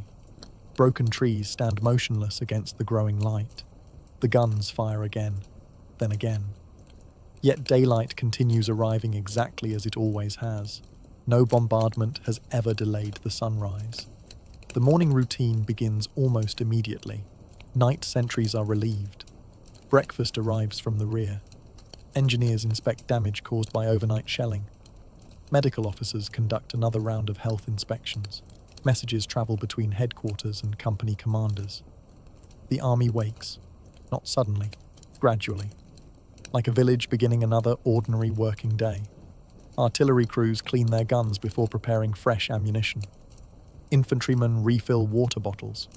Signalers repair damaged telephone lines. Horse teams bring additional supplies toward the batteries. Every task fits into a much larger rhythm. The machinery of war depends less upon moments of excitement than upon thousands of quiet routines performed correctly. Many soldiers later admitted that they remembered these routines more clearly than individual battles. The familiar taste of tea at dawn, the smell of damp timber inside a dugout, the steady rumble of distant guns continuing hour after hour. These became the sounds of daily life. When peace finally returned in 1918, many veterans found silence strangely unfamiliar. For years, the artillery had accompanied every sunrise and every sunset. Its absence felt almost impossible at first. Today, visitors walking the peaceful fields of the Somme often hear only birds, wind, and distant farm machinery. The guns have long since disappeared. The earth has healed. Fields once torn apart by shell fire now produce wheat once more. Yet beneath that quiet countryside remain reminders of countless ordinary nights spent waiting for dawn. Not every soldier remembered great victories. Many remembered simply surviving another long watch beneath a sky that slowly brightened despite everything happening below it. As the sun finally clears the horizon, its light reaches every trench, every dugout, every repaired duckboard, and every tired face preparing for another day. Perhaps that gentle certainty, that morning always arrived no matter how long the night seemed, became one of the greatest comforts available to those who waited patiently beneath the endless conversation of distant guns. The order arrives quietly. There is no cheering, no celebration. A company sergeant major walks carefully along the trench, stopping beside each section commander to pass the same simple message. Prepare for relief. For the first time in several days, your battalion will leave the front line. Another unit is already making its way forward through the communication trenches, ready to take over every firing position, every dugout, and every observation post before dawn. The change must happen silently. Both units occupy the trenches for a short time, ensuring that nothing is left unattended. Machine gun positions are explained, telephone connections are identified, dangerous sections of trench are pointed out. Officers exchange notes about recent enemy activity, damaged duckboards, and the locations of supply stores. The handover is careful rather than hurried. War leaves little room for confusion. You gather your equipment, the rifle that has rested beside you every night, the steel helmet marked with dried mud, the water bottle, entrenching tool, gas mask, and heavy pack that somehow seems heavier than when you first arrived. Nothing has changed, yet everything feels different.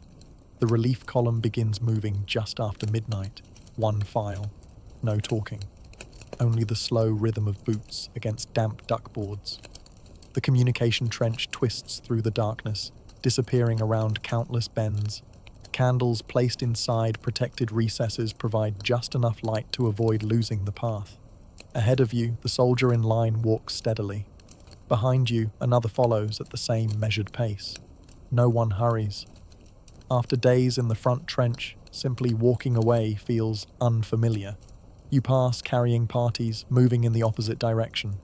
Fresh bread, boxes of ammunition, bundles of timber. The war does not pause simply because your company is leaving. Another unit will soon begin exactly the same routine you have just completed.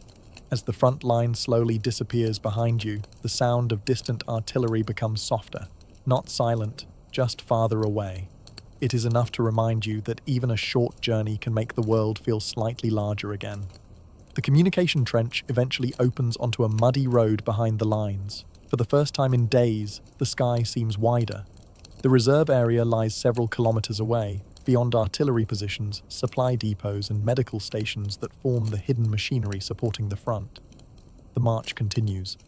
Horse-drawn wagons pass slowly, their wheels sinking into soft ground. Drivers speak quietly to tired animals that have worked almost without rest since the war began. Nearby, engineers repair shell damage along the road, filling fresh craters before the next convoy arrives.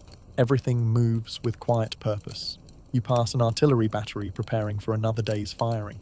Gun crews clean barrels blackened by smoke. Fresh shells are stacked beneath camouflage nets. Mechanics inspect limbers and harnesses while officers compare maps spread across folding tables. Although you are leaving the front line, thousands of others are beginning another day's work. Soon, small signs of ordinary life begin to appear. A field bakery sends the smell of fresh bread drifting across the road. Laundry hangs beside temporary huts whenever the weather allows. Medical orderlies sweep the entrances of dressing stations before the morning rush begins. Someone whistles softly while repairing a wagon wheel. The contrast feels remarkable.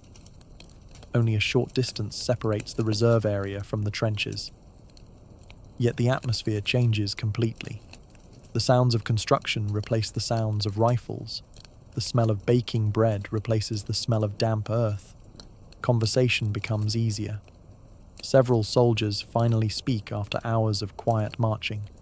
Most discuss simple things: food, sleep, letters waiting from home.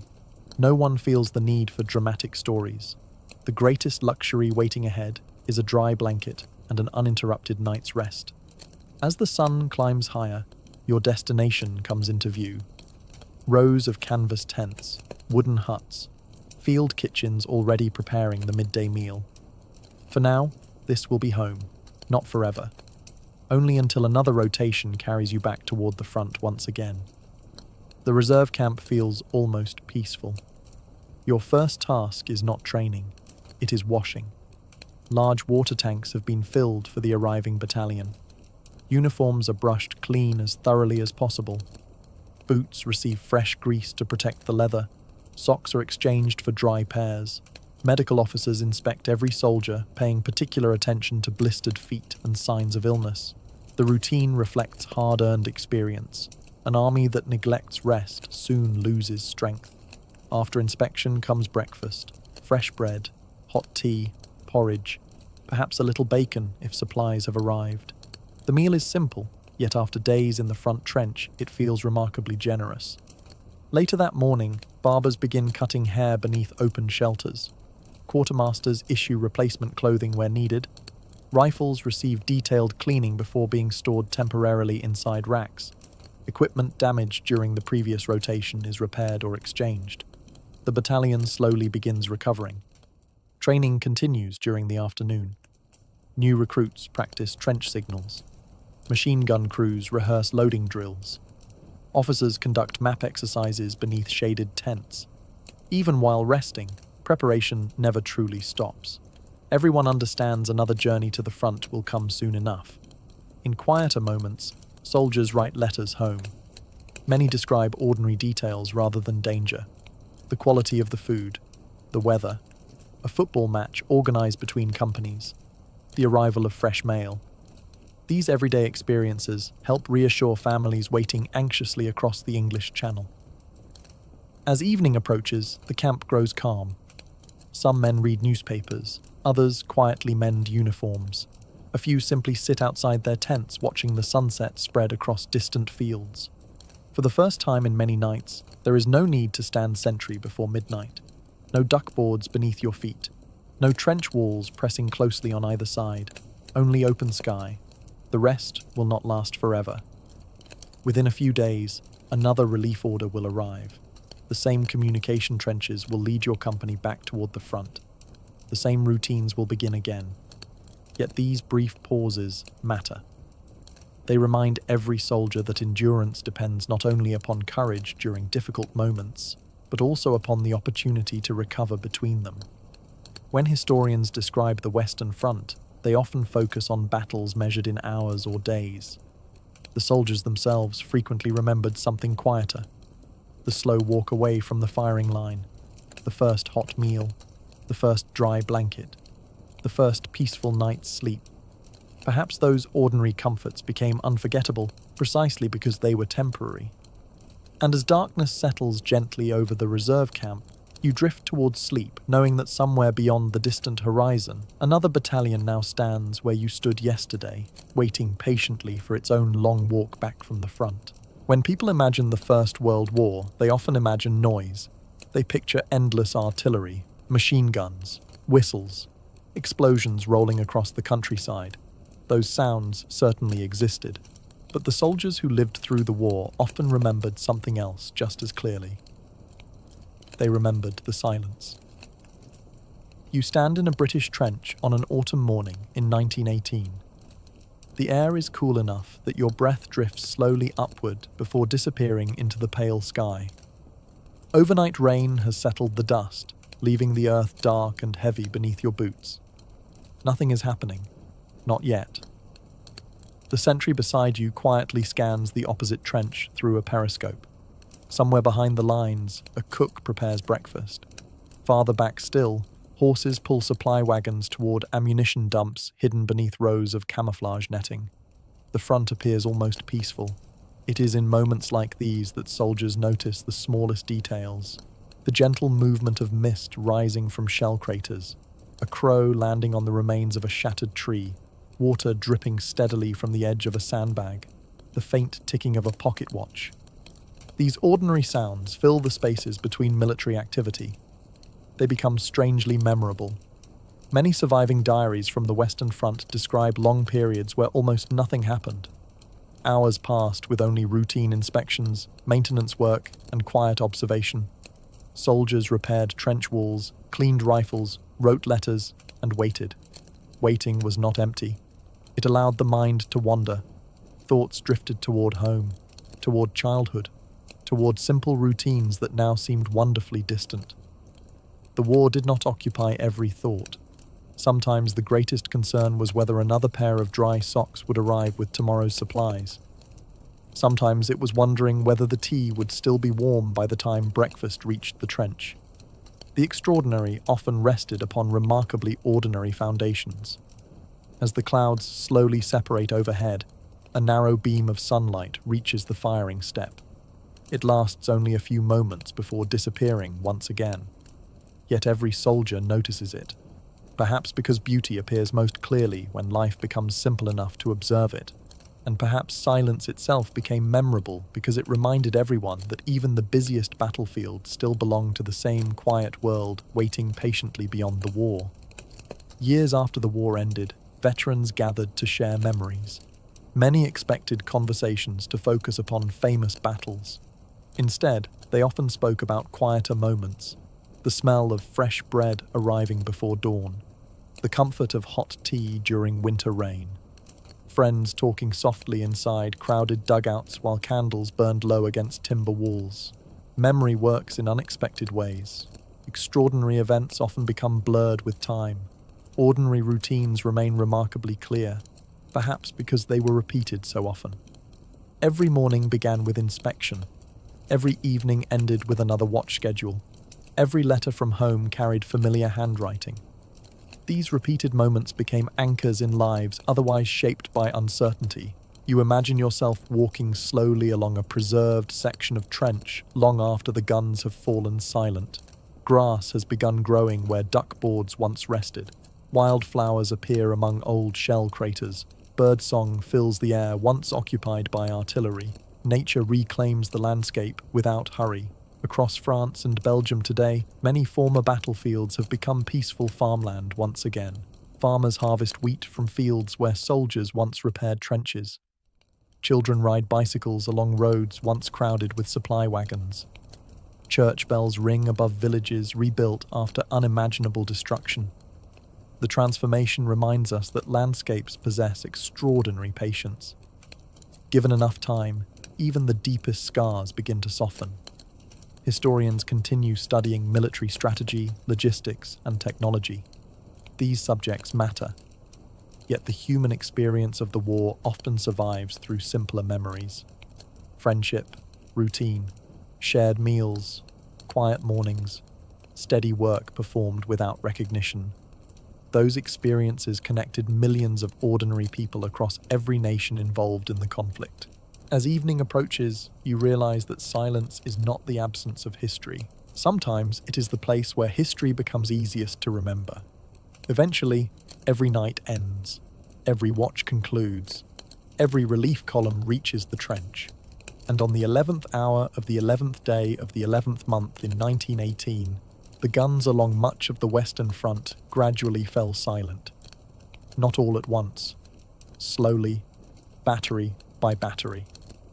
The armistice did not erase the hardships that had come before it. The trenches remained. The shell craters remained.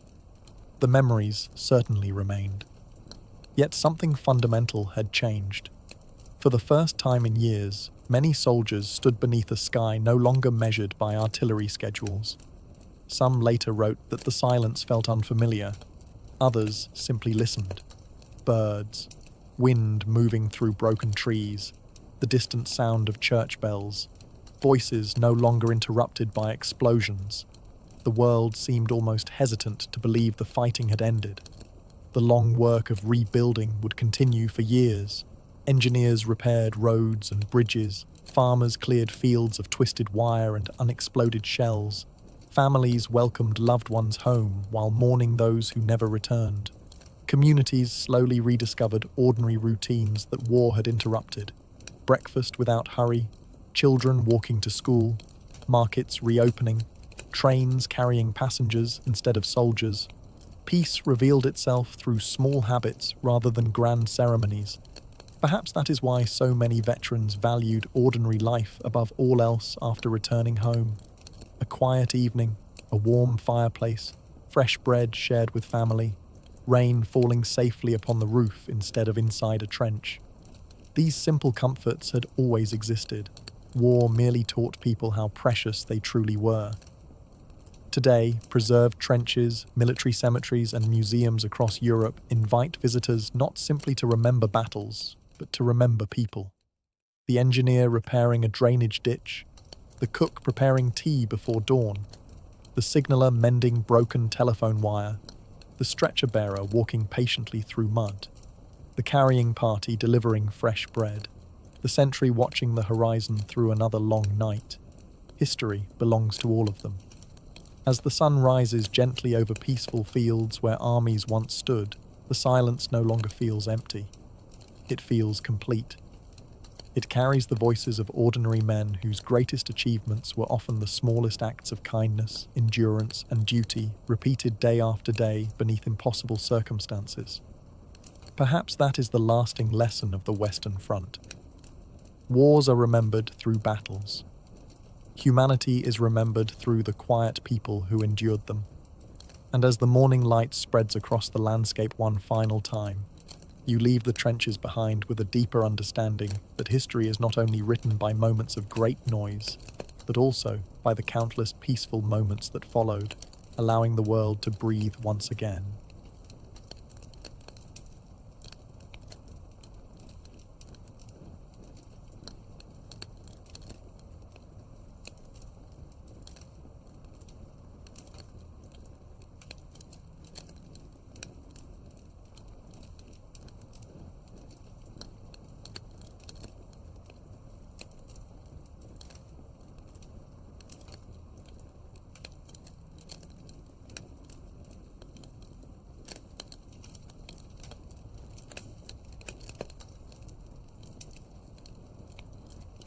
Sleeping beneath London during the Blitz.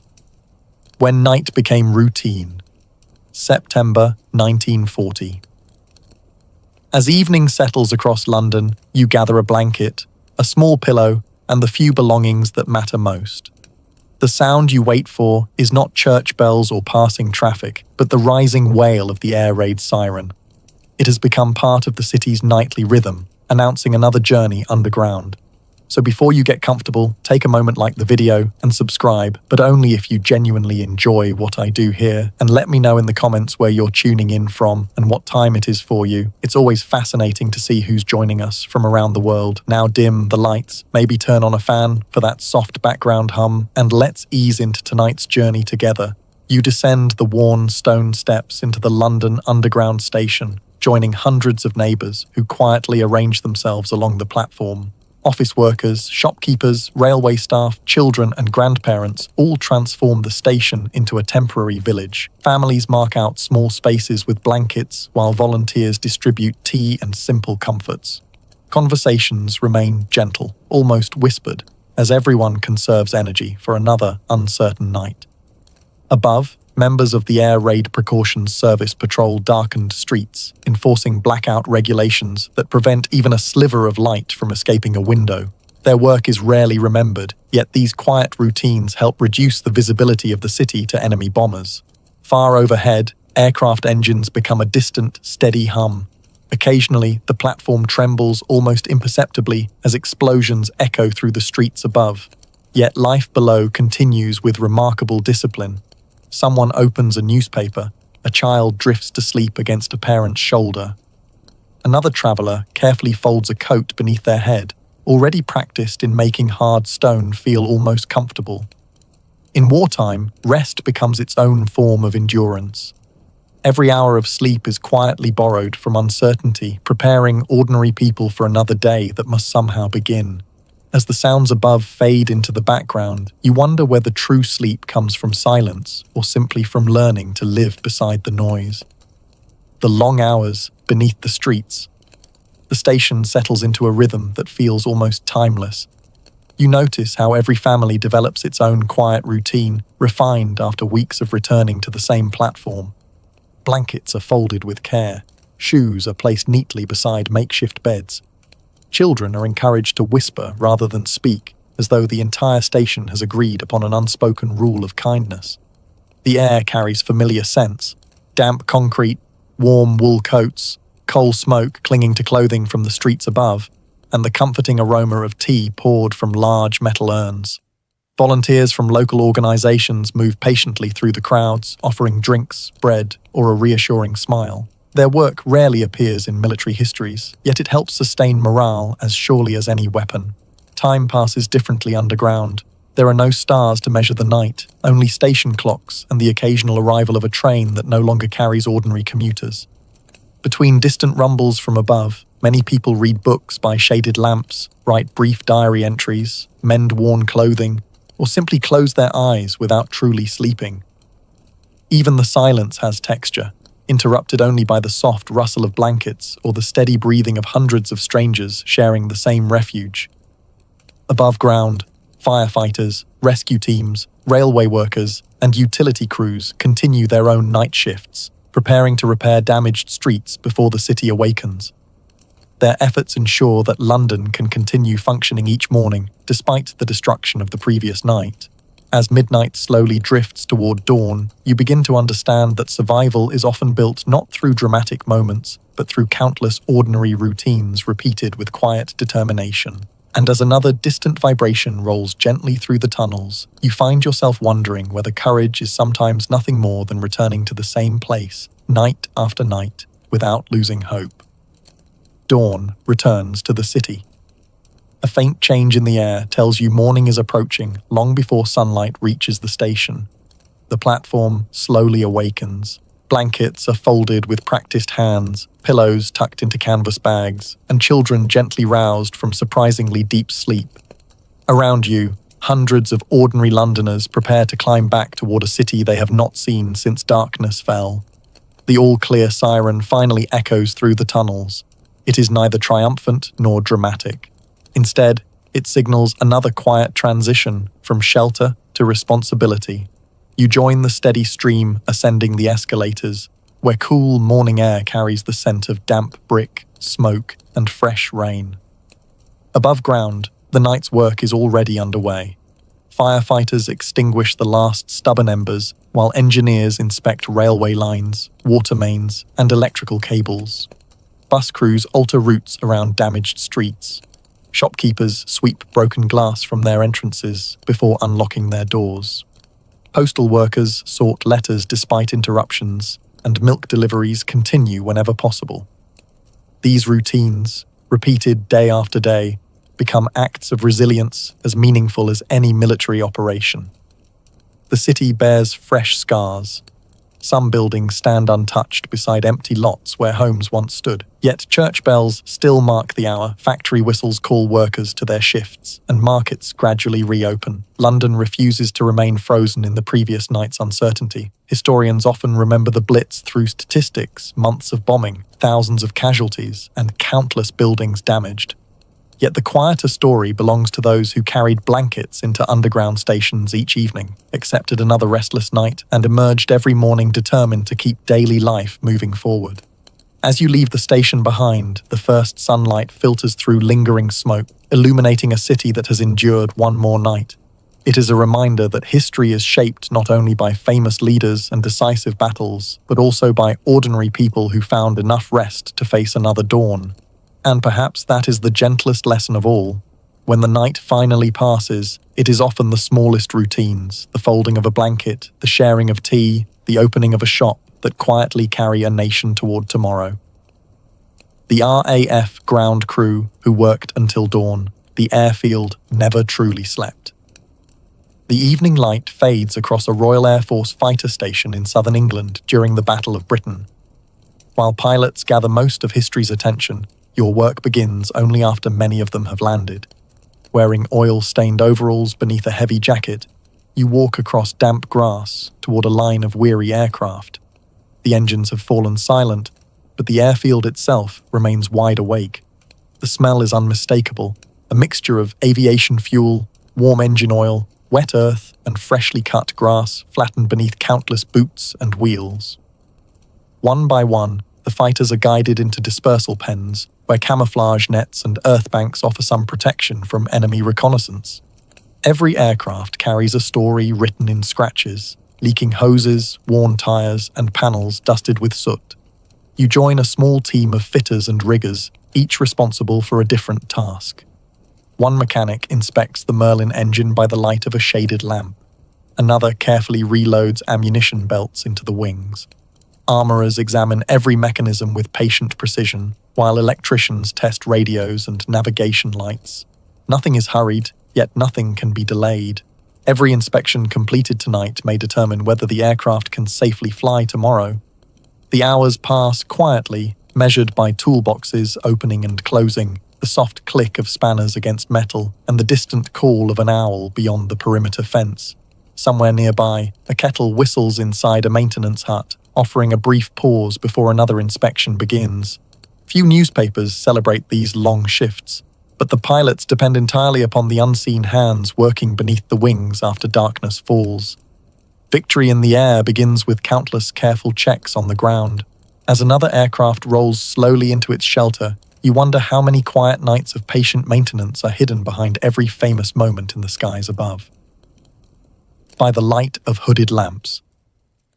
The night grows cooler as dew settles across the grass, leaving every wing and fuselage covered in a thin layer of moisture. You pull your jacket tighter before climbing onto a maintenance stand beside the aircraft. Bright lights are avoided whenever possible. Hooded lamps cast narrow circles of yellow light, preserving the blackout while allowing each mechanic to concentrate on the work directly in front of them. Every task follows a familiar rhythm. Engine cowling panels are removed and carefully stacked.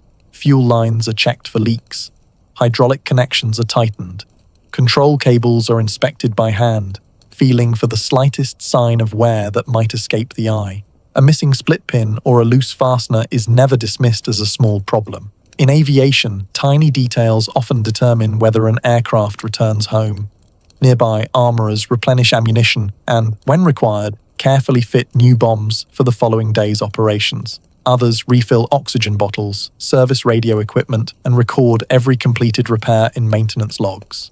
These handwritten entries become a quiet record of endurance, documenting the countless hours spent keeping each aircraft airworthy. Tea arrives in chipped enamel mugs, offering warmth more than refreshment. Conversations remain brief. Most of the crew save their energy, knowing another wave of aircraft could arrive before dawn with fresh repairs waiting. Above them, the sky appears calm, scattered with stars that reveal nothing of the demands tomorrow may bring. The airfield itself seems to breathe slowly through the darkness, sustained by discipline rather than urgency. Every wrench turned, every inspection completed, is another promise that the day's pilots will have the best chance of returning safely. As the eastern horizon begins to lose its deepest shade of black, you find yourself wondering whether history remembers the victories in the sky more easily than the quiet hands that prepared them below. First light across the airfield. The darkness begins to soften as the first pale light spreads across the horizon. The outlines of the hangars become clearer, and the aircraft standing quietly in their dispersal pens slowly emerge from the shadows. Your hands are stained with oil despite repeated washing, and your boots carry the damp earth of another night spent beneath wings instead of beneath blankets. One final inspection begins before the day's flying. Fuel tanks have been filled, ammunition belts sit neatly loaded within the wings. Control surfaces move freely as another mechanic gently tests them from the cockpit while you watch each hinge and linkage respond. A fitter signs the maintenance log, adding one more careful entry to a record that may never be read beyond the station, yet remains essential to every flight that follows. Around the airfield, life gathers momentum. The station kitchen prepares breakfast for crews coming off duty and those about to begin another day. A weather officer studies cloud cover and wind direction before delivering the morning forecast. Drivers carry spare parts between workshops, while wireless operators listen attentively for reports arriving from the radar stations along Britain's coastline. Soon the pilots appear, quietly collecting maps and receiving their briefings. Many exchange familiar nods with the ground crew before climbing into their aircraft. There is rarely time for long conversations. Respect is shown through trust rather than words. Each pilot trusts that unseen hands have examined every bolt, every fuel line, and every moving surface during the long hours of darkness. As engines awaken one by one, the familiar growl of the Merlin fills the cool morning air. The aircraft taxi toward the runway, disappearing into the brightening sky. Only after the last fighter has lifted away do you allow yourself a brief moment of stillness. History often celebrates those who flew into danger, yet every successful sortie also belonged to the mechanics, armourers, fitters, electricians, drivers, cooks, clerks, and countless others whose work rarely appeared in headlines. Their victories were measured not in medals, but in aircraft that returned safely to land again. The sun now rests above the English countryside, warming the dew-covered grass where you stood through the night. Another shift has ended, but another will begin before long. In war, even the quietest routine carries extraordinary weight, and as you walk toward the mess hall for a well-earned breakfast, you cannot help but wonder whether the truest measure of resilience is found not in moments of glory, but in the willingness to begin the same careful work again when evening returns. Winter watch in the Ardennes forest, a quiet post among the pines, December 1944. Snow settles gently across the Ardennes forest, covering muddy roads, fallen branches, and abandoned leaves beneath a blanket of white. You pull your wool greatcoat closer against the cold as you begin another watch. Around you, the forest seems almost peaceful, its tall pine trees muffling sound until even distant footsteps disappear into the stillness. Your unit occupies a small defensive position along a narrow woodland road. There is no dramatic battle at this moment, only the steady discipline of soldiers preparing for another winter night. Sandbags have frozen hard around shallow foxholes, and rough timber reinforces dugouts built to shield against wind as much as enemy fire. The greatest challenge this evening is not movement on the horizon, but the relentless cold that creeps through boots, gloves, and heavy clothing. A small field stove burns carefully inside a nearby shelter. Its warmth is precious, but so is its concealment.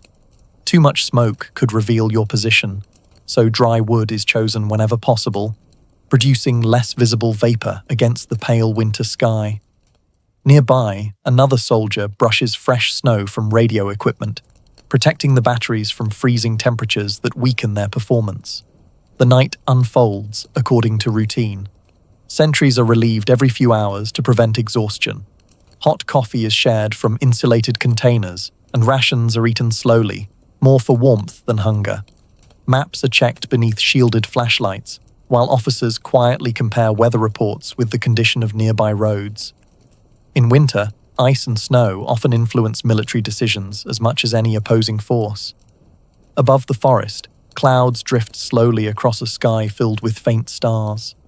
The silence feels complete, broken only by the occasional creak of snow-laden branches settling beneath their own weight. Standing your watch, you begin to understand that endurance in winter is built from hundreds of ordinary choices, keeping your feet dry, checking a companion's gloves, and remaining alert even when nothing seems to change. As another hour quietly passes beneath the towering pines, you wonder whether the longest nights are measured by the clock or by the patience required to stand faithfully through them. The weight of winter silence. The hours after midnight seem to move more slowly than the evening before. The forest grows quieter still, as though the falling snow absorbs every remaining sound. You stamp your boots gently against the frozen ground, not from impatience, but to keep feeling in your toes. Cold is an opponent that never rests. It asks for constant attention, quietly testing every soldier's discipline. Your watch is relieved, and you step into a timber-lined dugout roofed with logs, earth, and a fresh layer of snow that helps insulate against the bitter air. A dim lantern hangs from a beam, casting a warm glow over damp gloves, drying socks, and steel helmets resting on wooden pegs. Someone carefully stirs a small pot of coffee, while another studies a weathered map spread across an ammunition crate serving as a table. Conversation remains subdued. A letter from home is read once more before being folded back into a pocket. Another soldier quietly repairs a loose button on his heavy overcoat. Nearby, the radio operator listens through static for routine reports from neighboring positions, recording each message with steady handwriting despite the cold. Outside, engineers continue clearing sections of road where drifting snow threatens to block the movement of supply trucks. Drivers fit tire chains before attempting icy hills, while quartermasters calculate how much fuel, food, and firewood will be needed if the weather worsens. Long before any engagement begins, armies depend upon these patient calculations to survive another day. Eventually, your turn on watch comes again. You return to the foxhole, where the stars have disappeared behind thickening clouds. The forest remains still, offering no hint of what tomorrow might bring. Yet the routine continues exactly as it has throughout the night. Observe, report, wait, and endure. As another snowflake settles silently on your sleeve before melting away, you find yourself wondering whether resilience is sometimes nothing more than meeting each quiet hour with the same unwavering resolve. Dawn through the frost. A faint silver light begins to filter through the dense pines, softening the darkness that has surrounded the forest for so many hours. The night has passed without fanfare. There has been no dramatic charge, no triumphant announcement, only the quiet completion of another winter watch. You climb carefully from the foxhole, stretching stiff muscles that have resisted the cold since sunset. Frost clings to the edges of your greatcoat, and your breath lingers in the still morning air before disappearing among the trees. Around the position, the camp slowly comes to life. The field kitchen is already awake. A cook stirs a pot of hot oatmeal while another slices dark bread for the morning meal. Steam rises gently into the cold air before vanishing among the branches. Nearby, medics inspect soldiers for the earliest signs of frostbite, knowing that cold injuries can quietly remove a man from duty as surely as any battlefield wound. Supply vehicles begin their cautious journey along narrow forest roads. Drivers move slowly over frozen ground, avoiding patches of black ice hidden beneath fresh snow. Engineers check wooden bridges weakened by repeated freezing and thawing, while signal crews inspect telephone lines sagging beneath the weight of ice. Every task is ordinary, every task is essential. The officers gather for the morning briefing, comparing weather observations with reports from neighboring units. In the Ardennes, winter itself often shaped the pace of military operations. Snow, fog, and frozen roads could delay reinforcements, conceal movement, or slow the delivery of food, ammunition, and fuel. Nature remained a constant companion to every decision.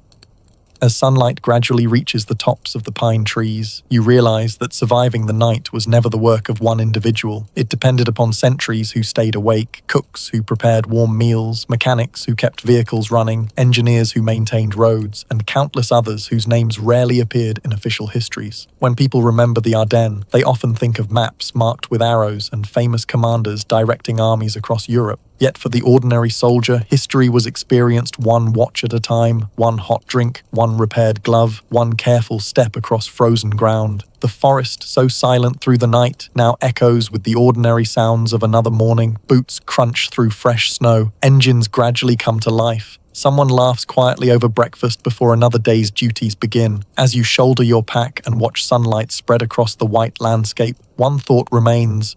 Perhaps history is not carried forward only by extraordinary victories, but by ordinary people who quietly endure another cold dawn together. A Soviet nurse's quiet night outside Stalingrad. The lamplight in the dressing station. It is the winter of 1942-1943 on the outskirts of Stalingrad. Beyond the frozen fields, the city has become a landscape of shattered brick, twisted steel, and drifting snow. Yet your place tonight is not among the frontline ruins. Instead, you begin your shift inside a small field dressing station, a canvas tent reinforced with timber where quiet determination matters as much as medical skill. A hurricane lamp hangs from a wooden beam, its gentle flame casting soft shadows across neatly arranged bandages, enamel bowls, and carefully sterilized instruments. The warmth inside is modest, just enough to keep water from freezing and medicines usable. Every item has its place because supplies arrive only through long and difficult journeys across winter roads. You pull on thick wool gloves before stepping outside to collect fresh snow for melting. Clean water is precious. The snow will be heated over a small iron stove, then used to wash hands, clean equipment, and prepare warm drinks. Even this simple task becomes part of survival. Inside, another nurse quietly folds fresh dressings while a medical orderly records names, temperatures, and treatment notes in a worn ledger. A doctor reviews supplies with careful attention. Gauze, antiseptic, morphine, and blankets are counted one by one. Nothing is wasted. Between arrivals, the station grows remarkably peaceful. The wind brushes gently against the tent canvas. Somewhere nearby, a field kitchen prepares soup for soldiers ending their watch. A radio crackles softly with routine messages, most concerning transport, weather, and supply requests rather than dramatic battlefield news. The work is repetitive, patient, and unending. Instruments are cleaned again. Lamps are trimmed. Bedding is straightened. Boots are dried near the stove before the next journey into the cold. You begin to understand that healing during war is often built from countless quiet routines, rather than extraordinary moments. Every clean bandage prepared before midnight may comfort someone before dawn. As the lamp flickers gently against the canvas walls, you wonder whether hope sometimes survives not through grand victories, but through the steady hands that refuse to stop caring. The hours between midnight and morning. The deepest part of the night settles over the frozen steppe, and the dressing station grows quieter than you imagined possible. Outside, the wind carries fine crystals of snow across the ground, whispering against the canvas walls. Inside, the steady warmth of the iron stove creates a gentle contrast to the bitter cold beyond the entrance flap. You refill the stove with carefully measured pieces of dry wood. Fuel is never taken for granted. Every log has traveled a long distance through snow-covered roads, hauled by trucks, horses, or determined soldiers who understand that warmth is as valuable as medicine during the Russian winter. A kettle begins to simmer, filling the shelter with the familiar scent of hot tea. Small enamel cups are passed from hand to hand without ceremony. No one speaks very much. After months of continuous work, silence has become another form of understanding among the medical staff. A transport sled arrives, pulled slowly through the snow. The patients are received calmly and without haste. Wet coats are removed, blankets are wrapped around chilled shoulders, and names are carefully entered into the medical register. Before any treatment begins, frozen fingers and boots are inspected for signs of cold injury. Preventing frostbite is often just as important as treating wounds. When the immediate work is finished, the station returns to its quiet rhythm. Fresh bandages are rolled. Surgical instruments are boiled once again for sterilization. Empty medicine bottles are counted before the next resupply convoy arrives. Every action is deliberate, repeated exactly as it was the night before, because consistency itself has become a safeguard against exhaustion and mistakes. Far beyond the tent, supply columns continue moving through darkness, bringing food, medical equipment, fuel, and blankets toward the front. Their slow progress rarely appears in history books, yet without them, the small lamp above your head would soon grow dim. As you trim the wick to keep its light steady, you begin to wonder whether endurance is sometimes found not in extraordinary strength, but in the quiet decision to perform one more careful task before the first light of morning. When the sky turned pale, the darkness begins to soften, almost unnoticed. At first, the change is only a faint silver glow filtering through the frost that has formed along the edges of the canvas. Then, little by little, the eastern horizon brightens beyond the snow-covered fields surrounding the dressing station. Another winter night has quietly given way to morning. You step outside for a brief moment, drawing a slow breath of air so cold it seems to pause time itself. Fresh snow muffles every footstep. The landscape appears untouched, although countless people have worked through the night to keep the front supplied, the wounded treated, and the machinery of survival moving forward. Inside the shelter, the night shift begins preparing for the day's staff. Blankets are folded neatly before being warmed again near the stove. Medical instruments receive one final inspection before being returned to their proper places. Fresh water, melted from snow collected during the night, is poured into clean containers for the next round of treatments. The morning report is written with careful handwriting. Every patient admitted, every bandage used, every medicine dispensed is recorded with quiet precision. These pages rarely become famous historical documents, yet together they tell another story of the war, one measured not by captured ground, but by lives patiently preserved through ordinary work. Outside, transport trucks slowly emerge from the snowy roads, bringing new supplies gathered from depots many kilometers away. Drivers brush frost from their windscreens before continuing toward field hospitals farther east. Nearby, cooks prepare breakfast in steaming field kitchens, while mechanics inspect engines stiffened by the freezing night. Every role, however humble, contributes to the day's survival. When many people imagine Stalingrad, they picture smoke, shattered buildings, and relentless fighting. Yet thousands also remember quieter moments like these, warming frozen hands beside a stove, sharing tea in enamel cups, writing names carefully into ledgers, or finding a few minutes of rest before another shift began. Those small acts of care rarely changed headlines, but they changed lives. As the first rays of sunlight stretch across the white landscape, the hurricane lamp that guided your work through the darkness is gently extinguished. Its task is complete until evening returns. You leave the dressing station knowing that history is often sustained by people whose names never appear in speeches or monuments. They stitched wounds, boiled water, counted supplies, and offered calm voices during the longest nights. Their courage was quiet, but no less enduring. And as another cold morning begins beyond the canvas walls, you find yourself wondering whether the greatest victories of any war are sometimes the lives gently carried from one dawn to the next. Sleeping. Inside a Normandy hedgerow shelter, beneath the ancient hedges. It is June 1944, only days after the Allied landings in Normandy. Beyond the beaches, the countryside unfolds into a patchwork of small fields divided by centuries-old hedgerows known as the bocage. These towering banks of earth, crowned with dense shrubs and trees, were originally built to mark farmland. During the campaign, they became natural walls that shaped nearly every movement across the landscape. As evening approaches, your platoon receives orders to remain in position until first light. Instead of buildings or permanent shelters, you settle beside one of the thick hedgerows.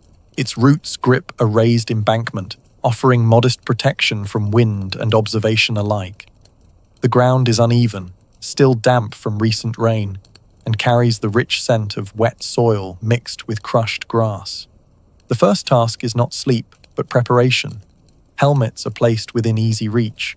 Rifles are carefully cleaned before moisture can settle inside their mechanisms. Boots are loosened but never completely removed, so that every soldier can stand quickly if needed. Nearby, a radio operator checks the battery of his wireless set, while another soldier quietly refills canteens from water that has already been purified by the unit.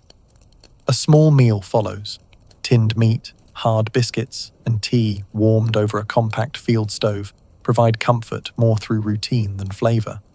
Conversations remain soft, carried only a few feet before disappearing into the leafy walls surrounding the position. Somewhere beyond the hedges, cows continue grazing in distant pastures, a quiet reminder that this peaceful farmland has suddenly become part of one of history's largest military campaigns. As darkness settles, sentries rotate into position, while others spread waterproof ground sheets beneath wool blankets. Sleep will come only in short intervals, interrupted by watch changes and whispered reports. Rest, here, is measured not by hours but by opportunities. Every quiet moment beneath the sheltering branches prepares you for another demanding day among the narrow Norman lanes.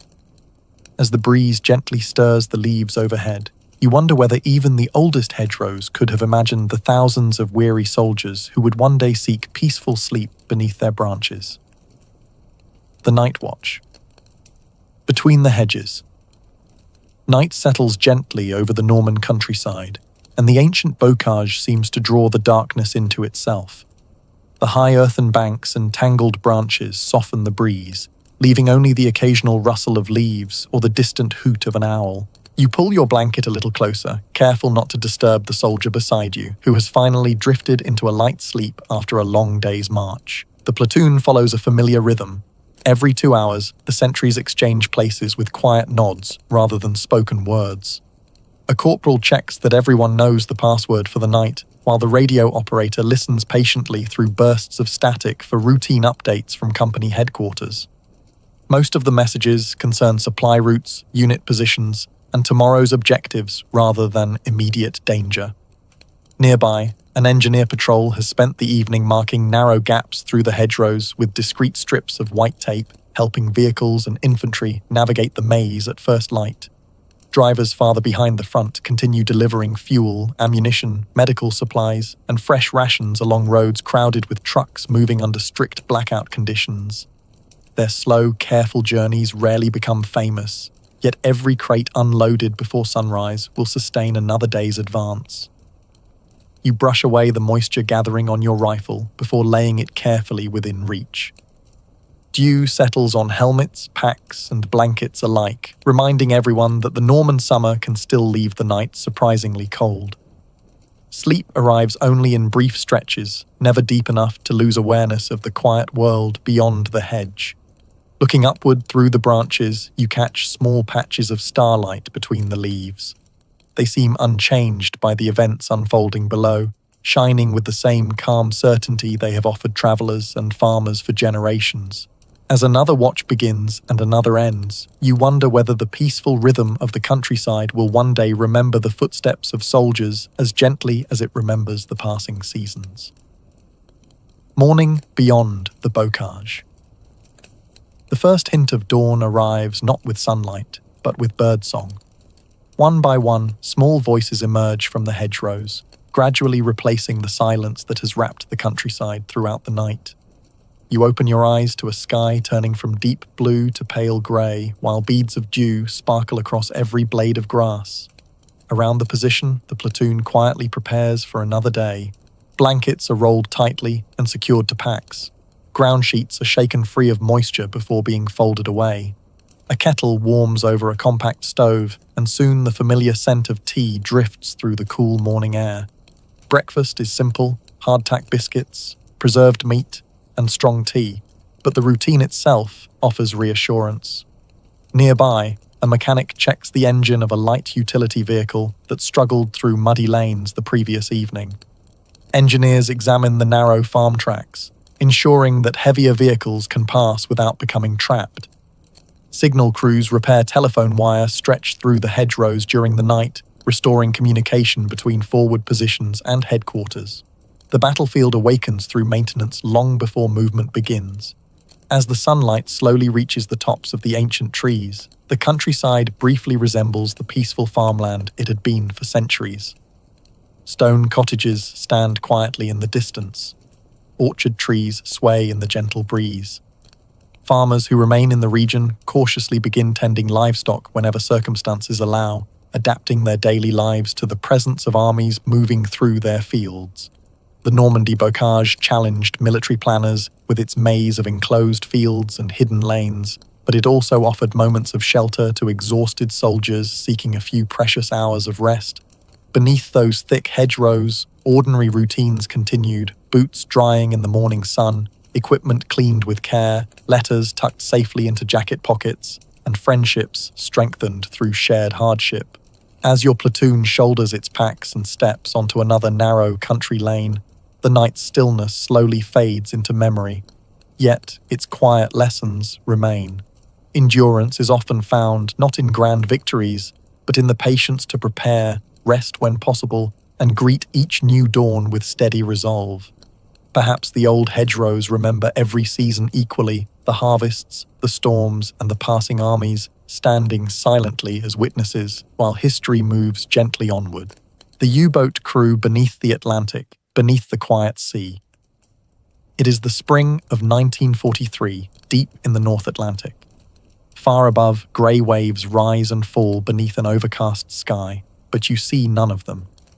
Your world is a steel cylinder only a few meters wide, where every passageway is narrow, every bunk is shared, and every sound carries through the pressure hull. You move carefully between pipes, valves, and electrical panels, mindful not to disturb another sailor resting after his watch. Space aboard the submarine is precious. Even fresh bread, loaded before departure, hangs from overhead pipes to keep it dry for as long as possible. Every corner serves more than one purpose. The air feels warm and carries the mingled scents of diesel fuel, lubricating oil, machinery, damp clothing, and strong coffee. Fresh air disappeared days ago, replaced by the steady rhythm of ventilation fans and the constant awareness that thousands of meters of ocean surround your small crew. The routine begins with inspection rather than excitement. Gauges are checked. Battery levels are recorded with careful handwriting. Electric motors are monitored for unusual vibrations. A machinist wipes away a thin layer of condensation forming on exposed metal, preventing moisture from becoming tomorrow's problem. Meals are simple but welcome. Bread, preserved meat, potatoes, and hot soup provide comfort during long hours beneath the sea. Conversation remains quiet. Most sailors save their energy, knowing the submarine operates around the clock. While one watch rests, another listens through hydrophones, studies charts, or monitors the engines that carry everyone safely forward. Sleep comes in borrowed spaces. Bunks are often shared between sailors working different watches, a practice sometimes called hot bunking. One crew member rises for duty, just as another quietly takes his place, careful not to waste a moment of precious rest.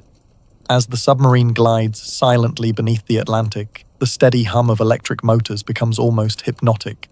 Time is measured not by sunrise or sunset, but by changing watches, maintenance routines, and the patient discipline required to remain hidden beneath the waves. And as another quiet hour passes inside the steel hull, you wonder whether the ocean above has any memory of those who traveled so silently beneath its surface. The rhythm of the watch. There is no dawn beneath the sea. The passage of time is marked instead by the ship's clock and the orderly exchange of watches. As one team finishes its duties, another quietly takes over, moving through the narrow compartments with practiced familiarity so that no unnecessary noise disturbs those trying to sleep. You begin your watch in the control room. The dim red lighting preserves night vision while reducing glare on gauges and instruments. The helmsman maintains a steady course with only the smallest adjustments. Beside him, another sailor carefully records the submarine's estimated position, calculating speed and distance traveled since the previous entry in the logbook. Elsewhere, the routine continues uninterrupted. Engineers inspect pumps and cooling systems. Electricians monitor the batteries that power the submarine while submerged. The cook, working in a remarkably compact galley, prepares another meal despite having barely enough room to turn around. Every task is performed with quiet precision because there is little margin for error beneath the ocean. Condensation gathers on the steel hull as the warmer air inside meets the cold Atlantic waters outside. Cloths are used repeatedly to wipe away the moisture, protecting equipment from corrosion. Personal belongings remain few, a family photograph tucked inside a locker, A carefully folded letter, perhaps a small notebook where a sailor records thoughts that may never be shared. The silence is occasionally broken by the hydrophone operator who listens intently through headphones for distant propellers carried by the water. Most of the sounds are ordinary: the slow movement of waves, the creaking of the hull under pressure, the constant heartbeat of the submarine itself. Hours drift together until routine becomes strangely comforting. The same inspections, the same careful records, the same shared determination that every valve, every battery, and every gasket must continue performing exactly as intended. As you quietly close another entry in the engineering log, you begin to wonder whether endurance beneath the sea depends less upon courage than upon faithfully repeating the smallest tasks, hour after hour. Returning to the surface. A gentle command passes quietly through the submarine. After long hours beneath the Atlantic, preparations begin to surface. Valves are checked one final time. Instruments receive careful inspection, and every crew member moves with the calm efficiency that routine has built over many weeks at sea. Gradually, the submarine rises through darker water toward the faint light filtering from above. The pressure changes almost imperceptibly. Then comes a familiar sensation, a subtle roll as the vessel reaches the surface, followed by the welcome sound of waves brushing against the hull. Fresh air floods inside when the hatch is opened. After days breathing the warm, recycled atmosphere below, the cool Atlantic breeze feels almost unimaginable. Sailors step cautiously onto the conning tower, taking slow breaths while scanning the endless horizon. Above them, clouds drift across an open sky that seems impossibly vast after so much time surrounded by steel walls. Below deck, work continues despite the change in scenery. Diesel engines are started to recharge the batteries that powered the submarine underwater.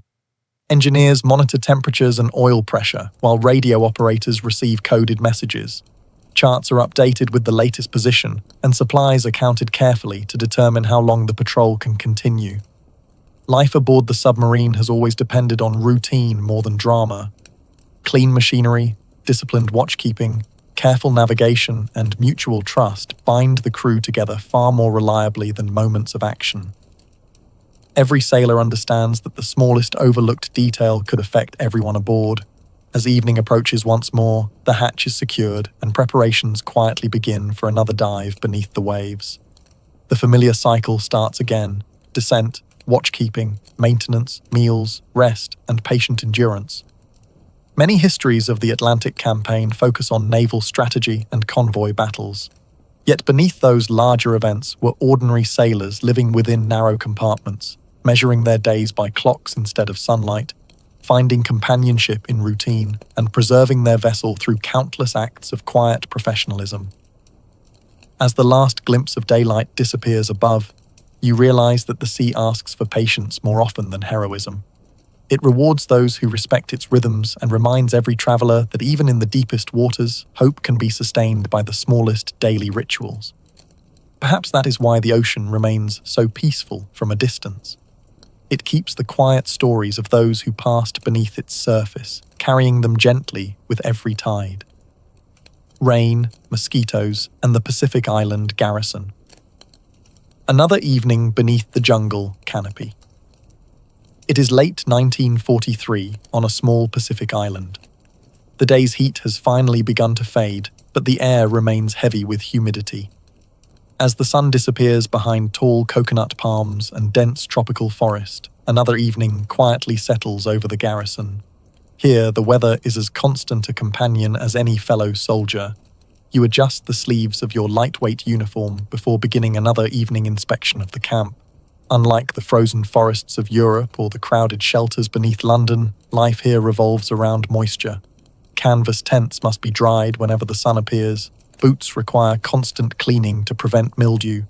Weapons are lightly oiled each day because rust forms quickly in the warm, salty air. The first sound of night is not machinery, but nature itself. Tree frogs begin their chorus. Insects hum continuously among the broad leaves. Somewhere beyond the camp, gentle waves reach the shoreline with a slow, unchanging rhythm. It is peaceful enough that, for a brief moment, you could almost forget that this quiet island has become part of a global conflict. A medical orderly walks through the camp, reminding everyone to pull mosquito nets tightly around their sleeping areas. Mosquitoes carry diseases that have affected military campaigns throughout history, and prevention has become an essential part of every evening routine. Nearby, another soldier checks drainage ditches dug around the tents, ensuring that heavy rain will not flood the camp overnight. Supper is simple: rice, preserved meat, tropical fruit when available, and hot tea. The meal is eaten slowly beneath a shelter roof while rain clouds gather in the distance. No one seems surprised. On many Pacific islands, rainfall is expected almost as reliably as sunrise. As darkness deepens beneath the jungle canopy, lanterns are shaded to preserve the blackout. Conversations become quieter, and the camp gradually settles into its familiar nightly rhythm of watch rotations, equipment maintenance, and careful preparation for another humid dawn. Listening to the steady chorus of insects beyond the tents, you begin to wonder whether survival sometimes depends less on defeating an enemy than on learning to live in harmony with the landscape itself. The rain that never truly ends. Sometime after midnight, the first drops begin to fall upon the canvas roofs. Within moments, the gentle tapping becomes a steady tropical rain, drumming softly across every shelter in the camp. You wake instinctively, not because of alarm, but because the sound has become part of nightly life. On many Pacific islands, rain arrives so often that soldiers learn to measure time by its familiar rhythm. You step outside beneath the edge of the shelter. The warm rain carries the scent of wet earth, palm leaves, and salt drifting inland from the sea. Water quickly gathers in shallow channels that engineers dug around the tents earlier that evening. Their careful work keeps sleeping areas dry, proving once again that simple preparations often matter more than dramatic efforts. Nearby, a small maintenance team checks tarpaulins stretched over ammunition stores and food supplies. Moisture is a constant adversary. Wooden crates are lifted off the ground to prevent rot. Radios are covered with waterproof canvas, and spare uniforms hang beneath sheltered racks, hoping to dry before the next storm inevitably arrives. The camp itself remains remarkably calm. A sentry quietly changes watch beneath a poncho glistening with rain. Another soldier wipes condensation from binocular lenses before returning to his observation post. In the medical tent, corpsmen inspect mosquito nets and distribute anti-malarial tablets according to a carefully maintained schedule. Disease has shaped many Pacific campaigns, and nightly prevention is treated with the same seriousness as any military order. As the rain continues, conversations are replaced by the soothing rhythm of falling water. Some soldiers write letters home beneath dim lanterns. Others quietly repair torn clothing or clean equipment that tomorrow's humidity will challenge once again. Hours pass without urgency. The jungle seems content to remind every visitor that nature follows its own patient timetable, unchanged by uniforms or national flags. Listening to the endless rainfall blending with the distant surf, you begin to wonder whether the greatest lesson of the island is not how to overcome its climate, but how to endure it with quiet acceptance. Sunrise through the palm trees. Just before dawn, the rain begins to fade. The steady drumming on the canvas roof slows to scattered drops that fall from broad palm leaves onto the ground below. A pale band of light appears beyond the ocean, and the island gradually awakens beneath a sky washed clean by the night's storm. You step carefully along the muddy paths connecting the tents. The air feels cooler than it did the evening before, though the familiar humidity is already returning. Around the camp, the day's first routines begin without hurry. Blankets are hung to dry. Boots are wiped clean of mud before it can harden. Rifles are disassembled, lightly cleaned, and coated with a thin layer of oil to protect them from the relentless moisture that settles over everything. Near the shoreline, engineers inspect wooden piers where small landing craft have delivered food, fuel, medical supplies, and mail. Salt water and tropical weather wear away timber surprisingly quickly, so repairs are made whenever daylight allows. Quartermasters count crates of rice, tinned meat, flour, kerosene, and spare machine parts, ensuring that enough provisions remain until the next convoy reaches the island. The medical staff begin another round of inspections. Mosquito nets are folded away after being checked for tears, water containers are treated to discourage insects, and every soldier receives reminders about hydration, hygiene, and malaria prevention. Throughout the Pacific Campaign, illness claimed thousands of soldiers from every side, making careful sanitation one of the most important duties in camp. As the sun climbs higher, the jungle reveals countless shades of green. Bright birds move through the canopy, while butterflies drift across clearings where military tents stand among coconut trees. It is a striking contrast, a landscape of extraordinary beauty quietly sharing space with the routines of wartime life. When historians remember the Pacific, they often picture naval battles, island landings, and dramatic maps stretching across the ocean. Yet countless days were spent maintaining camps, drying equipment after rainstorms, repairing roads, filling sandbags, treating mosquito bites, and patiently adapting to an environment that demanded respect every single day. You shoulder your pack as another work detail begins. Somewhere, a cook stirs breakfast over a field stove.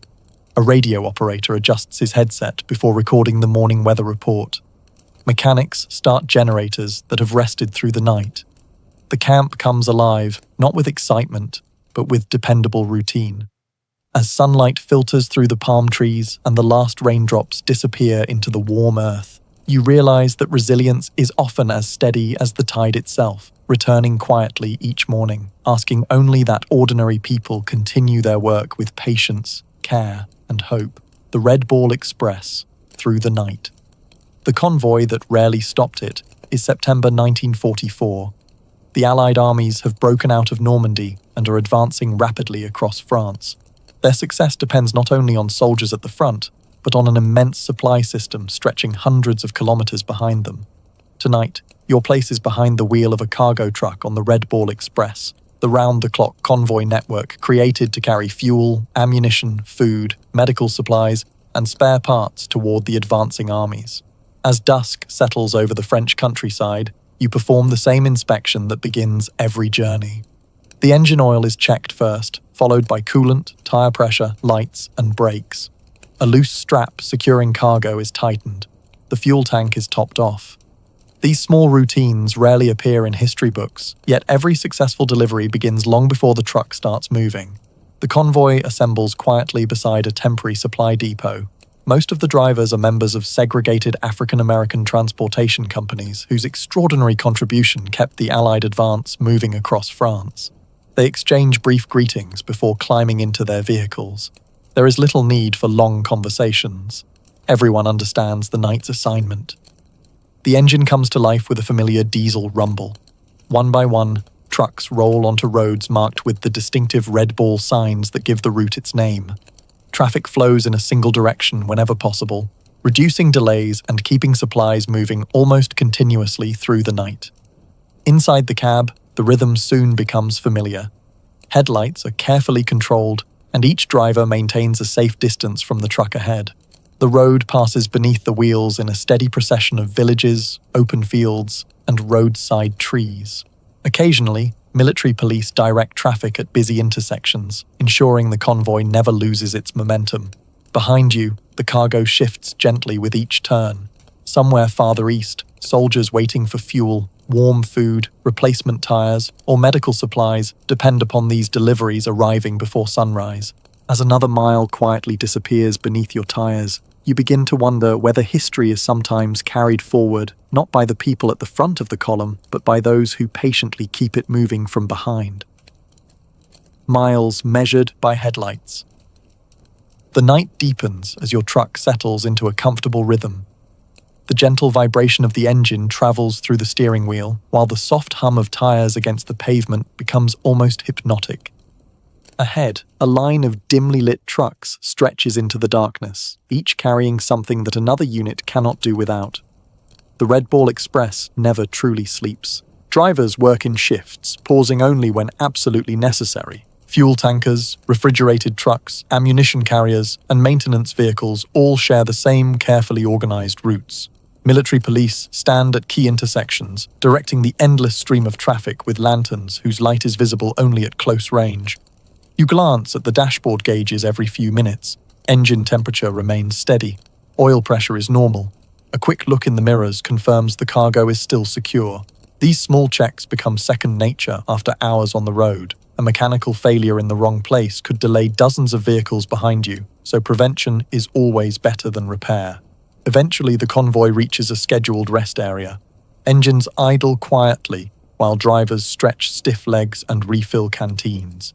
Mechanics move from truck to truck carrying toolboxes and flashlights with shaded lenses. Tire pressures are checked again. Loose fan belts are tightened. Windshields are wiped clean of dust and insects. A field kitchen serves hot coffee and simple sandwiches before the journey continues.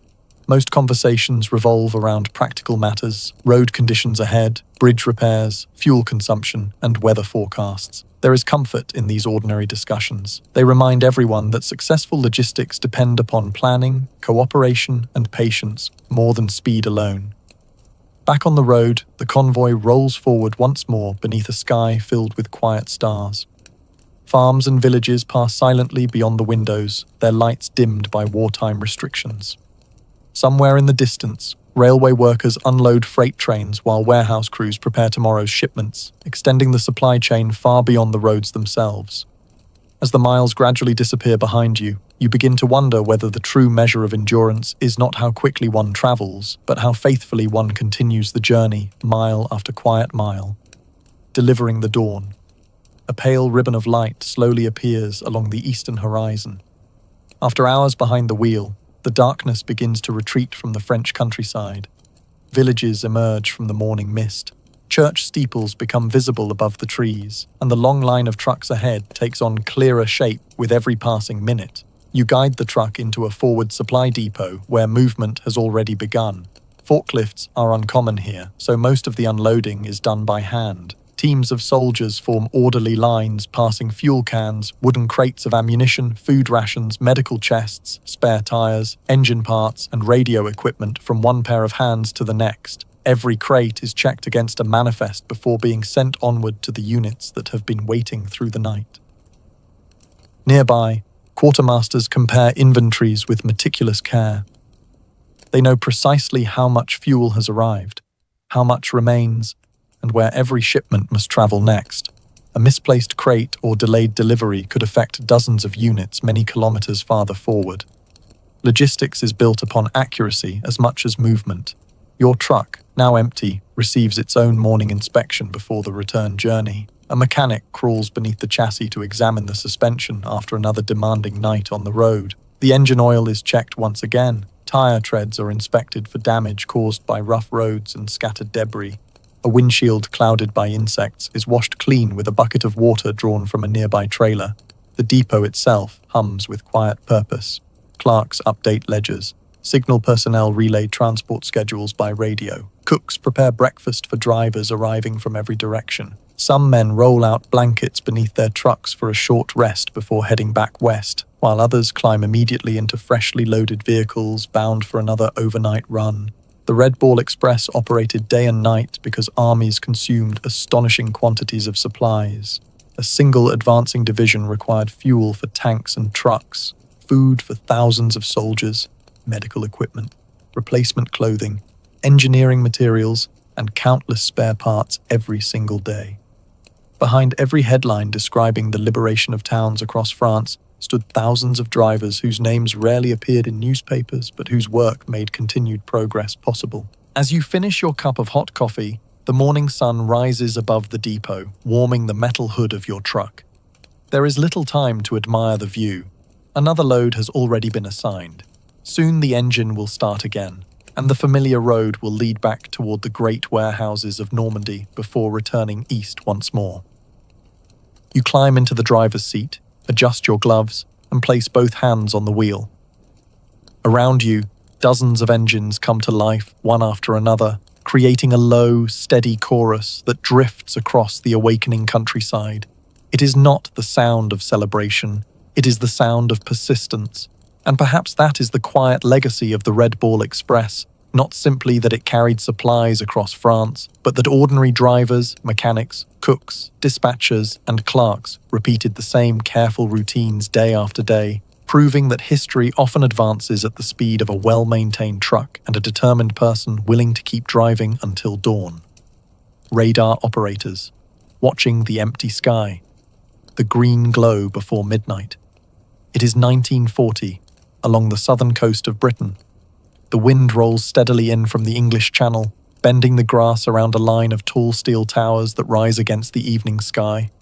These are part of the Chain-Home radar network, one of the most significant early warning systems of the Second World War. To passing travelers, they appear quiet and almost ordinary, but inside the nearby operations room, every hour demands careful attention. You begin your evening watch just as daylight fades.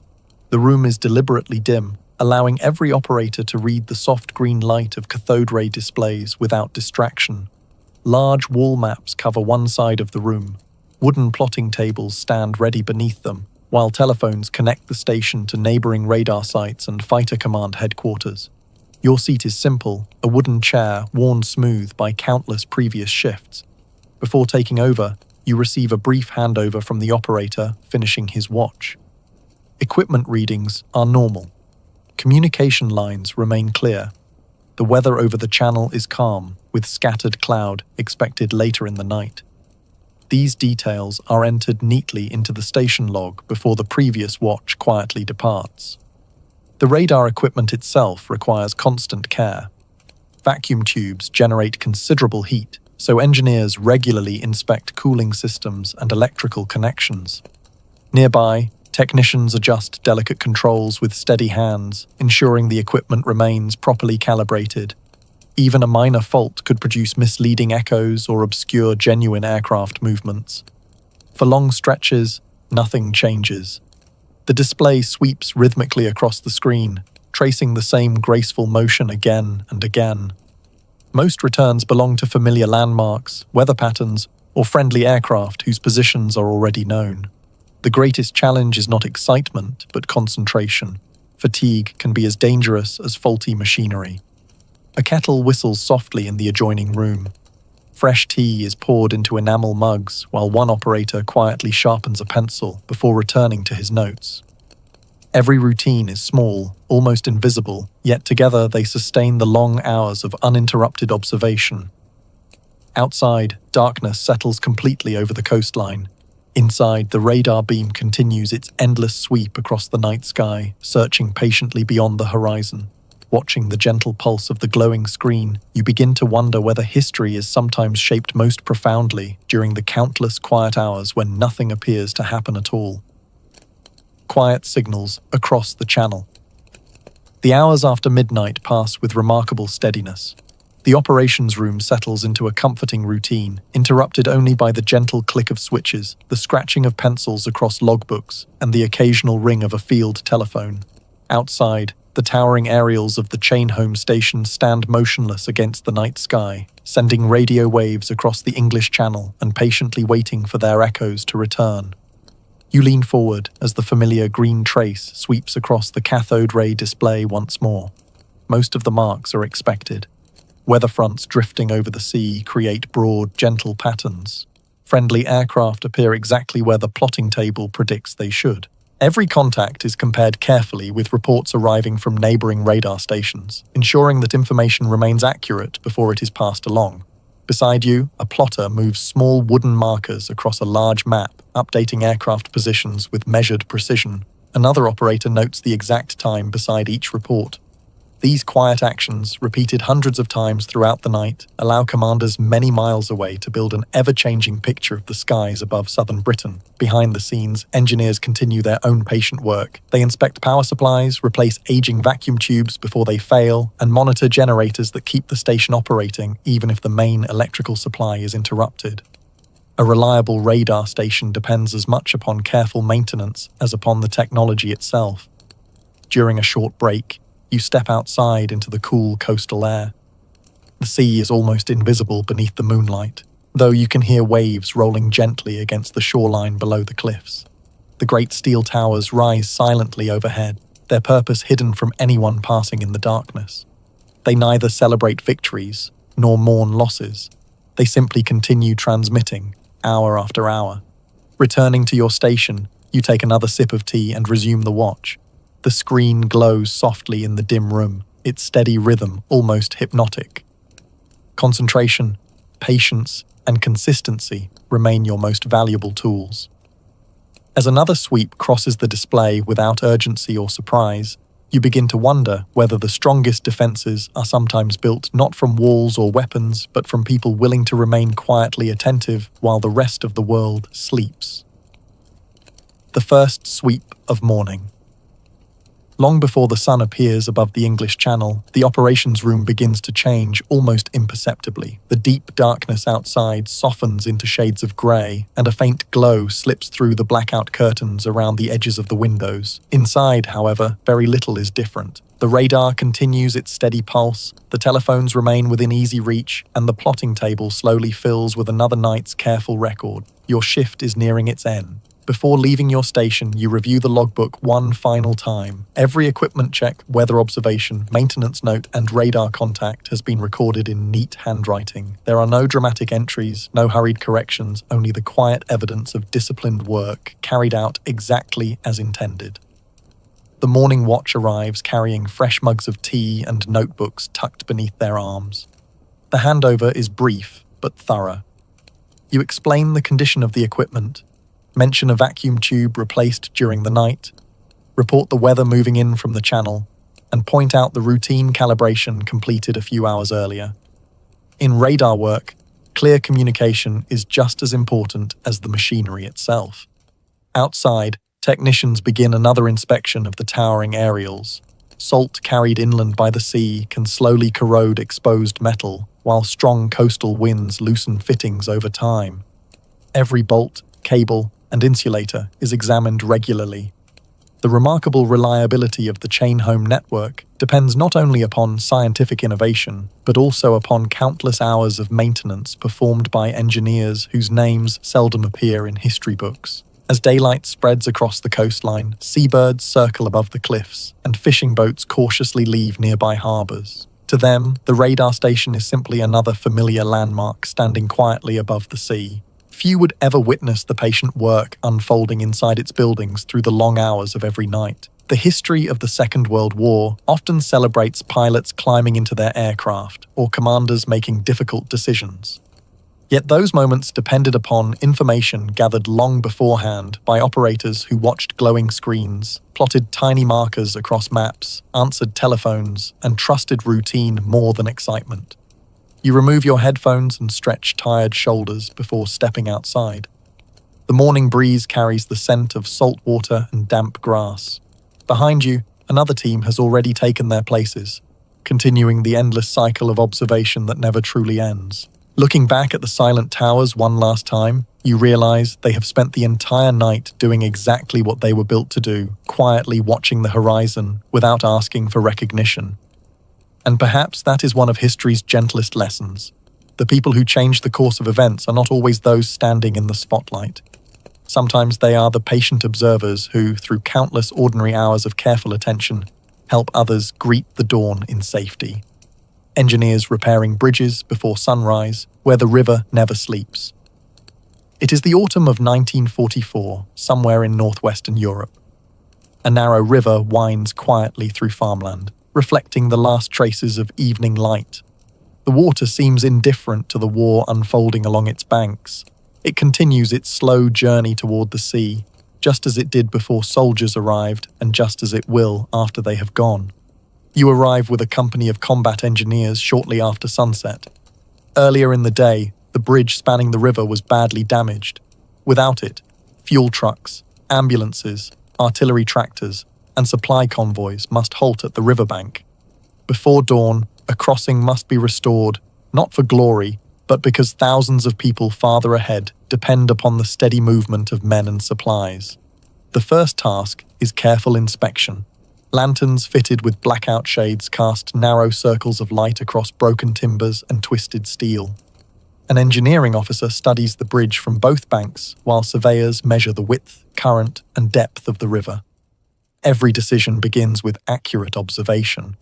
Nearby, trucks quietly unload timber beams, steel panels, rope, cables, hand tools, and portable generators. Each piece is stacked in precise order so that no time is wasted searching for equipment later in the night. Drivers reverse slowly into position under the guidance of signalmen using covered flashlights instead of shouted instructions. You shoulder a heavy timber plank alongside 3 other engineers.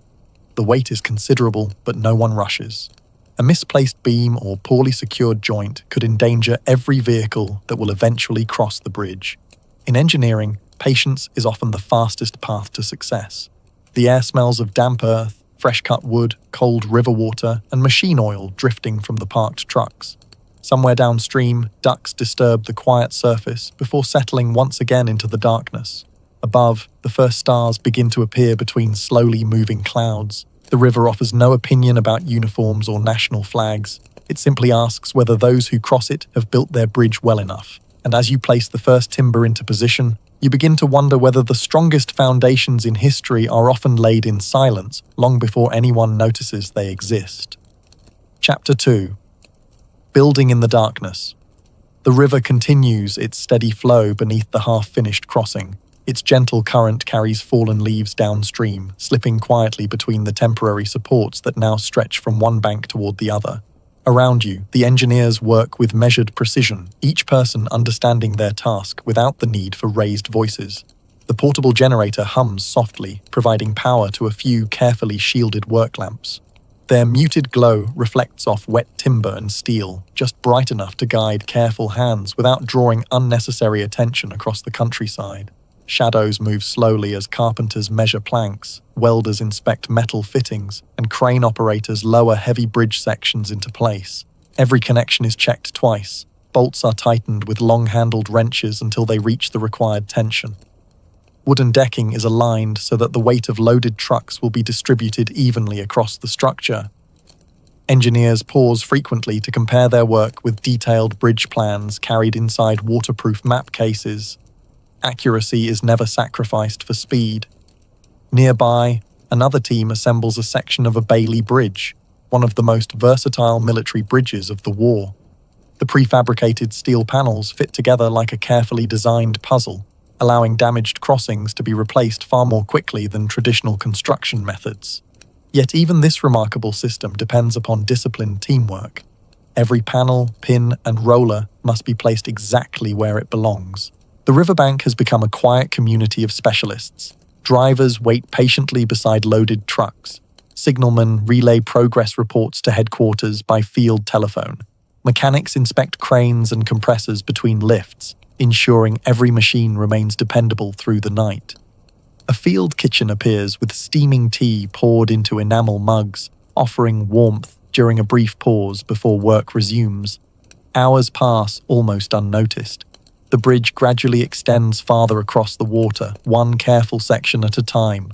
There is no dramatic announcement marking each success, only the quiet satisfaction of another beam secured, another joint completed, another step toward restoring the road.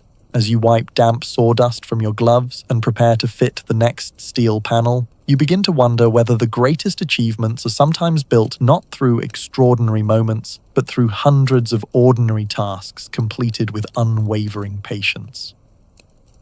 Chapter 3. Before the first truck crossed.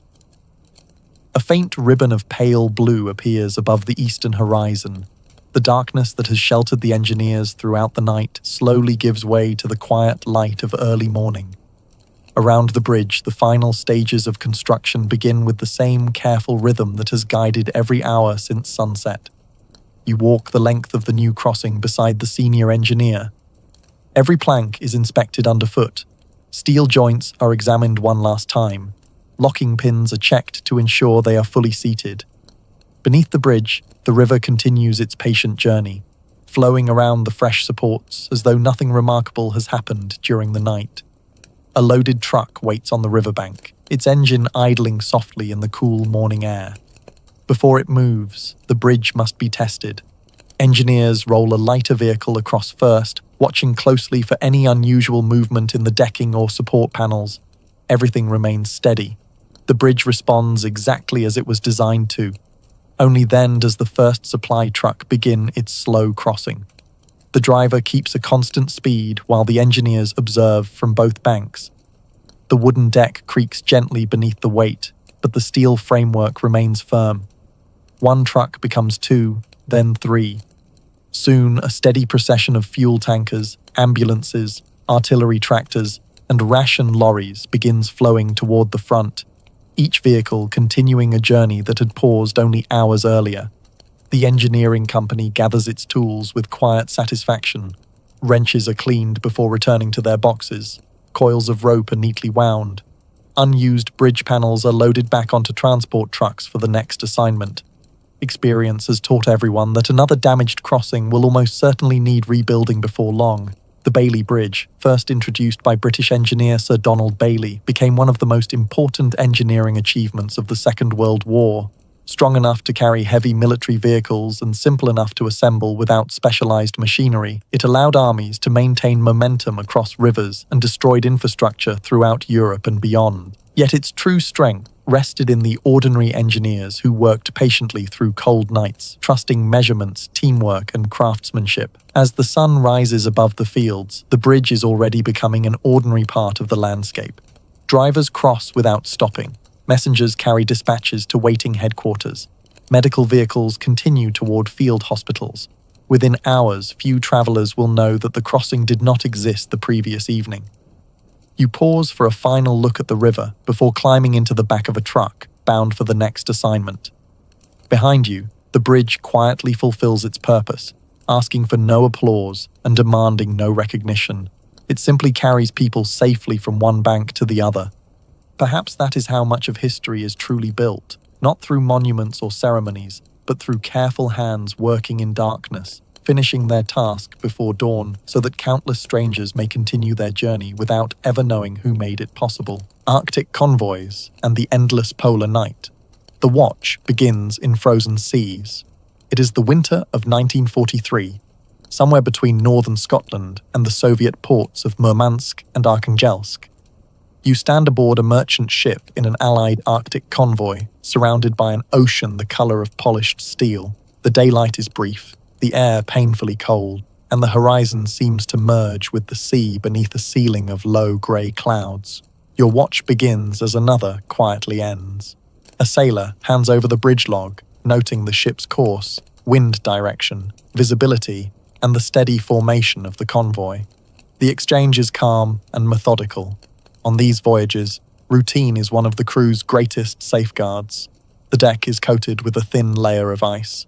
Before anything else, you join several crewmates carrying wooden mallets and shovels.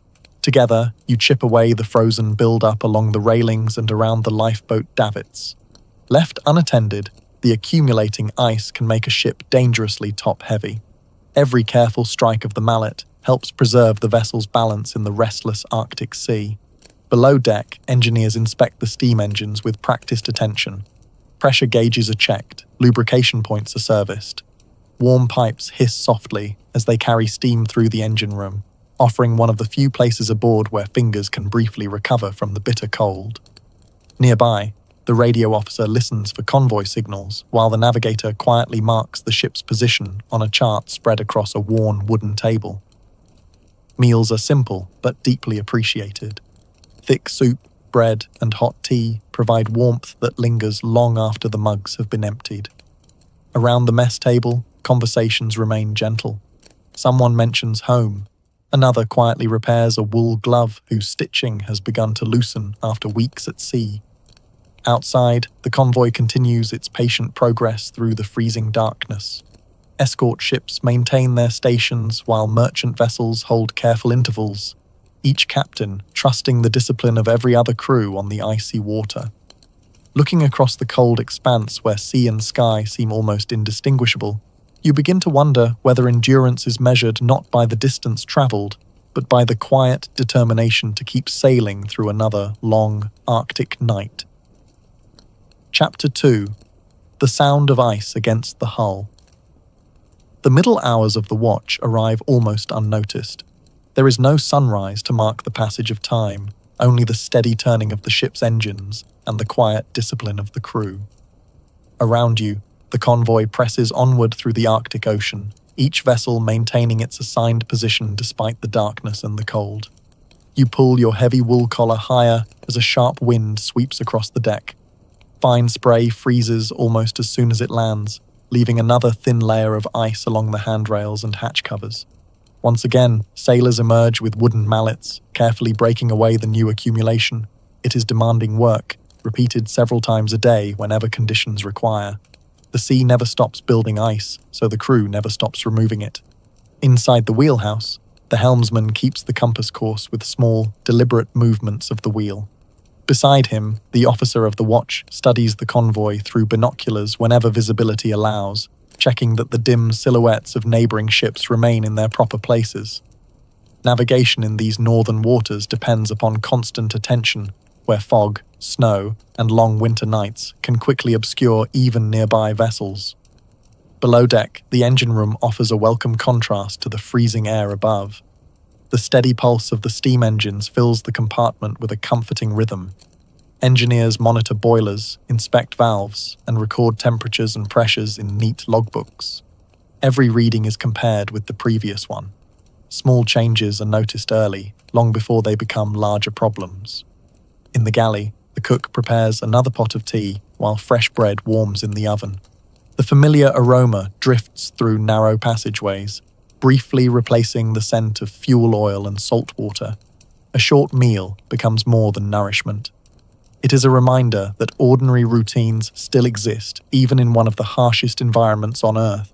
Desert mechanics, under North African stars. Sand in every gear. I'd be happy to continue. It's the autumn of 1942, somewhere in the North African desert. The heat of the day has finally begun to fade, leaving behind a cool breeze that moves gently across the endless expanse of sand and stone. Above you, the night sky is astonishingly clear. Thousands of stars stretch from one horizon to the other, undimmed by city lights or drifting clouds. Your shift begins only after most combat vehicles have returned from the day's operations. While many soldiers prepare for a few hours of sleep, the maintenance area slowly comes to life. Trucks, armored vehicles, and utility transports arrive one by one, each carrying the fine desert dust that has settled into every hinge, bearing, and engine compartment. The first task is always cleaning. With soft brushes and compressed air, you remove sand from air filters before it can work deeper into the engines. In North Africa, dust is a relentless companion. Left unchecked, it can wear down pistons, clog radiators, and shorten the life of even the most dependable machine. Every careful movement of the brush is an investment in tomorrow's journey. Nearby, another mechanic drains a small sample of engine oil into a metal tray, searching for signs of contamination. Across the workshop, a fitter checks suspension springs strained by hundreds of kilometers across rough desert tracks. Drivers quietly report unusual noises, stiff steering, or engines that seem to run hotter than usual during the afternoon's march. The air carries familiar scents of warm metal, grease, diesel fuel, and dry canvas. Occasionally, a kettle whistles atop a portable stove, and enamel mugs of tea pass from one mechanic to another. Conversation remains calm and practical. Most discussions concern replacement parts, tire wear, fuel consumption, or tomorrow's expected route across the desert. Beyond the maintenance area, the vast silence of the Sahara remains almost untouched. A faint breeze reshapes the surface of nearby dunes, slowly erasing the tracks left only hours before. The landscape seems determined to remind every traveler that nothing here remains exactly as it was. As you tighten another bolt beneath the glow of a shaded work lamp, you begin to wonder whether survival in the desert depends not upon conquering the landscape, but upon respecting its quiet, patient persistence. The long night of maintenance. The desert grows noticeably cooler after midnight. The warmth stored in the sand throughout the day slowly escapes into the clear sky, and a light jacket becomes just as necessary as it seemed impossible only a few hours earlier. Above the workshop, countless stars shine with remarkable clarity, providing a quiet backdrop to another night's work. You return to the vehicle parked beneath a canvas awning. The engine has cooled enough for a thorough inspection. Carefully lifting the bonnet, you examine hoses, fan belts, coolant levels, and electrical connections. Fine grains of sand have found their way into the smallest corners, despite every effort to keep them out. A soft brush and clean cloth become some of the most valuable tools in the workshop. Nearby, another mechanic removes a wheel to inspect the brake assembly after a long journey across rocky ground. Tire pressures are measured once again because desert temperatures can cause noticeable changes between the heat of afternoon and the coolness of night. Fuel filters are cleaned, radiators are checked for leaks, and grease is applied to suspension joints that have endured another day of constant vibration. The maintenance area works with quiet efficiency. Portable generators provide a gentle hum, while shielded lamps cast warm circles of light onto open toolboxes. Every wrench is returned to its proper place after use. Spare parts are counted before being stored inside wooden crates to protect them from drifting sand. These small habits save valuable time when the next repair becomes necessary. A field kitchen nearby serves another round of hot tea, accompanied by hard biscuits and preserved meat. The brief pause offers warmth rather than rest. Conversations remain focused on practical matters, weather forecasts, water supplies, and tomorrow's planned route across the desert tracks. Experience has taught everyone that preparation is often the difference between an ordinary journey and a difficult one. Beyond the workshop, the Sahara remains silent beneath its blanket of stars.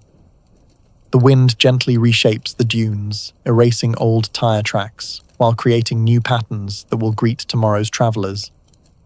As you close the engine compartment and wipe the last traces of dust from your hands, you begin to wonder whether the desert's greatest lesson is patience, the quiet understanding that every successful journey begins long before the first engine is started. Before the desert wakes. The eastern horizon slowly changes from deep indigo to pale gold. Dawn arrives gently across the North African desert, revealing a landscape that appears almost unchanged despite another long night of careful work. The dunes glow softly in the early light, while the cool air carries the faint scent of dry earth and engine oil. Your shift is drawing to a close, but one final inspection remains. Together with another mechanic, you walk slowly along the line of vehicles parked on firm desert ground. Each engine compartment is closed and secured. Fuel tanks have been topped off during the night. Radiators are checked one last time, and tire pressures are confirmed before the day's heat begins to expand the air inside them. Drivers arrive quietly from their tents, carrying enamel mugs filled with strong tea. They greet the mechanics with tired smiles and begin their own routine inspections. A vehicle is never accepted without a careful walk-around. Headlamps are cleaned of dust, spare fuel cans are secured, and canvas covers are tightened against the wind that will inevitably carry more sand before the day is over. Nearby, the recovery crew prepares its equipment in case a truck or armored vehicle becomes stranded far from camp.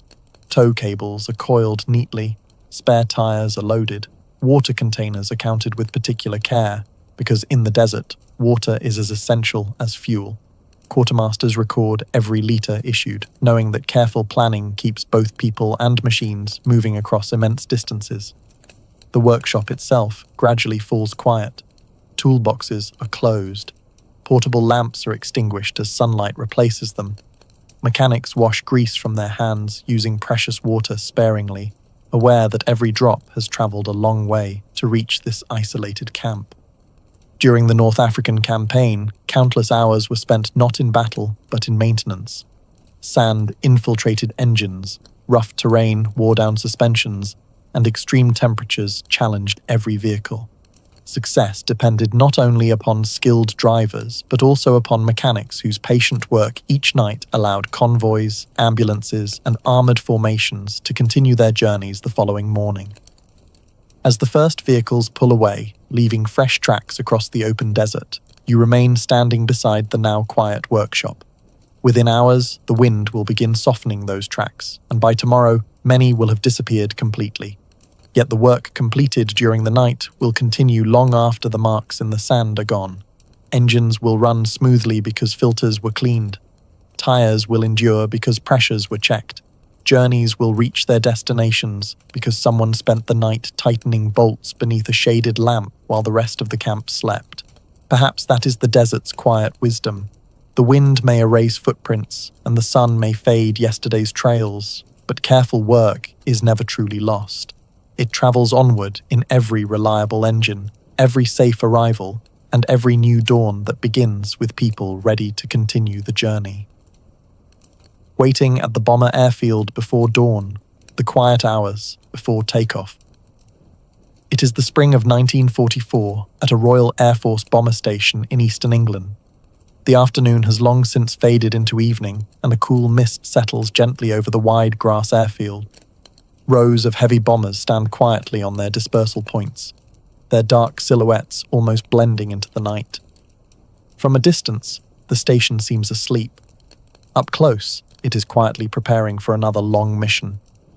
You begin your shift walking along the perimeter track, where ground crews have already gathered around the aircraft assigned to fly before dawn. Toolboxes sit neatly beside ladders, and shaded work lamps cast small pools of amber light across aluminum wings. The smell of aviation fuel mingles with damp grass, warm engine oil, and freshly brewed tea drifting from a nearby maintenance hut. The first task is inspection.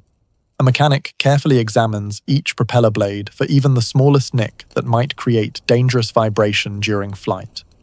Another checks hydraulic lines beneath the landing gear, while an electrician tests navigation lights and cockpit instruments. Nearby, armourers methodically prepare the aircraft according to the mission plan, confirming every fitting and safety mechanism before closing the bomb bay doors. Inside the operations building, navigators quietly spread maps across long wooden tables. Using rulers, pencils, and protractors, they calculate headings, distances, and estimated times over carefully selected landmarks. Beside them, meteorologists study weather charts arriving from stations across Britain and the North Sea, searching for cloud layers, wind speeds, and visibility that could shape the coming flight. The station clock continues its patient march through the evening. A cook in the mess hall prepares hot meals for crews who will be awake long before sunrise. Clerks update paperwork. Telephone operators relay routine messages between headquarters and the airfield. Every role fits into a larger rhythm that has been repeated countless times before.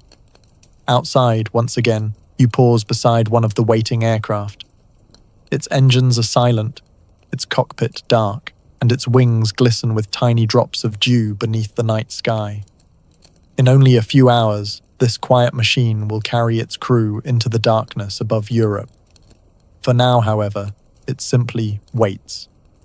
Standing beneath the broad wing as the stars slowly brighten overhead, you begin to wonder whether the longest journey always begins with movement, or with the quiet patience of those preparing carefully while the world around them sleeps. Maps, engines, and midnight tea. Midnight arrives quietly across the airfield. A thin veil of mist drifts over the grass, softening the outlines of hangars and parked aircraft. The station remains busy, though every movement is measured and unhurried.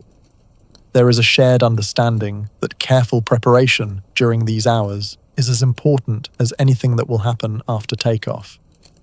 You climb a maintenance platform beside one of the bombers, running a gloved hand along the smooth leading edge of its wing. Tiny beads of moisture have gathered in the cool night air. A mechanic wipes them away while another checks the control surfaces, gently moving the ailerons and elevators through their full range of motion to ensure nothing binds or catches. Beneath the aircraft, fitters inspect the landing gear one final time. Hydraulic reservoirs are topped up where necessary, tires are examined for cuts or uneven wear, and brake lines are checked under the glow of hooded lamps. Nearby, an engine specialist slowly rotates a propeller by hand before beginning another inspection of the powerful piston engines that will soon carry the aircraft into the sky. Inside the operations room, navigators continue refining their route. New weather reports have arrived, and wind speeds at different altitudes are carefully added to the flight calculations. Wireless operators test radio frequencies, while intelligence officers quietly review recognition signals and emergency procedures. The atmosphere is calm, almost scholarly, with pencils scratching across charts more often than voices filling the room. The station kitchen becomes one of the warmest places on the base. Large kettles steam gently as cooks prepare tea and simple meals for air crews and ground staff alike. Fresh bread, porridge, and eggs are served without ceremony. These familiar routines provide a sense of normality before a demanding day begins. Outside, the bomber still waits beneath the stars. Around it, dozens of specialists complete the final details that few people will ever notice. Every inspection signed, Every fuel cap secured, every instrument tested contributes quietly to the safety of the crew. As you close another maintenance panel and hear the distant ticking of the station clock, you begin to wonder whether history is sometimes written not only by those who fly into the sky, but also by those who patiently prepare every detail before the engines ever begin to turn. The sound of engines at dawn. A faint silver light begins to gather along the eastern horizon, though the stars still linger above the airfield.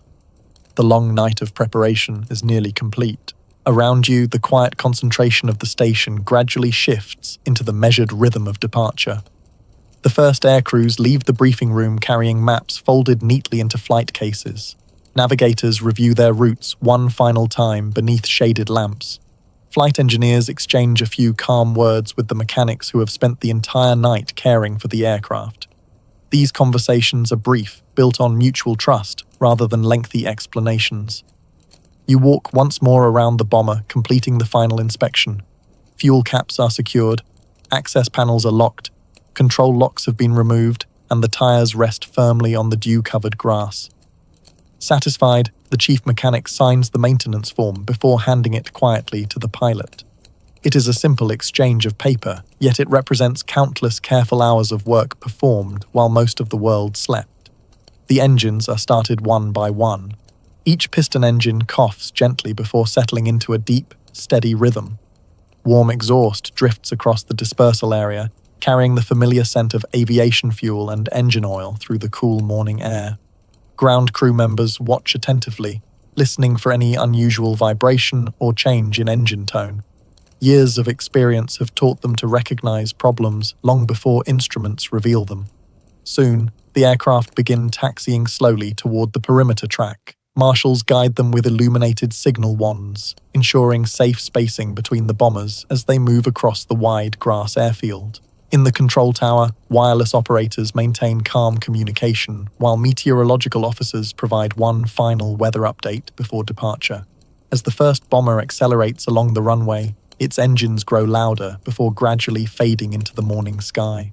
Another follows, then another, until the once crowded dispersal points begin to empty.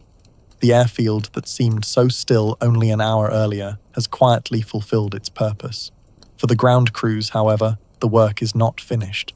Toolboxes are collected and returned to the workshops. Spare parts are inventoried. Fuel bowsers are prepared for the aircraft that will eventually return. Mechanics complete detailed maintenance records describing every inspection carried out during the night. Even after the bombers have disappeared beyond the horizon, the routines that sustain the station continue without interruption.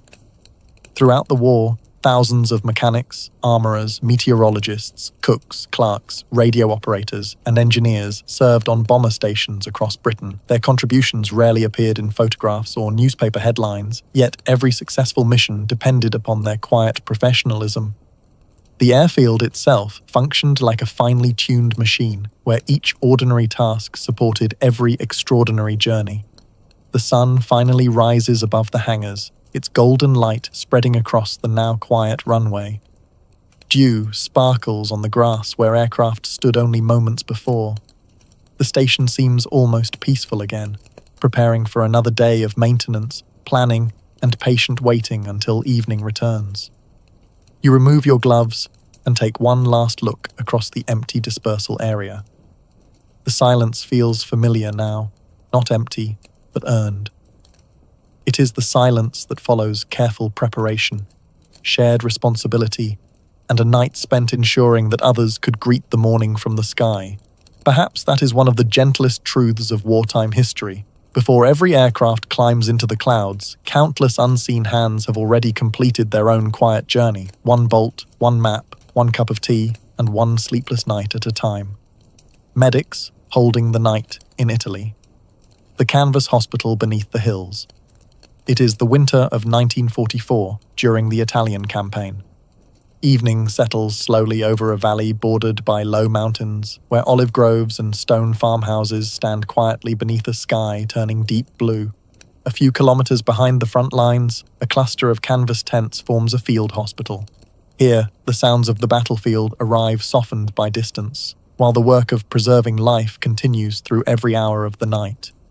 You begin your shift by fastening the buttons of a heavy wool coat before stepping into the largest medical tent.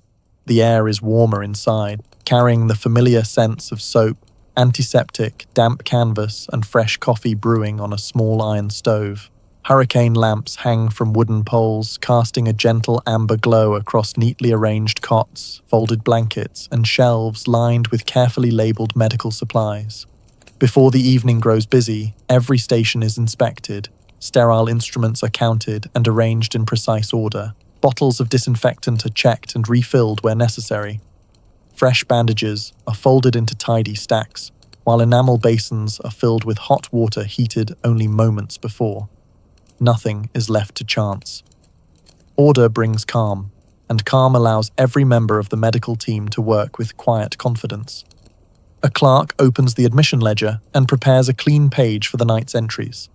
Nearby, another medic carefully checks the hospital's limited stock of blankets, knowing that warmth can be just as important as medicine during the cold Italian winter.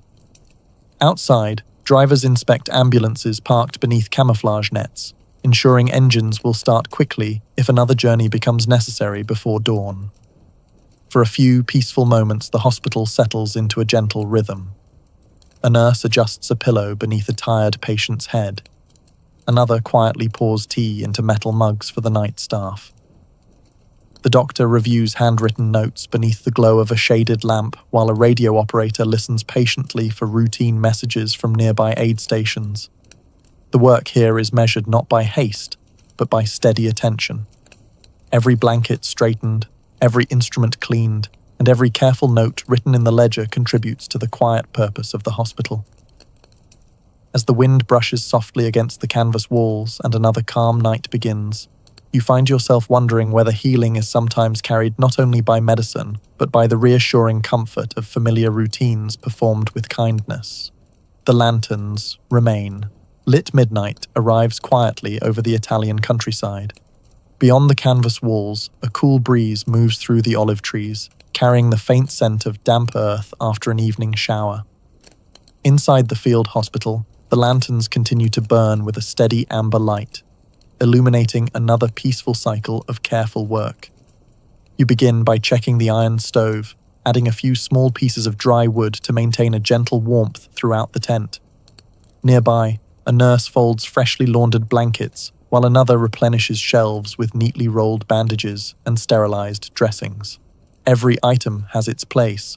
In the dim light, familiarity is as valuable as visibility. The hospital functions through quiet cooperation. A pharmacist carefully counts bottles of medicine before recording the remaining supplies in a ledger. Medical orderlies boil water for washing instruments and preparing hot drinks. Outside, ambulance drivers inspect tires, fuel levels, and engine coolant before returning to a sheltered bench for a brief cup of coffee. They know another journey may come before sunrise, and preparation leaves little to chance. The admission desk remains calm. A clerk updates patient records with slow, deliberate handwriting, noting temperatures, treatments, and observations made throughout the evening. These pages may seem ordinary, yet together they preserve the story of the hospital's tireless work far from public attention. During a short pause, the staff gather around a kettle of tea. Conversation drifts towards simple things, the weather in the valley, letters recently received from home, and the hope that tomorrow's roads will remain passable after the rain. The quiet exchange offers a welcome reminder that ordinary life still exists beyond the routines of war. Outside, engineers continue maintaining nearby roads and bridges so ambulances can travel safely through the hills. Signal crews inspect telephone lines linking aid stations with field hospitals, ensuring that requests for transport and medical supplies continue flowing without interruption. Even healing depends upon an unseen network of careful planning. As another lantern is trimmed and another page is completed in the hospital ledger, you begin to wonder whether compassion grows strongest, not during extraordinary moments, but through countless small acts of care repeated faithfully throughout the longest nights. Morning light. Across the canvas. Before the sun reaches the valley, the darkness begins to soften around the edges of the canvas tents. The lanterns that guided the night's work burn a little less brightly as pale morning light filters through the fabric overhead. Another shift is quietly coming to an end. You walk slowly through the rows of neatly arranged cots, pausing to straighten a blanket here, adjust a pillow there, and check that fresh water has been placed within easy reach. The field hospital awakens gently. A kettle whistles on the iron stove, and the familiar aroma of coffee mixes with the clean scent of soap and antiseptic that has filled the tent throughout the night. Outside, the camp is already stirring. Ambulance drivers wipe dew from their windscreens before inspecting their vehicles once again. Mechanics lift engine covers, checking oil levels and tightening loose fittings after another night of constant readiness. Quartermasters unload fresh crates of bandages, blankets, medicines, and food from supply trucks that have arrived before dawn, carefully recording every item before it is stored. Inside the pharmacy tent, shelves are reorganized after the previous night's work. Empty bottles are replaced, medical instruments are sterilized once more, and fresh linens are folded into neat stacks. The routines repeat with comforting familiarity. Nothing is hurried, because every careful task completed this morning will help the staff meet whatever the next night may bring. As sunlight reaches the surrounding olive trees, birds begin their morning chorus across the quiet hills. For a few peaceful moments, the valley seems untouched by conflict. Farmers in distant fields tend to their animals where circumstances allow, church bells echo faintly from a nearby village, and mist slowly lifts from the winding roads leading through the mountains. Throughout the Italian campaign, field hospitals became places where organization, patience, and compassion quietly supported the larger effort. Doctors and nurses certainly played vital roles, but so did the cooks who prepared warm meals, the drivers who transported supplies, the mechanics who kept ambulances operating, the clerks who maintained accurate records, and the engineers who kept mountain roads open through difficult weather. Every ordinary task contributed to another person's chance of recovery. You step outside the tent and look toward the brightening sky. Behind you, the night staff finish their reports before handing responsibilities to the morning shift. There is no ceremony, only a calm exchange of information and the quiet confidence that every detail has been carefully attended to. As another day begins in the Italian hills, you realize that history is often remembered through battles and campaigns, yet it is equally shaped by places like this, where steady hands folded blankets, warmed tea, organized supplies, and cared for strangers through the longest hours of the night.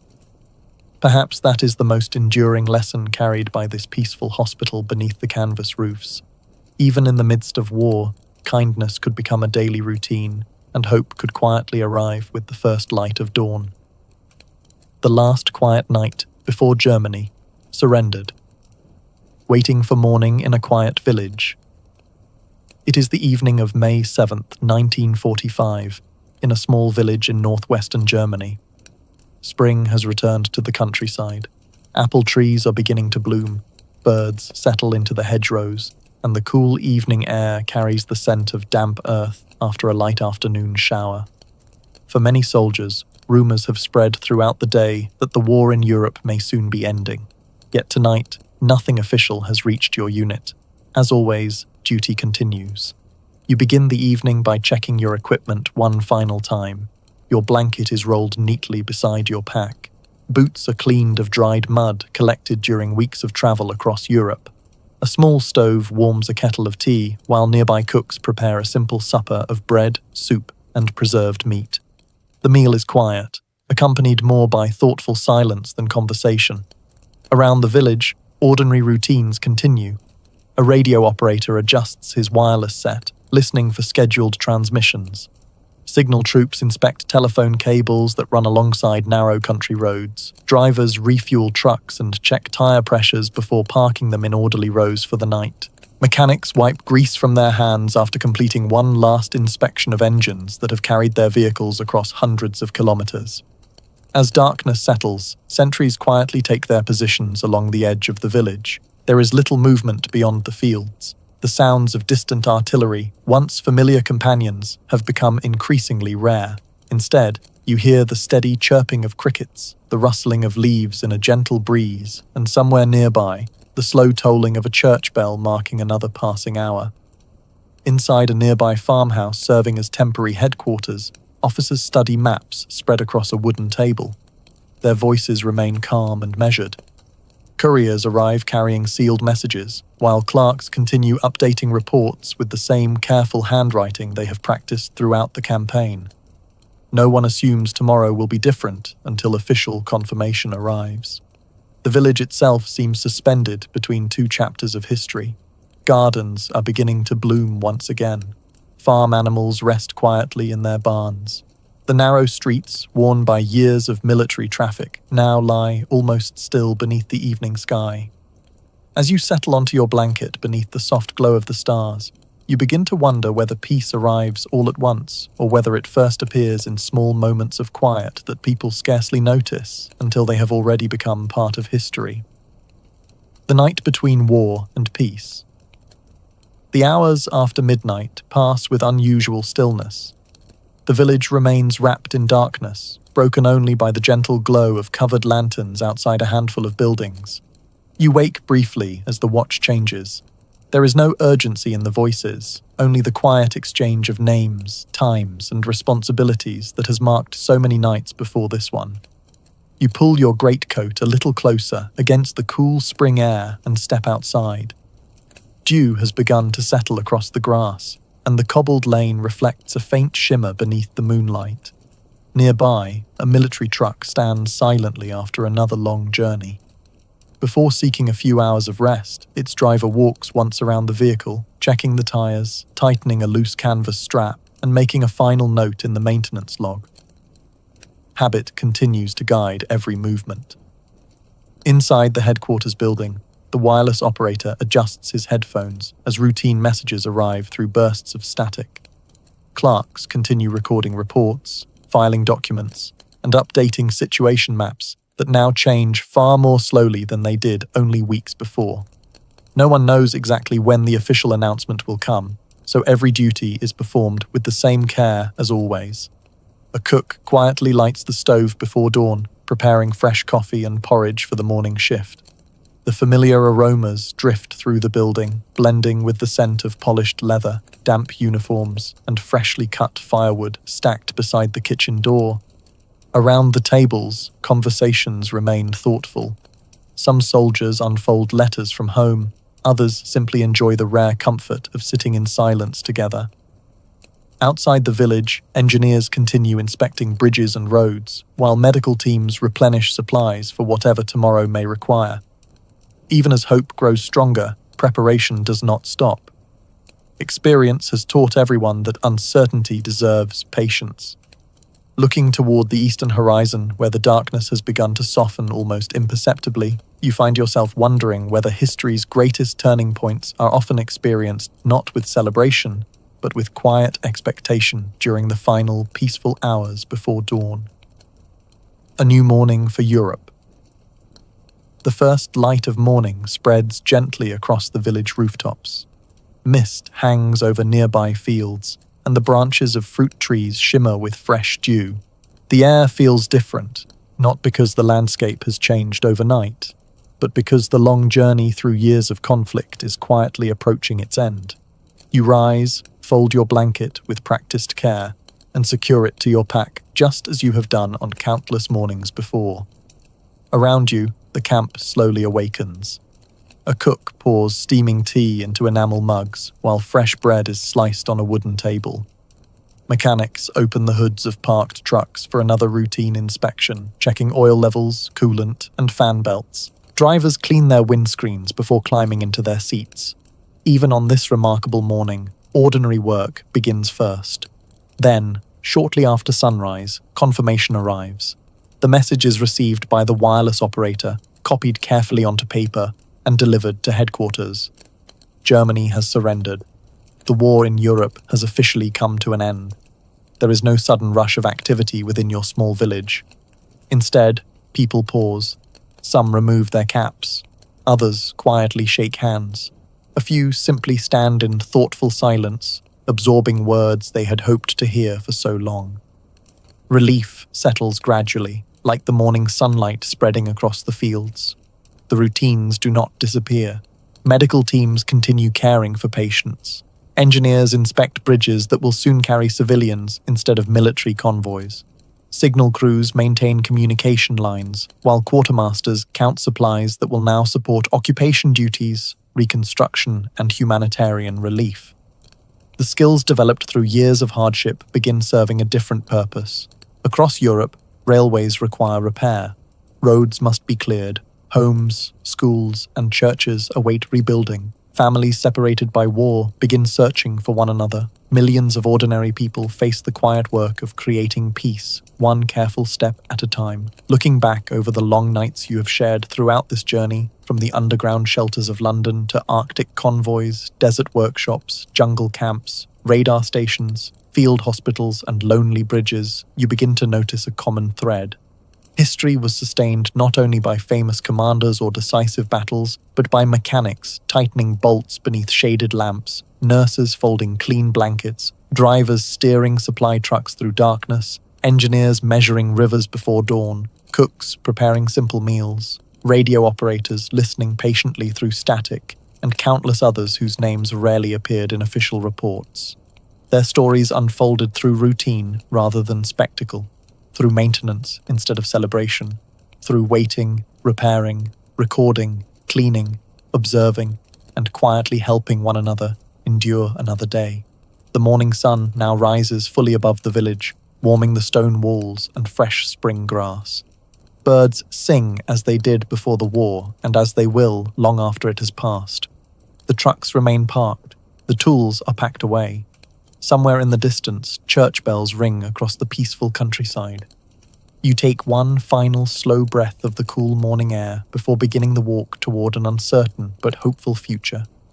The years behind you have been marked by endurance. The years ahead will ask for patience of another kind. Perhaps that is the quiet lesson carried through every chapter of this journey. History is not remembered only through moments of conflict. It is also built through ordinary people who chose, day after day, to keep repairing, caring, delivering, watching, and hoping. In the end, those gentle acts of perseverance became the foundation upon which peace itself could quietly return. As the village disappears behind you and the road stretches into the bright morning, the world feels wonderfully ordinary once again. And for those who had waited through so many long nights, there could be no greater victory than the simple promise of another peaceful dawn.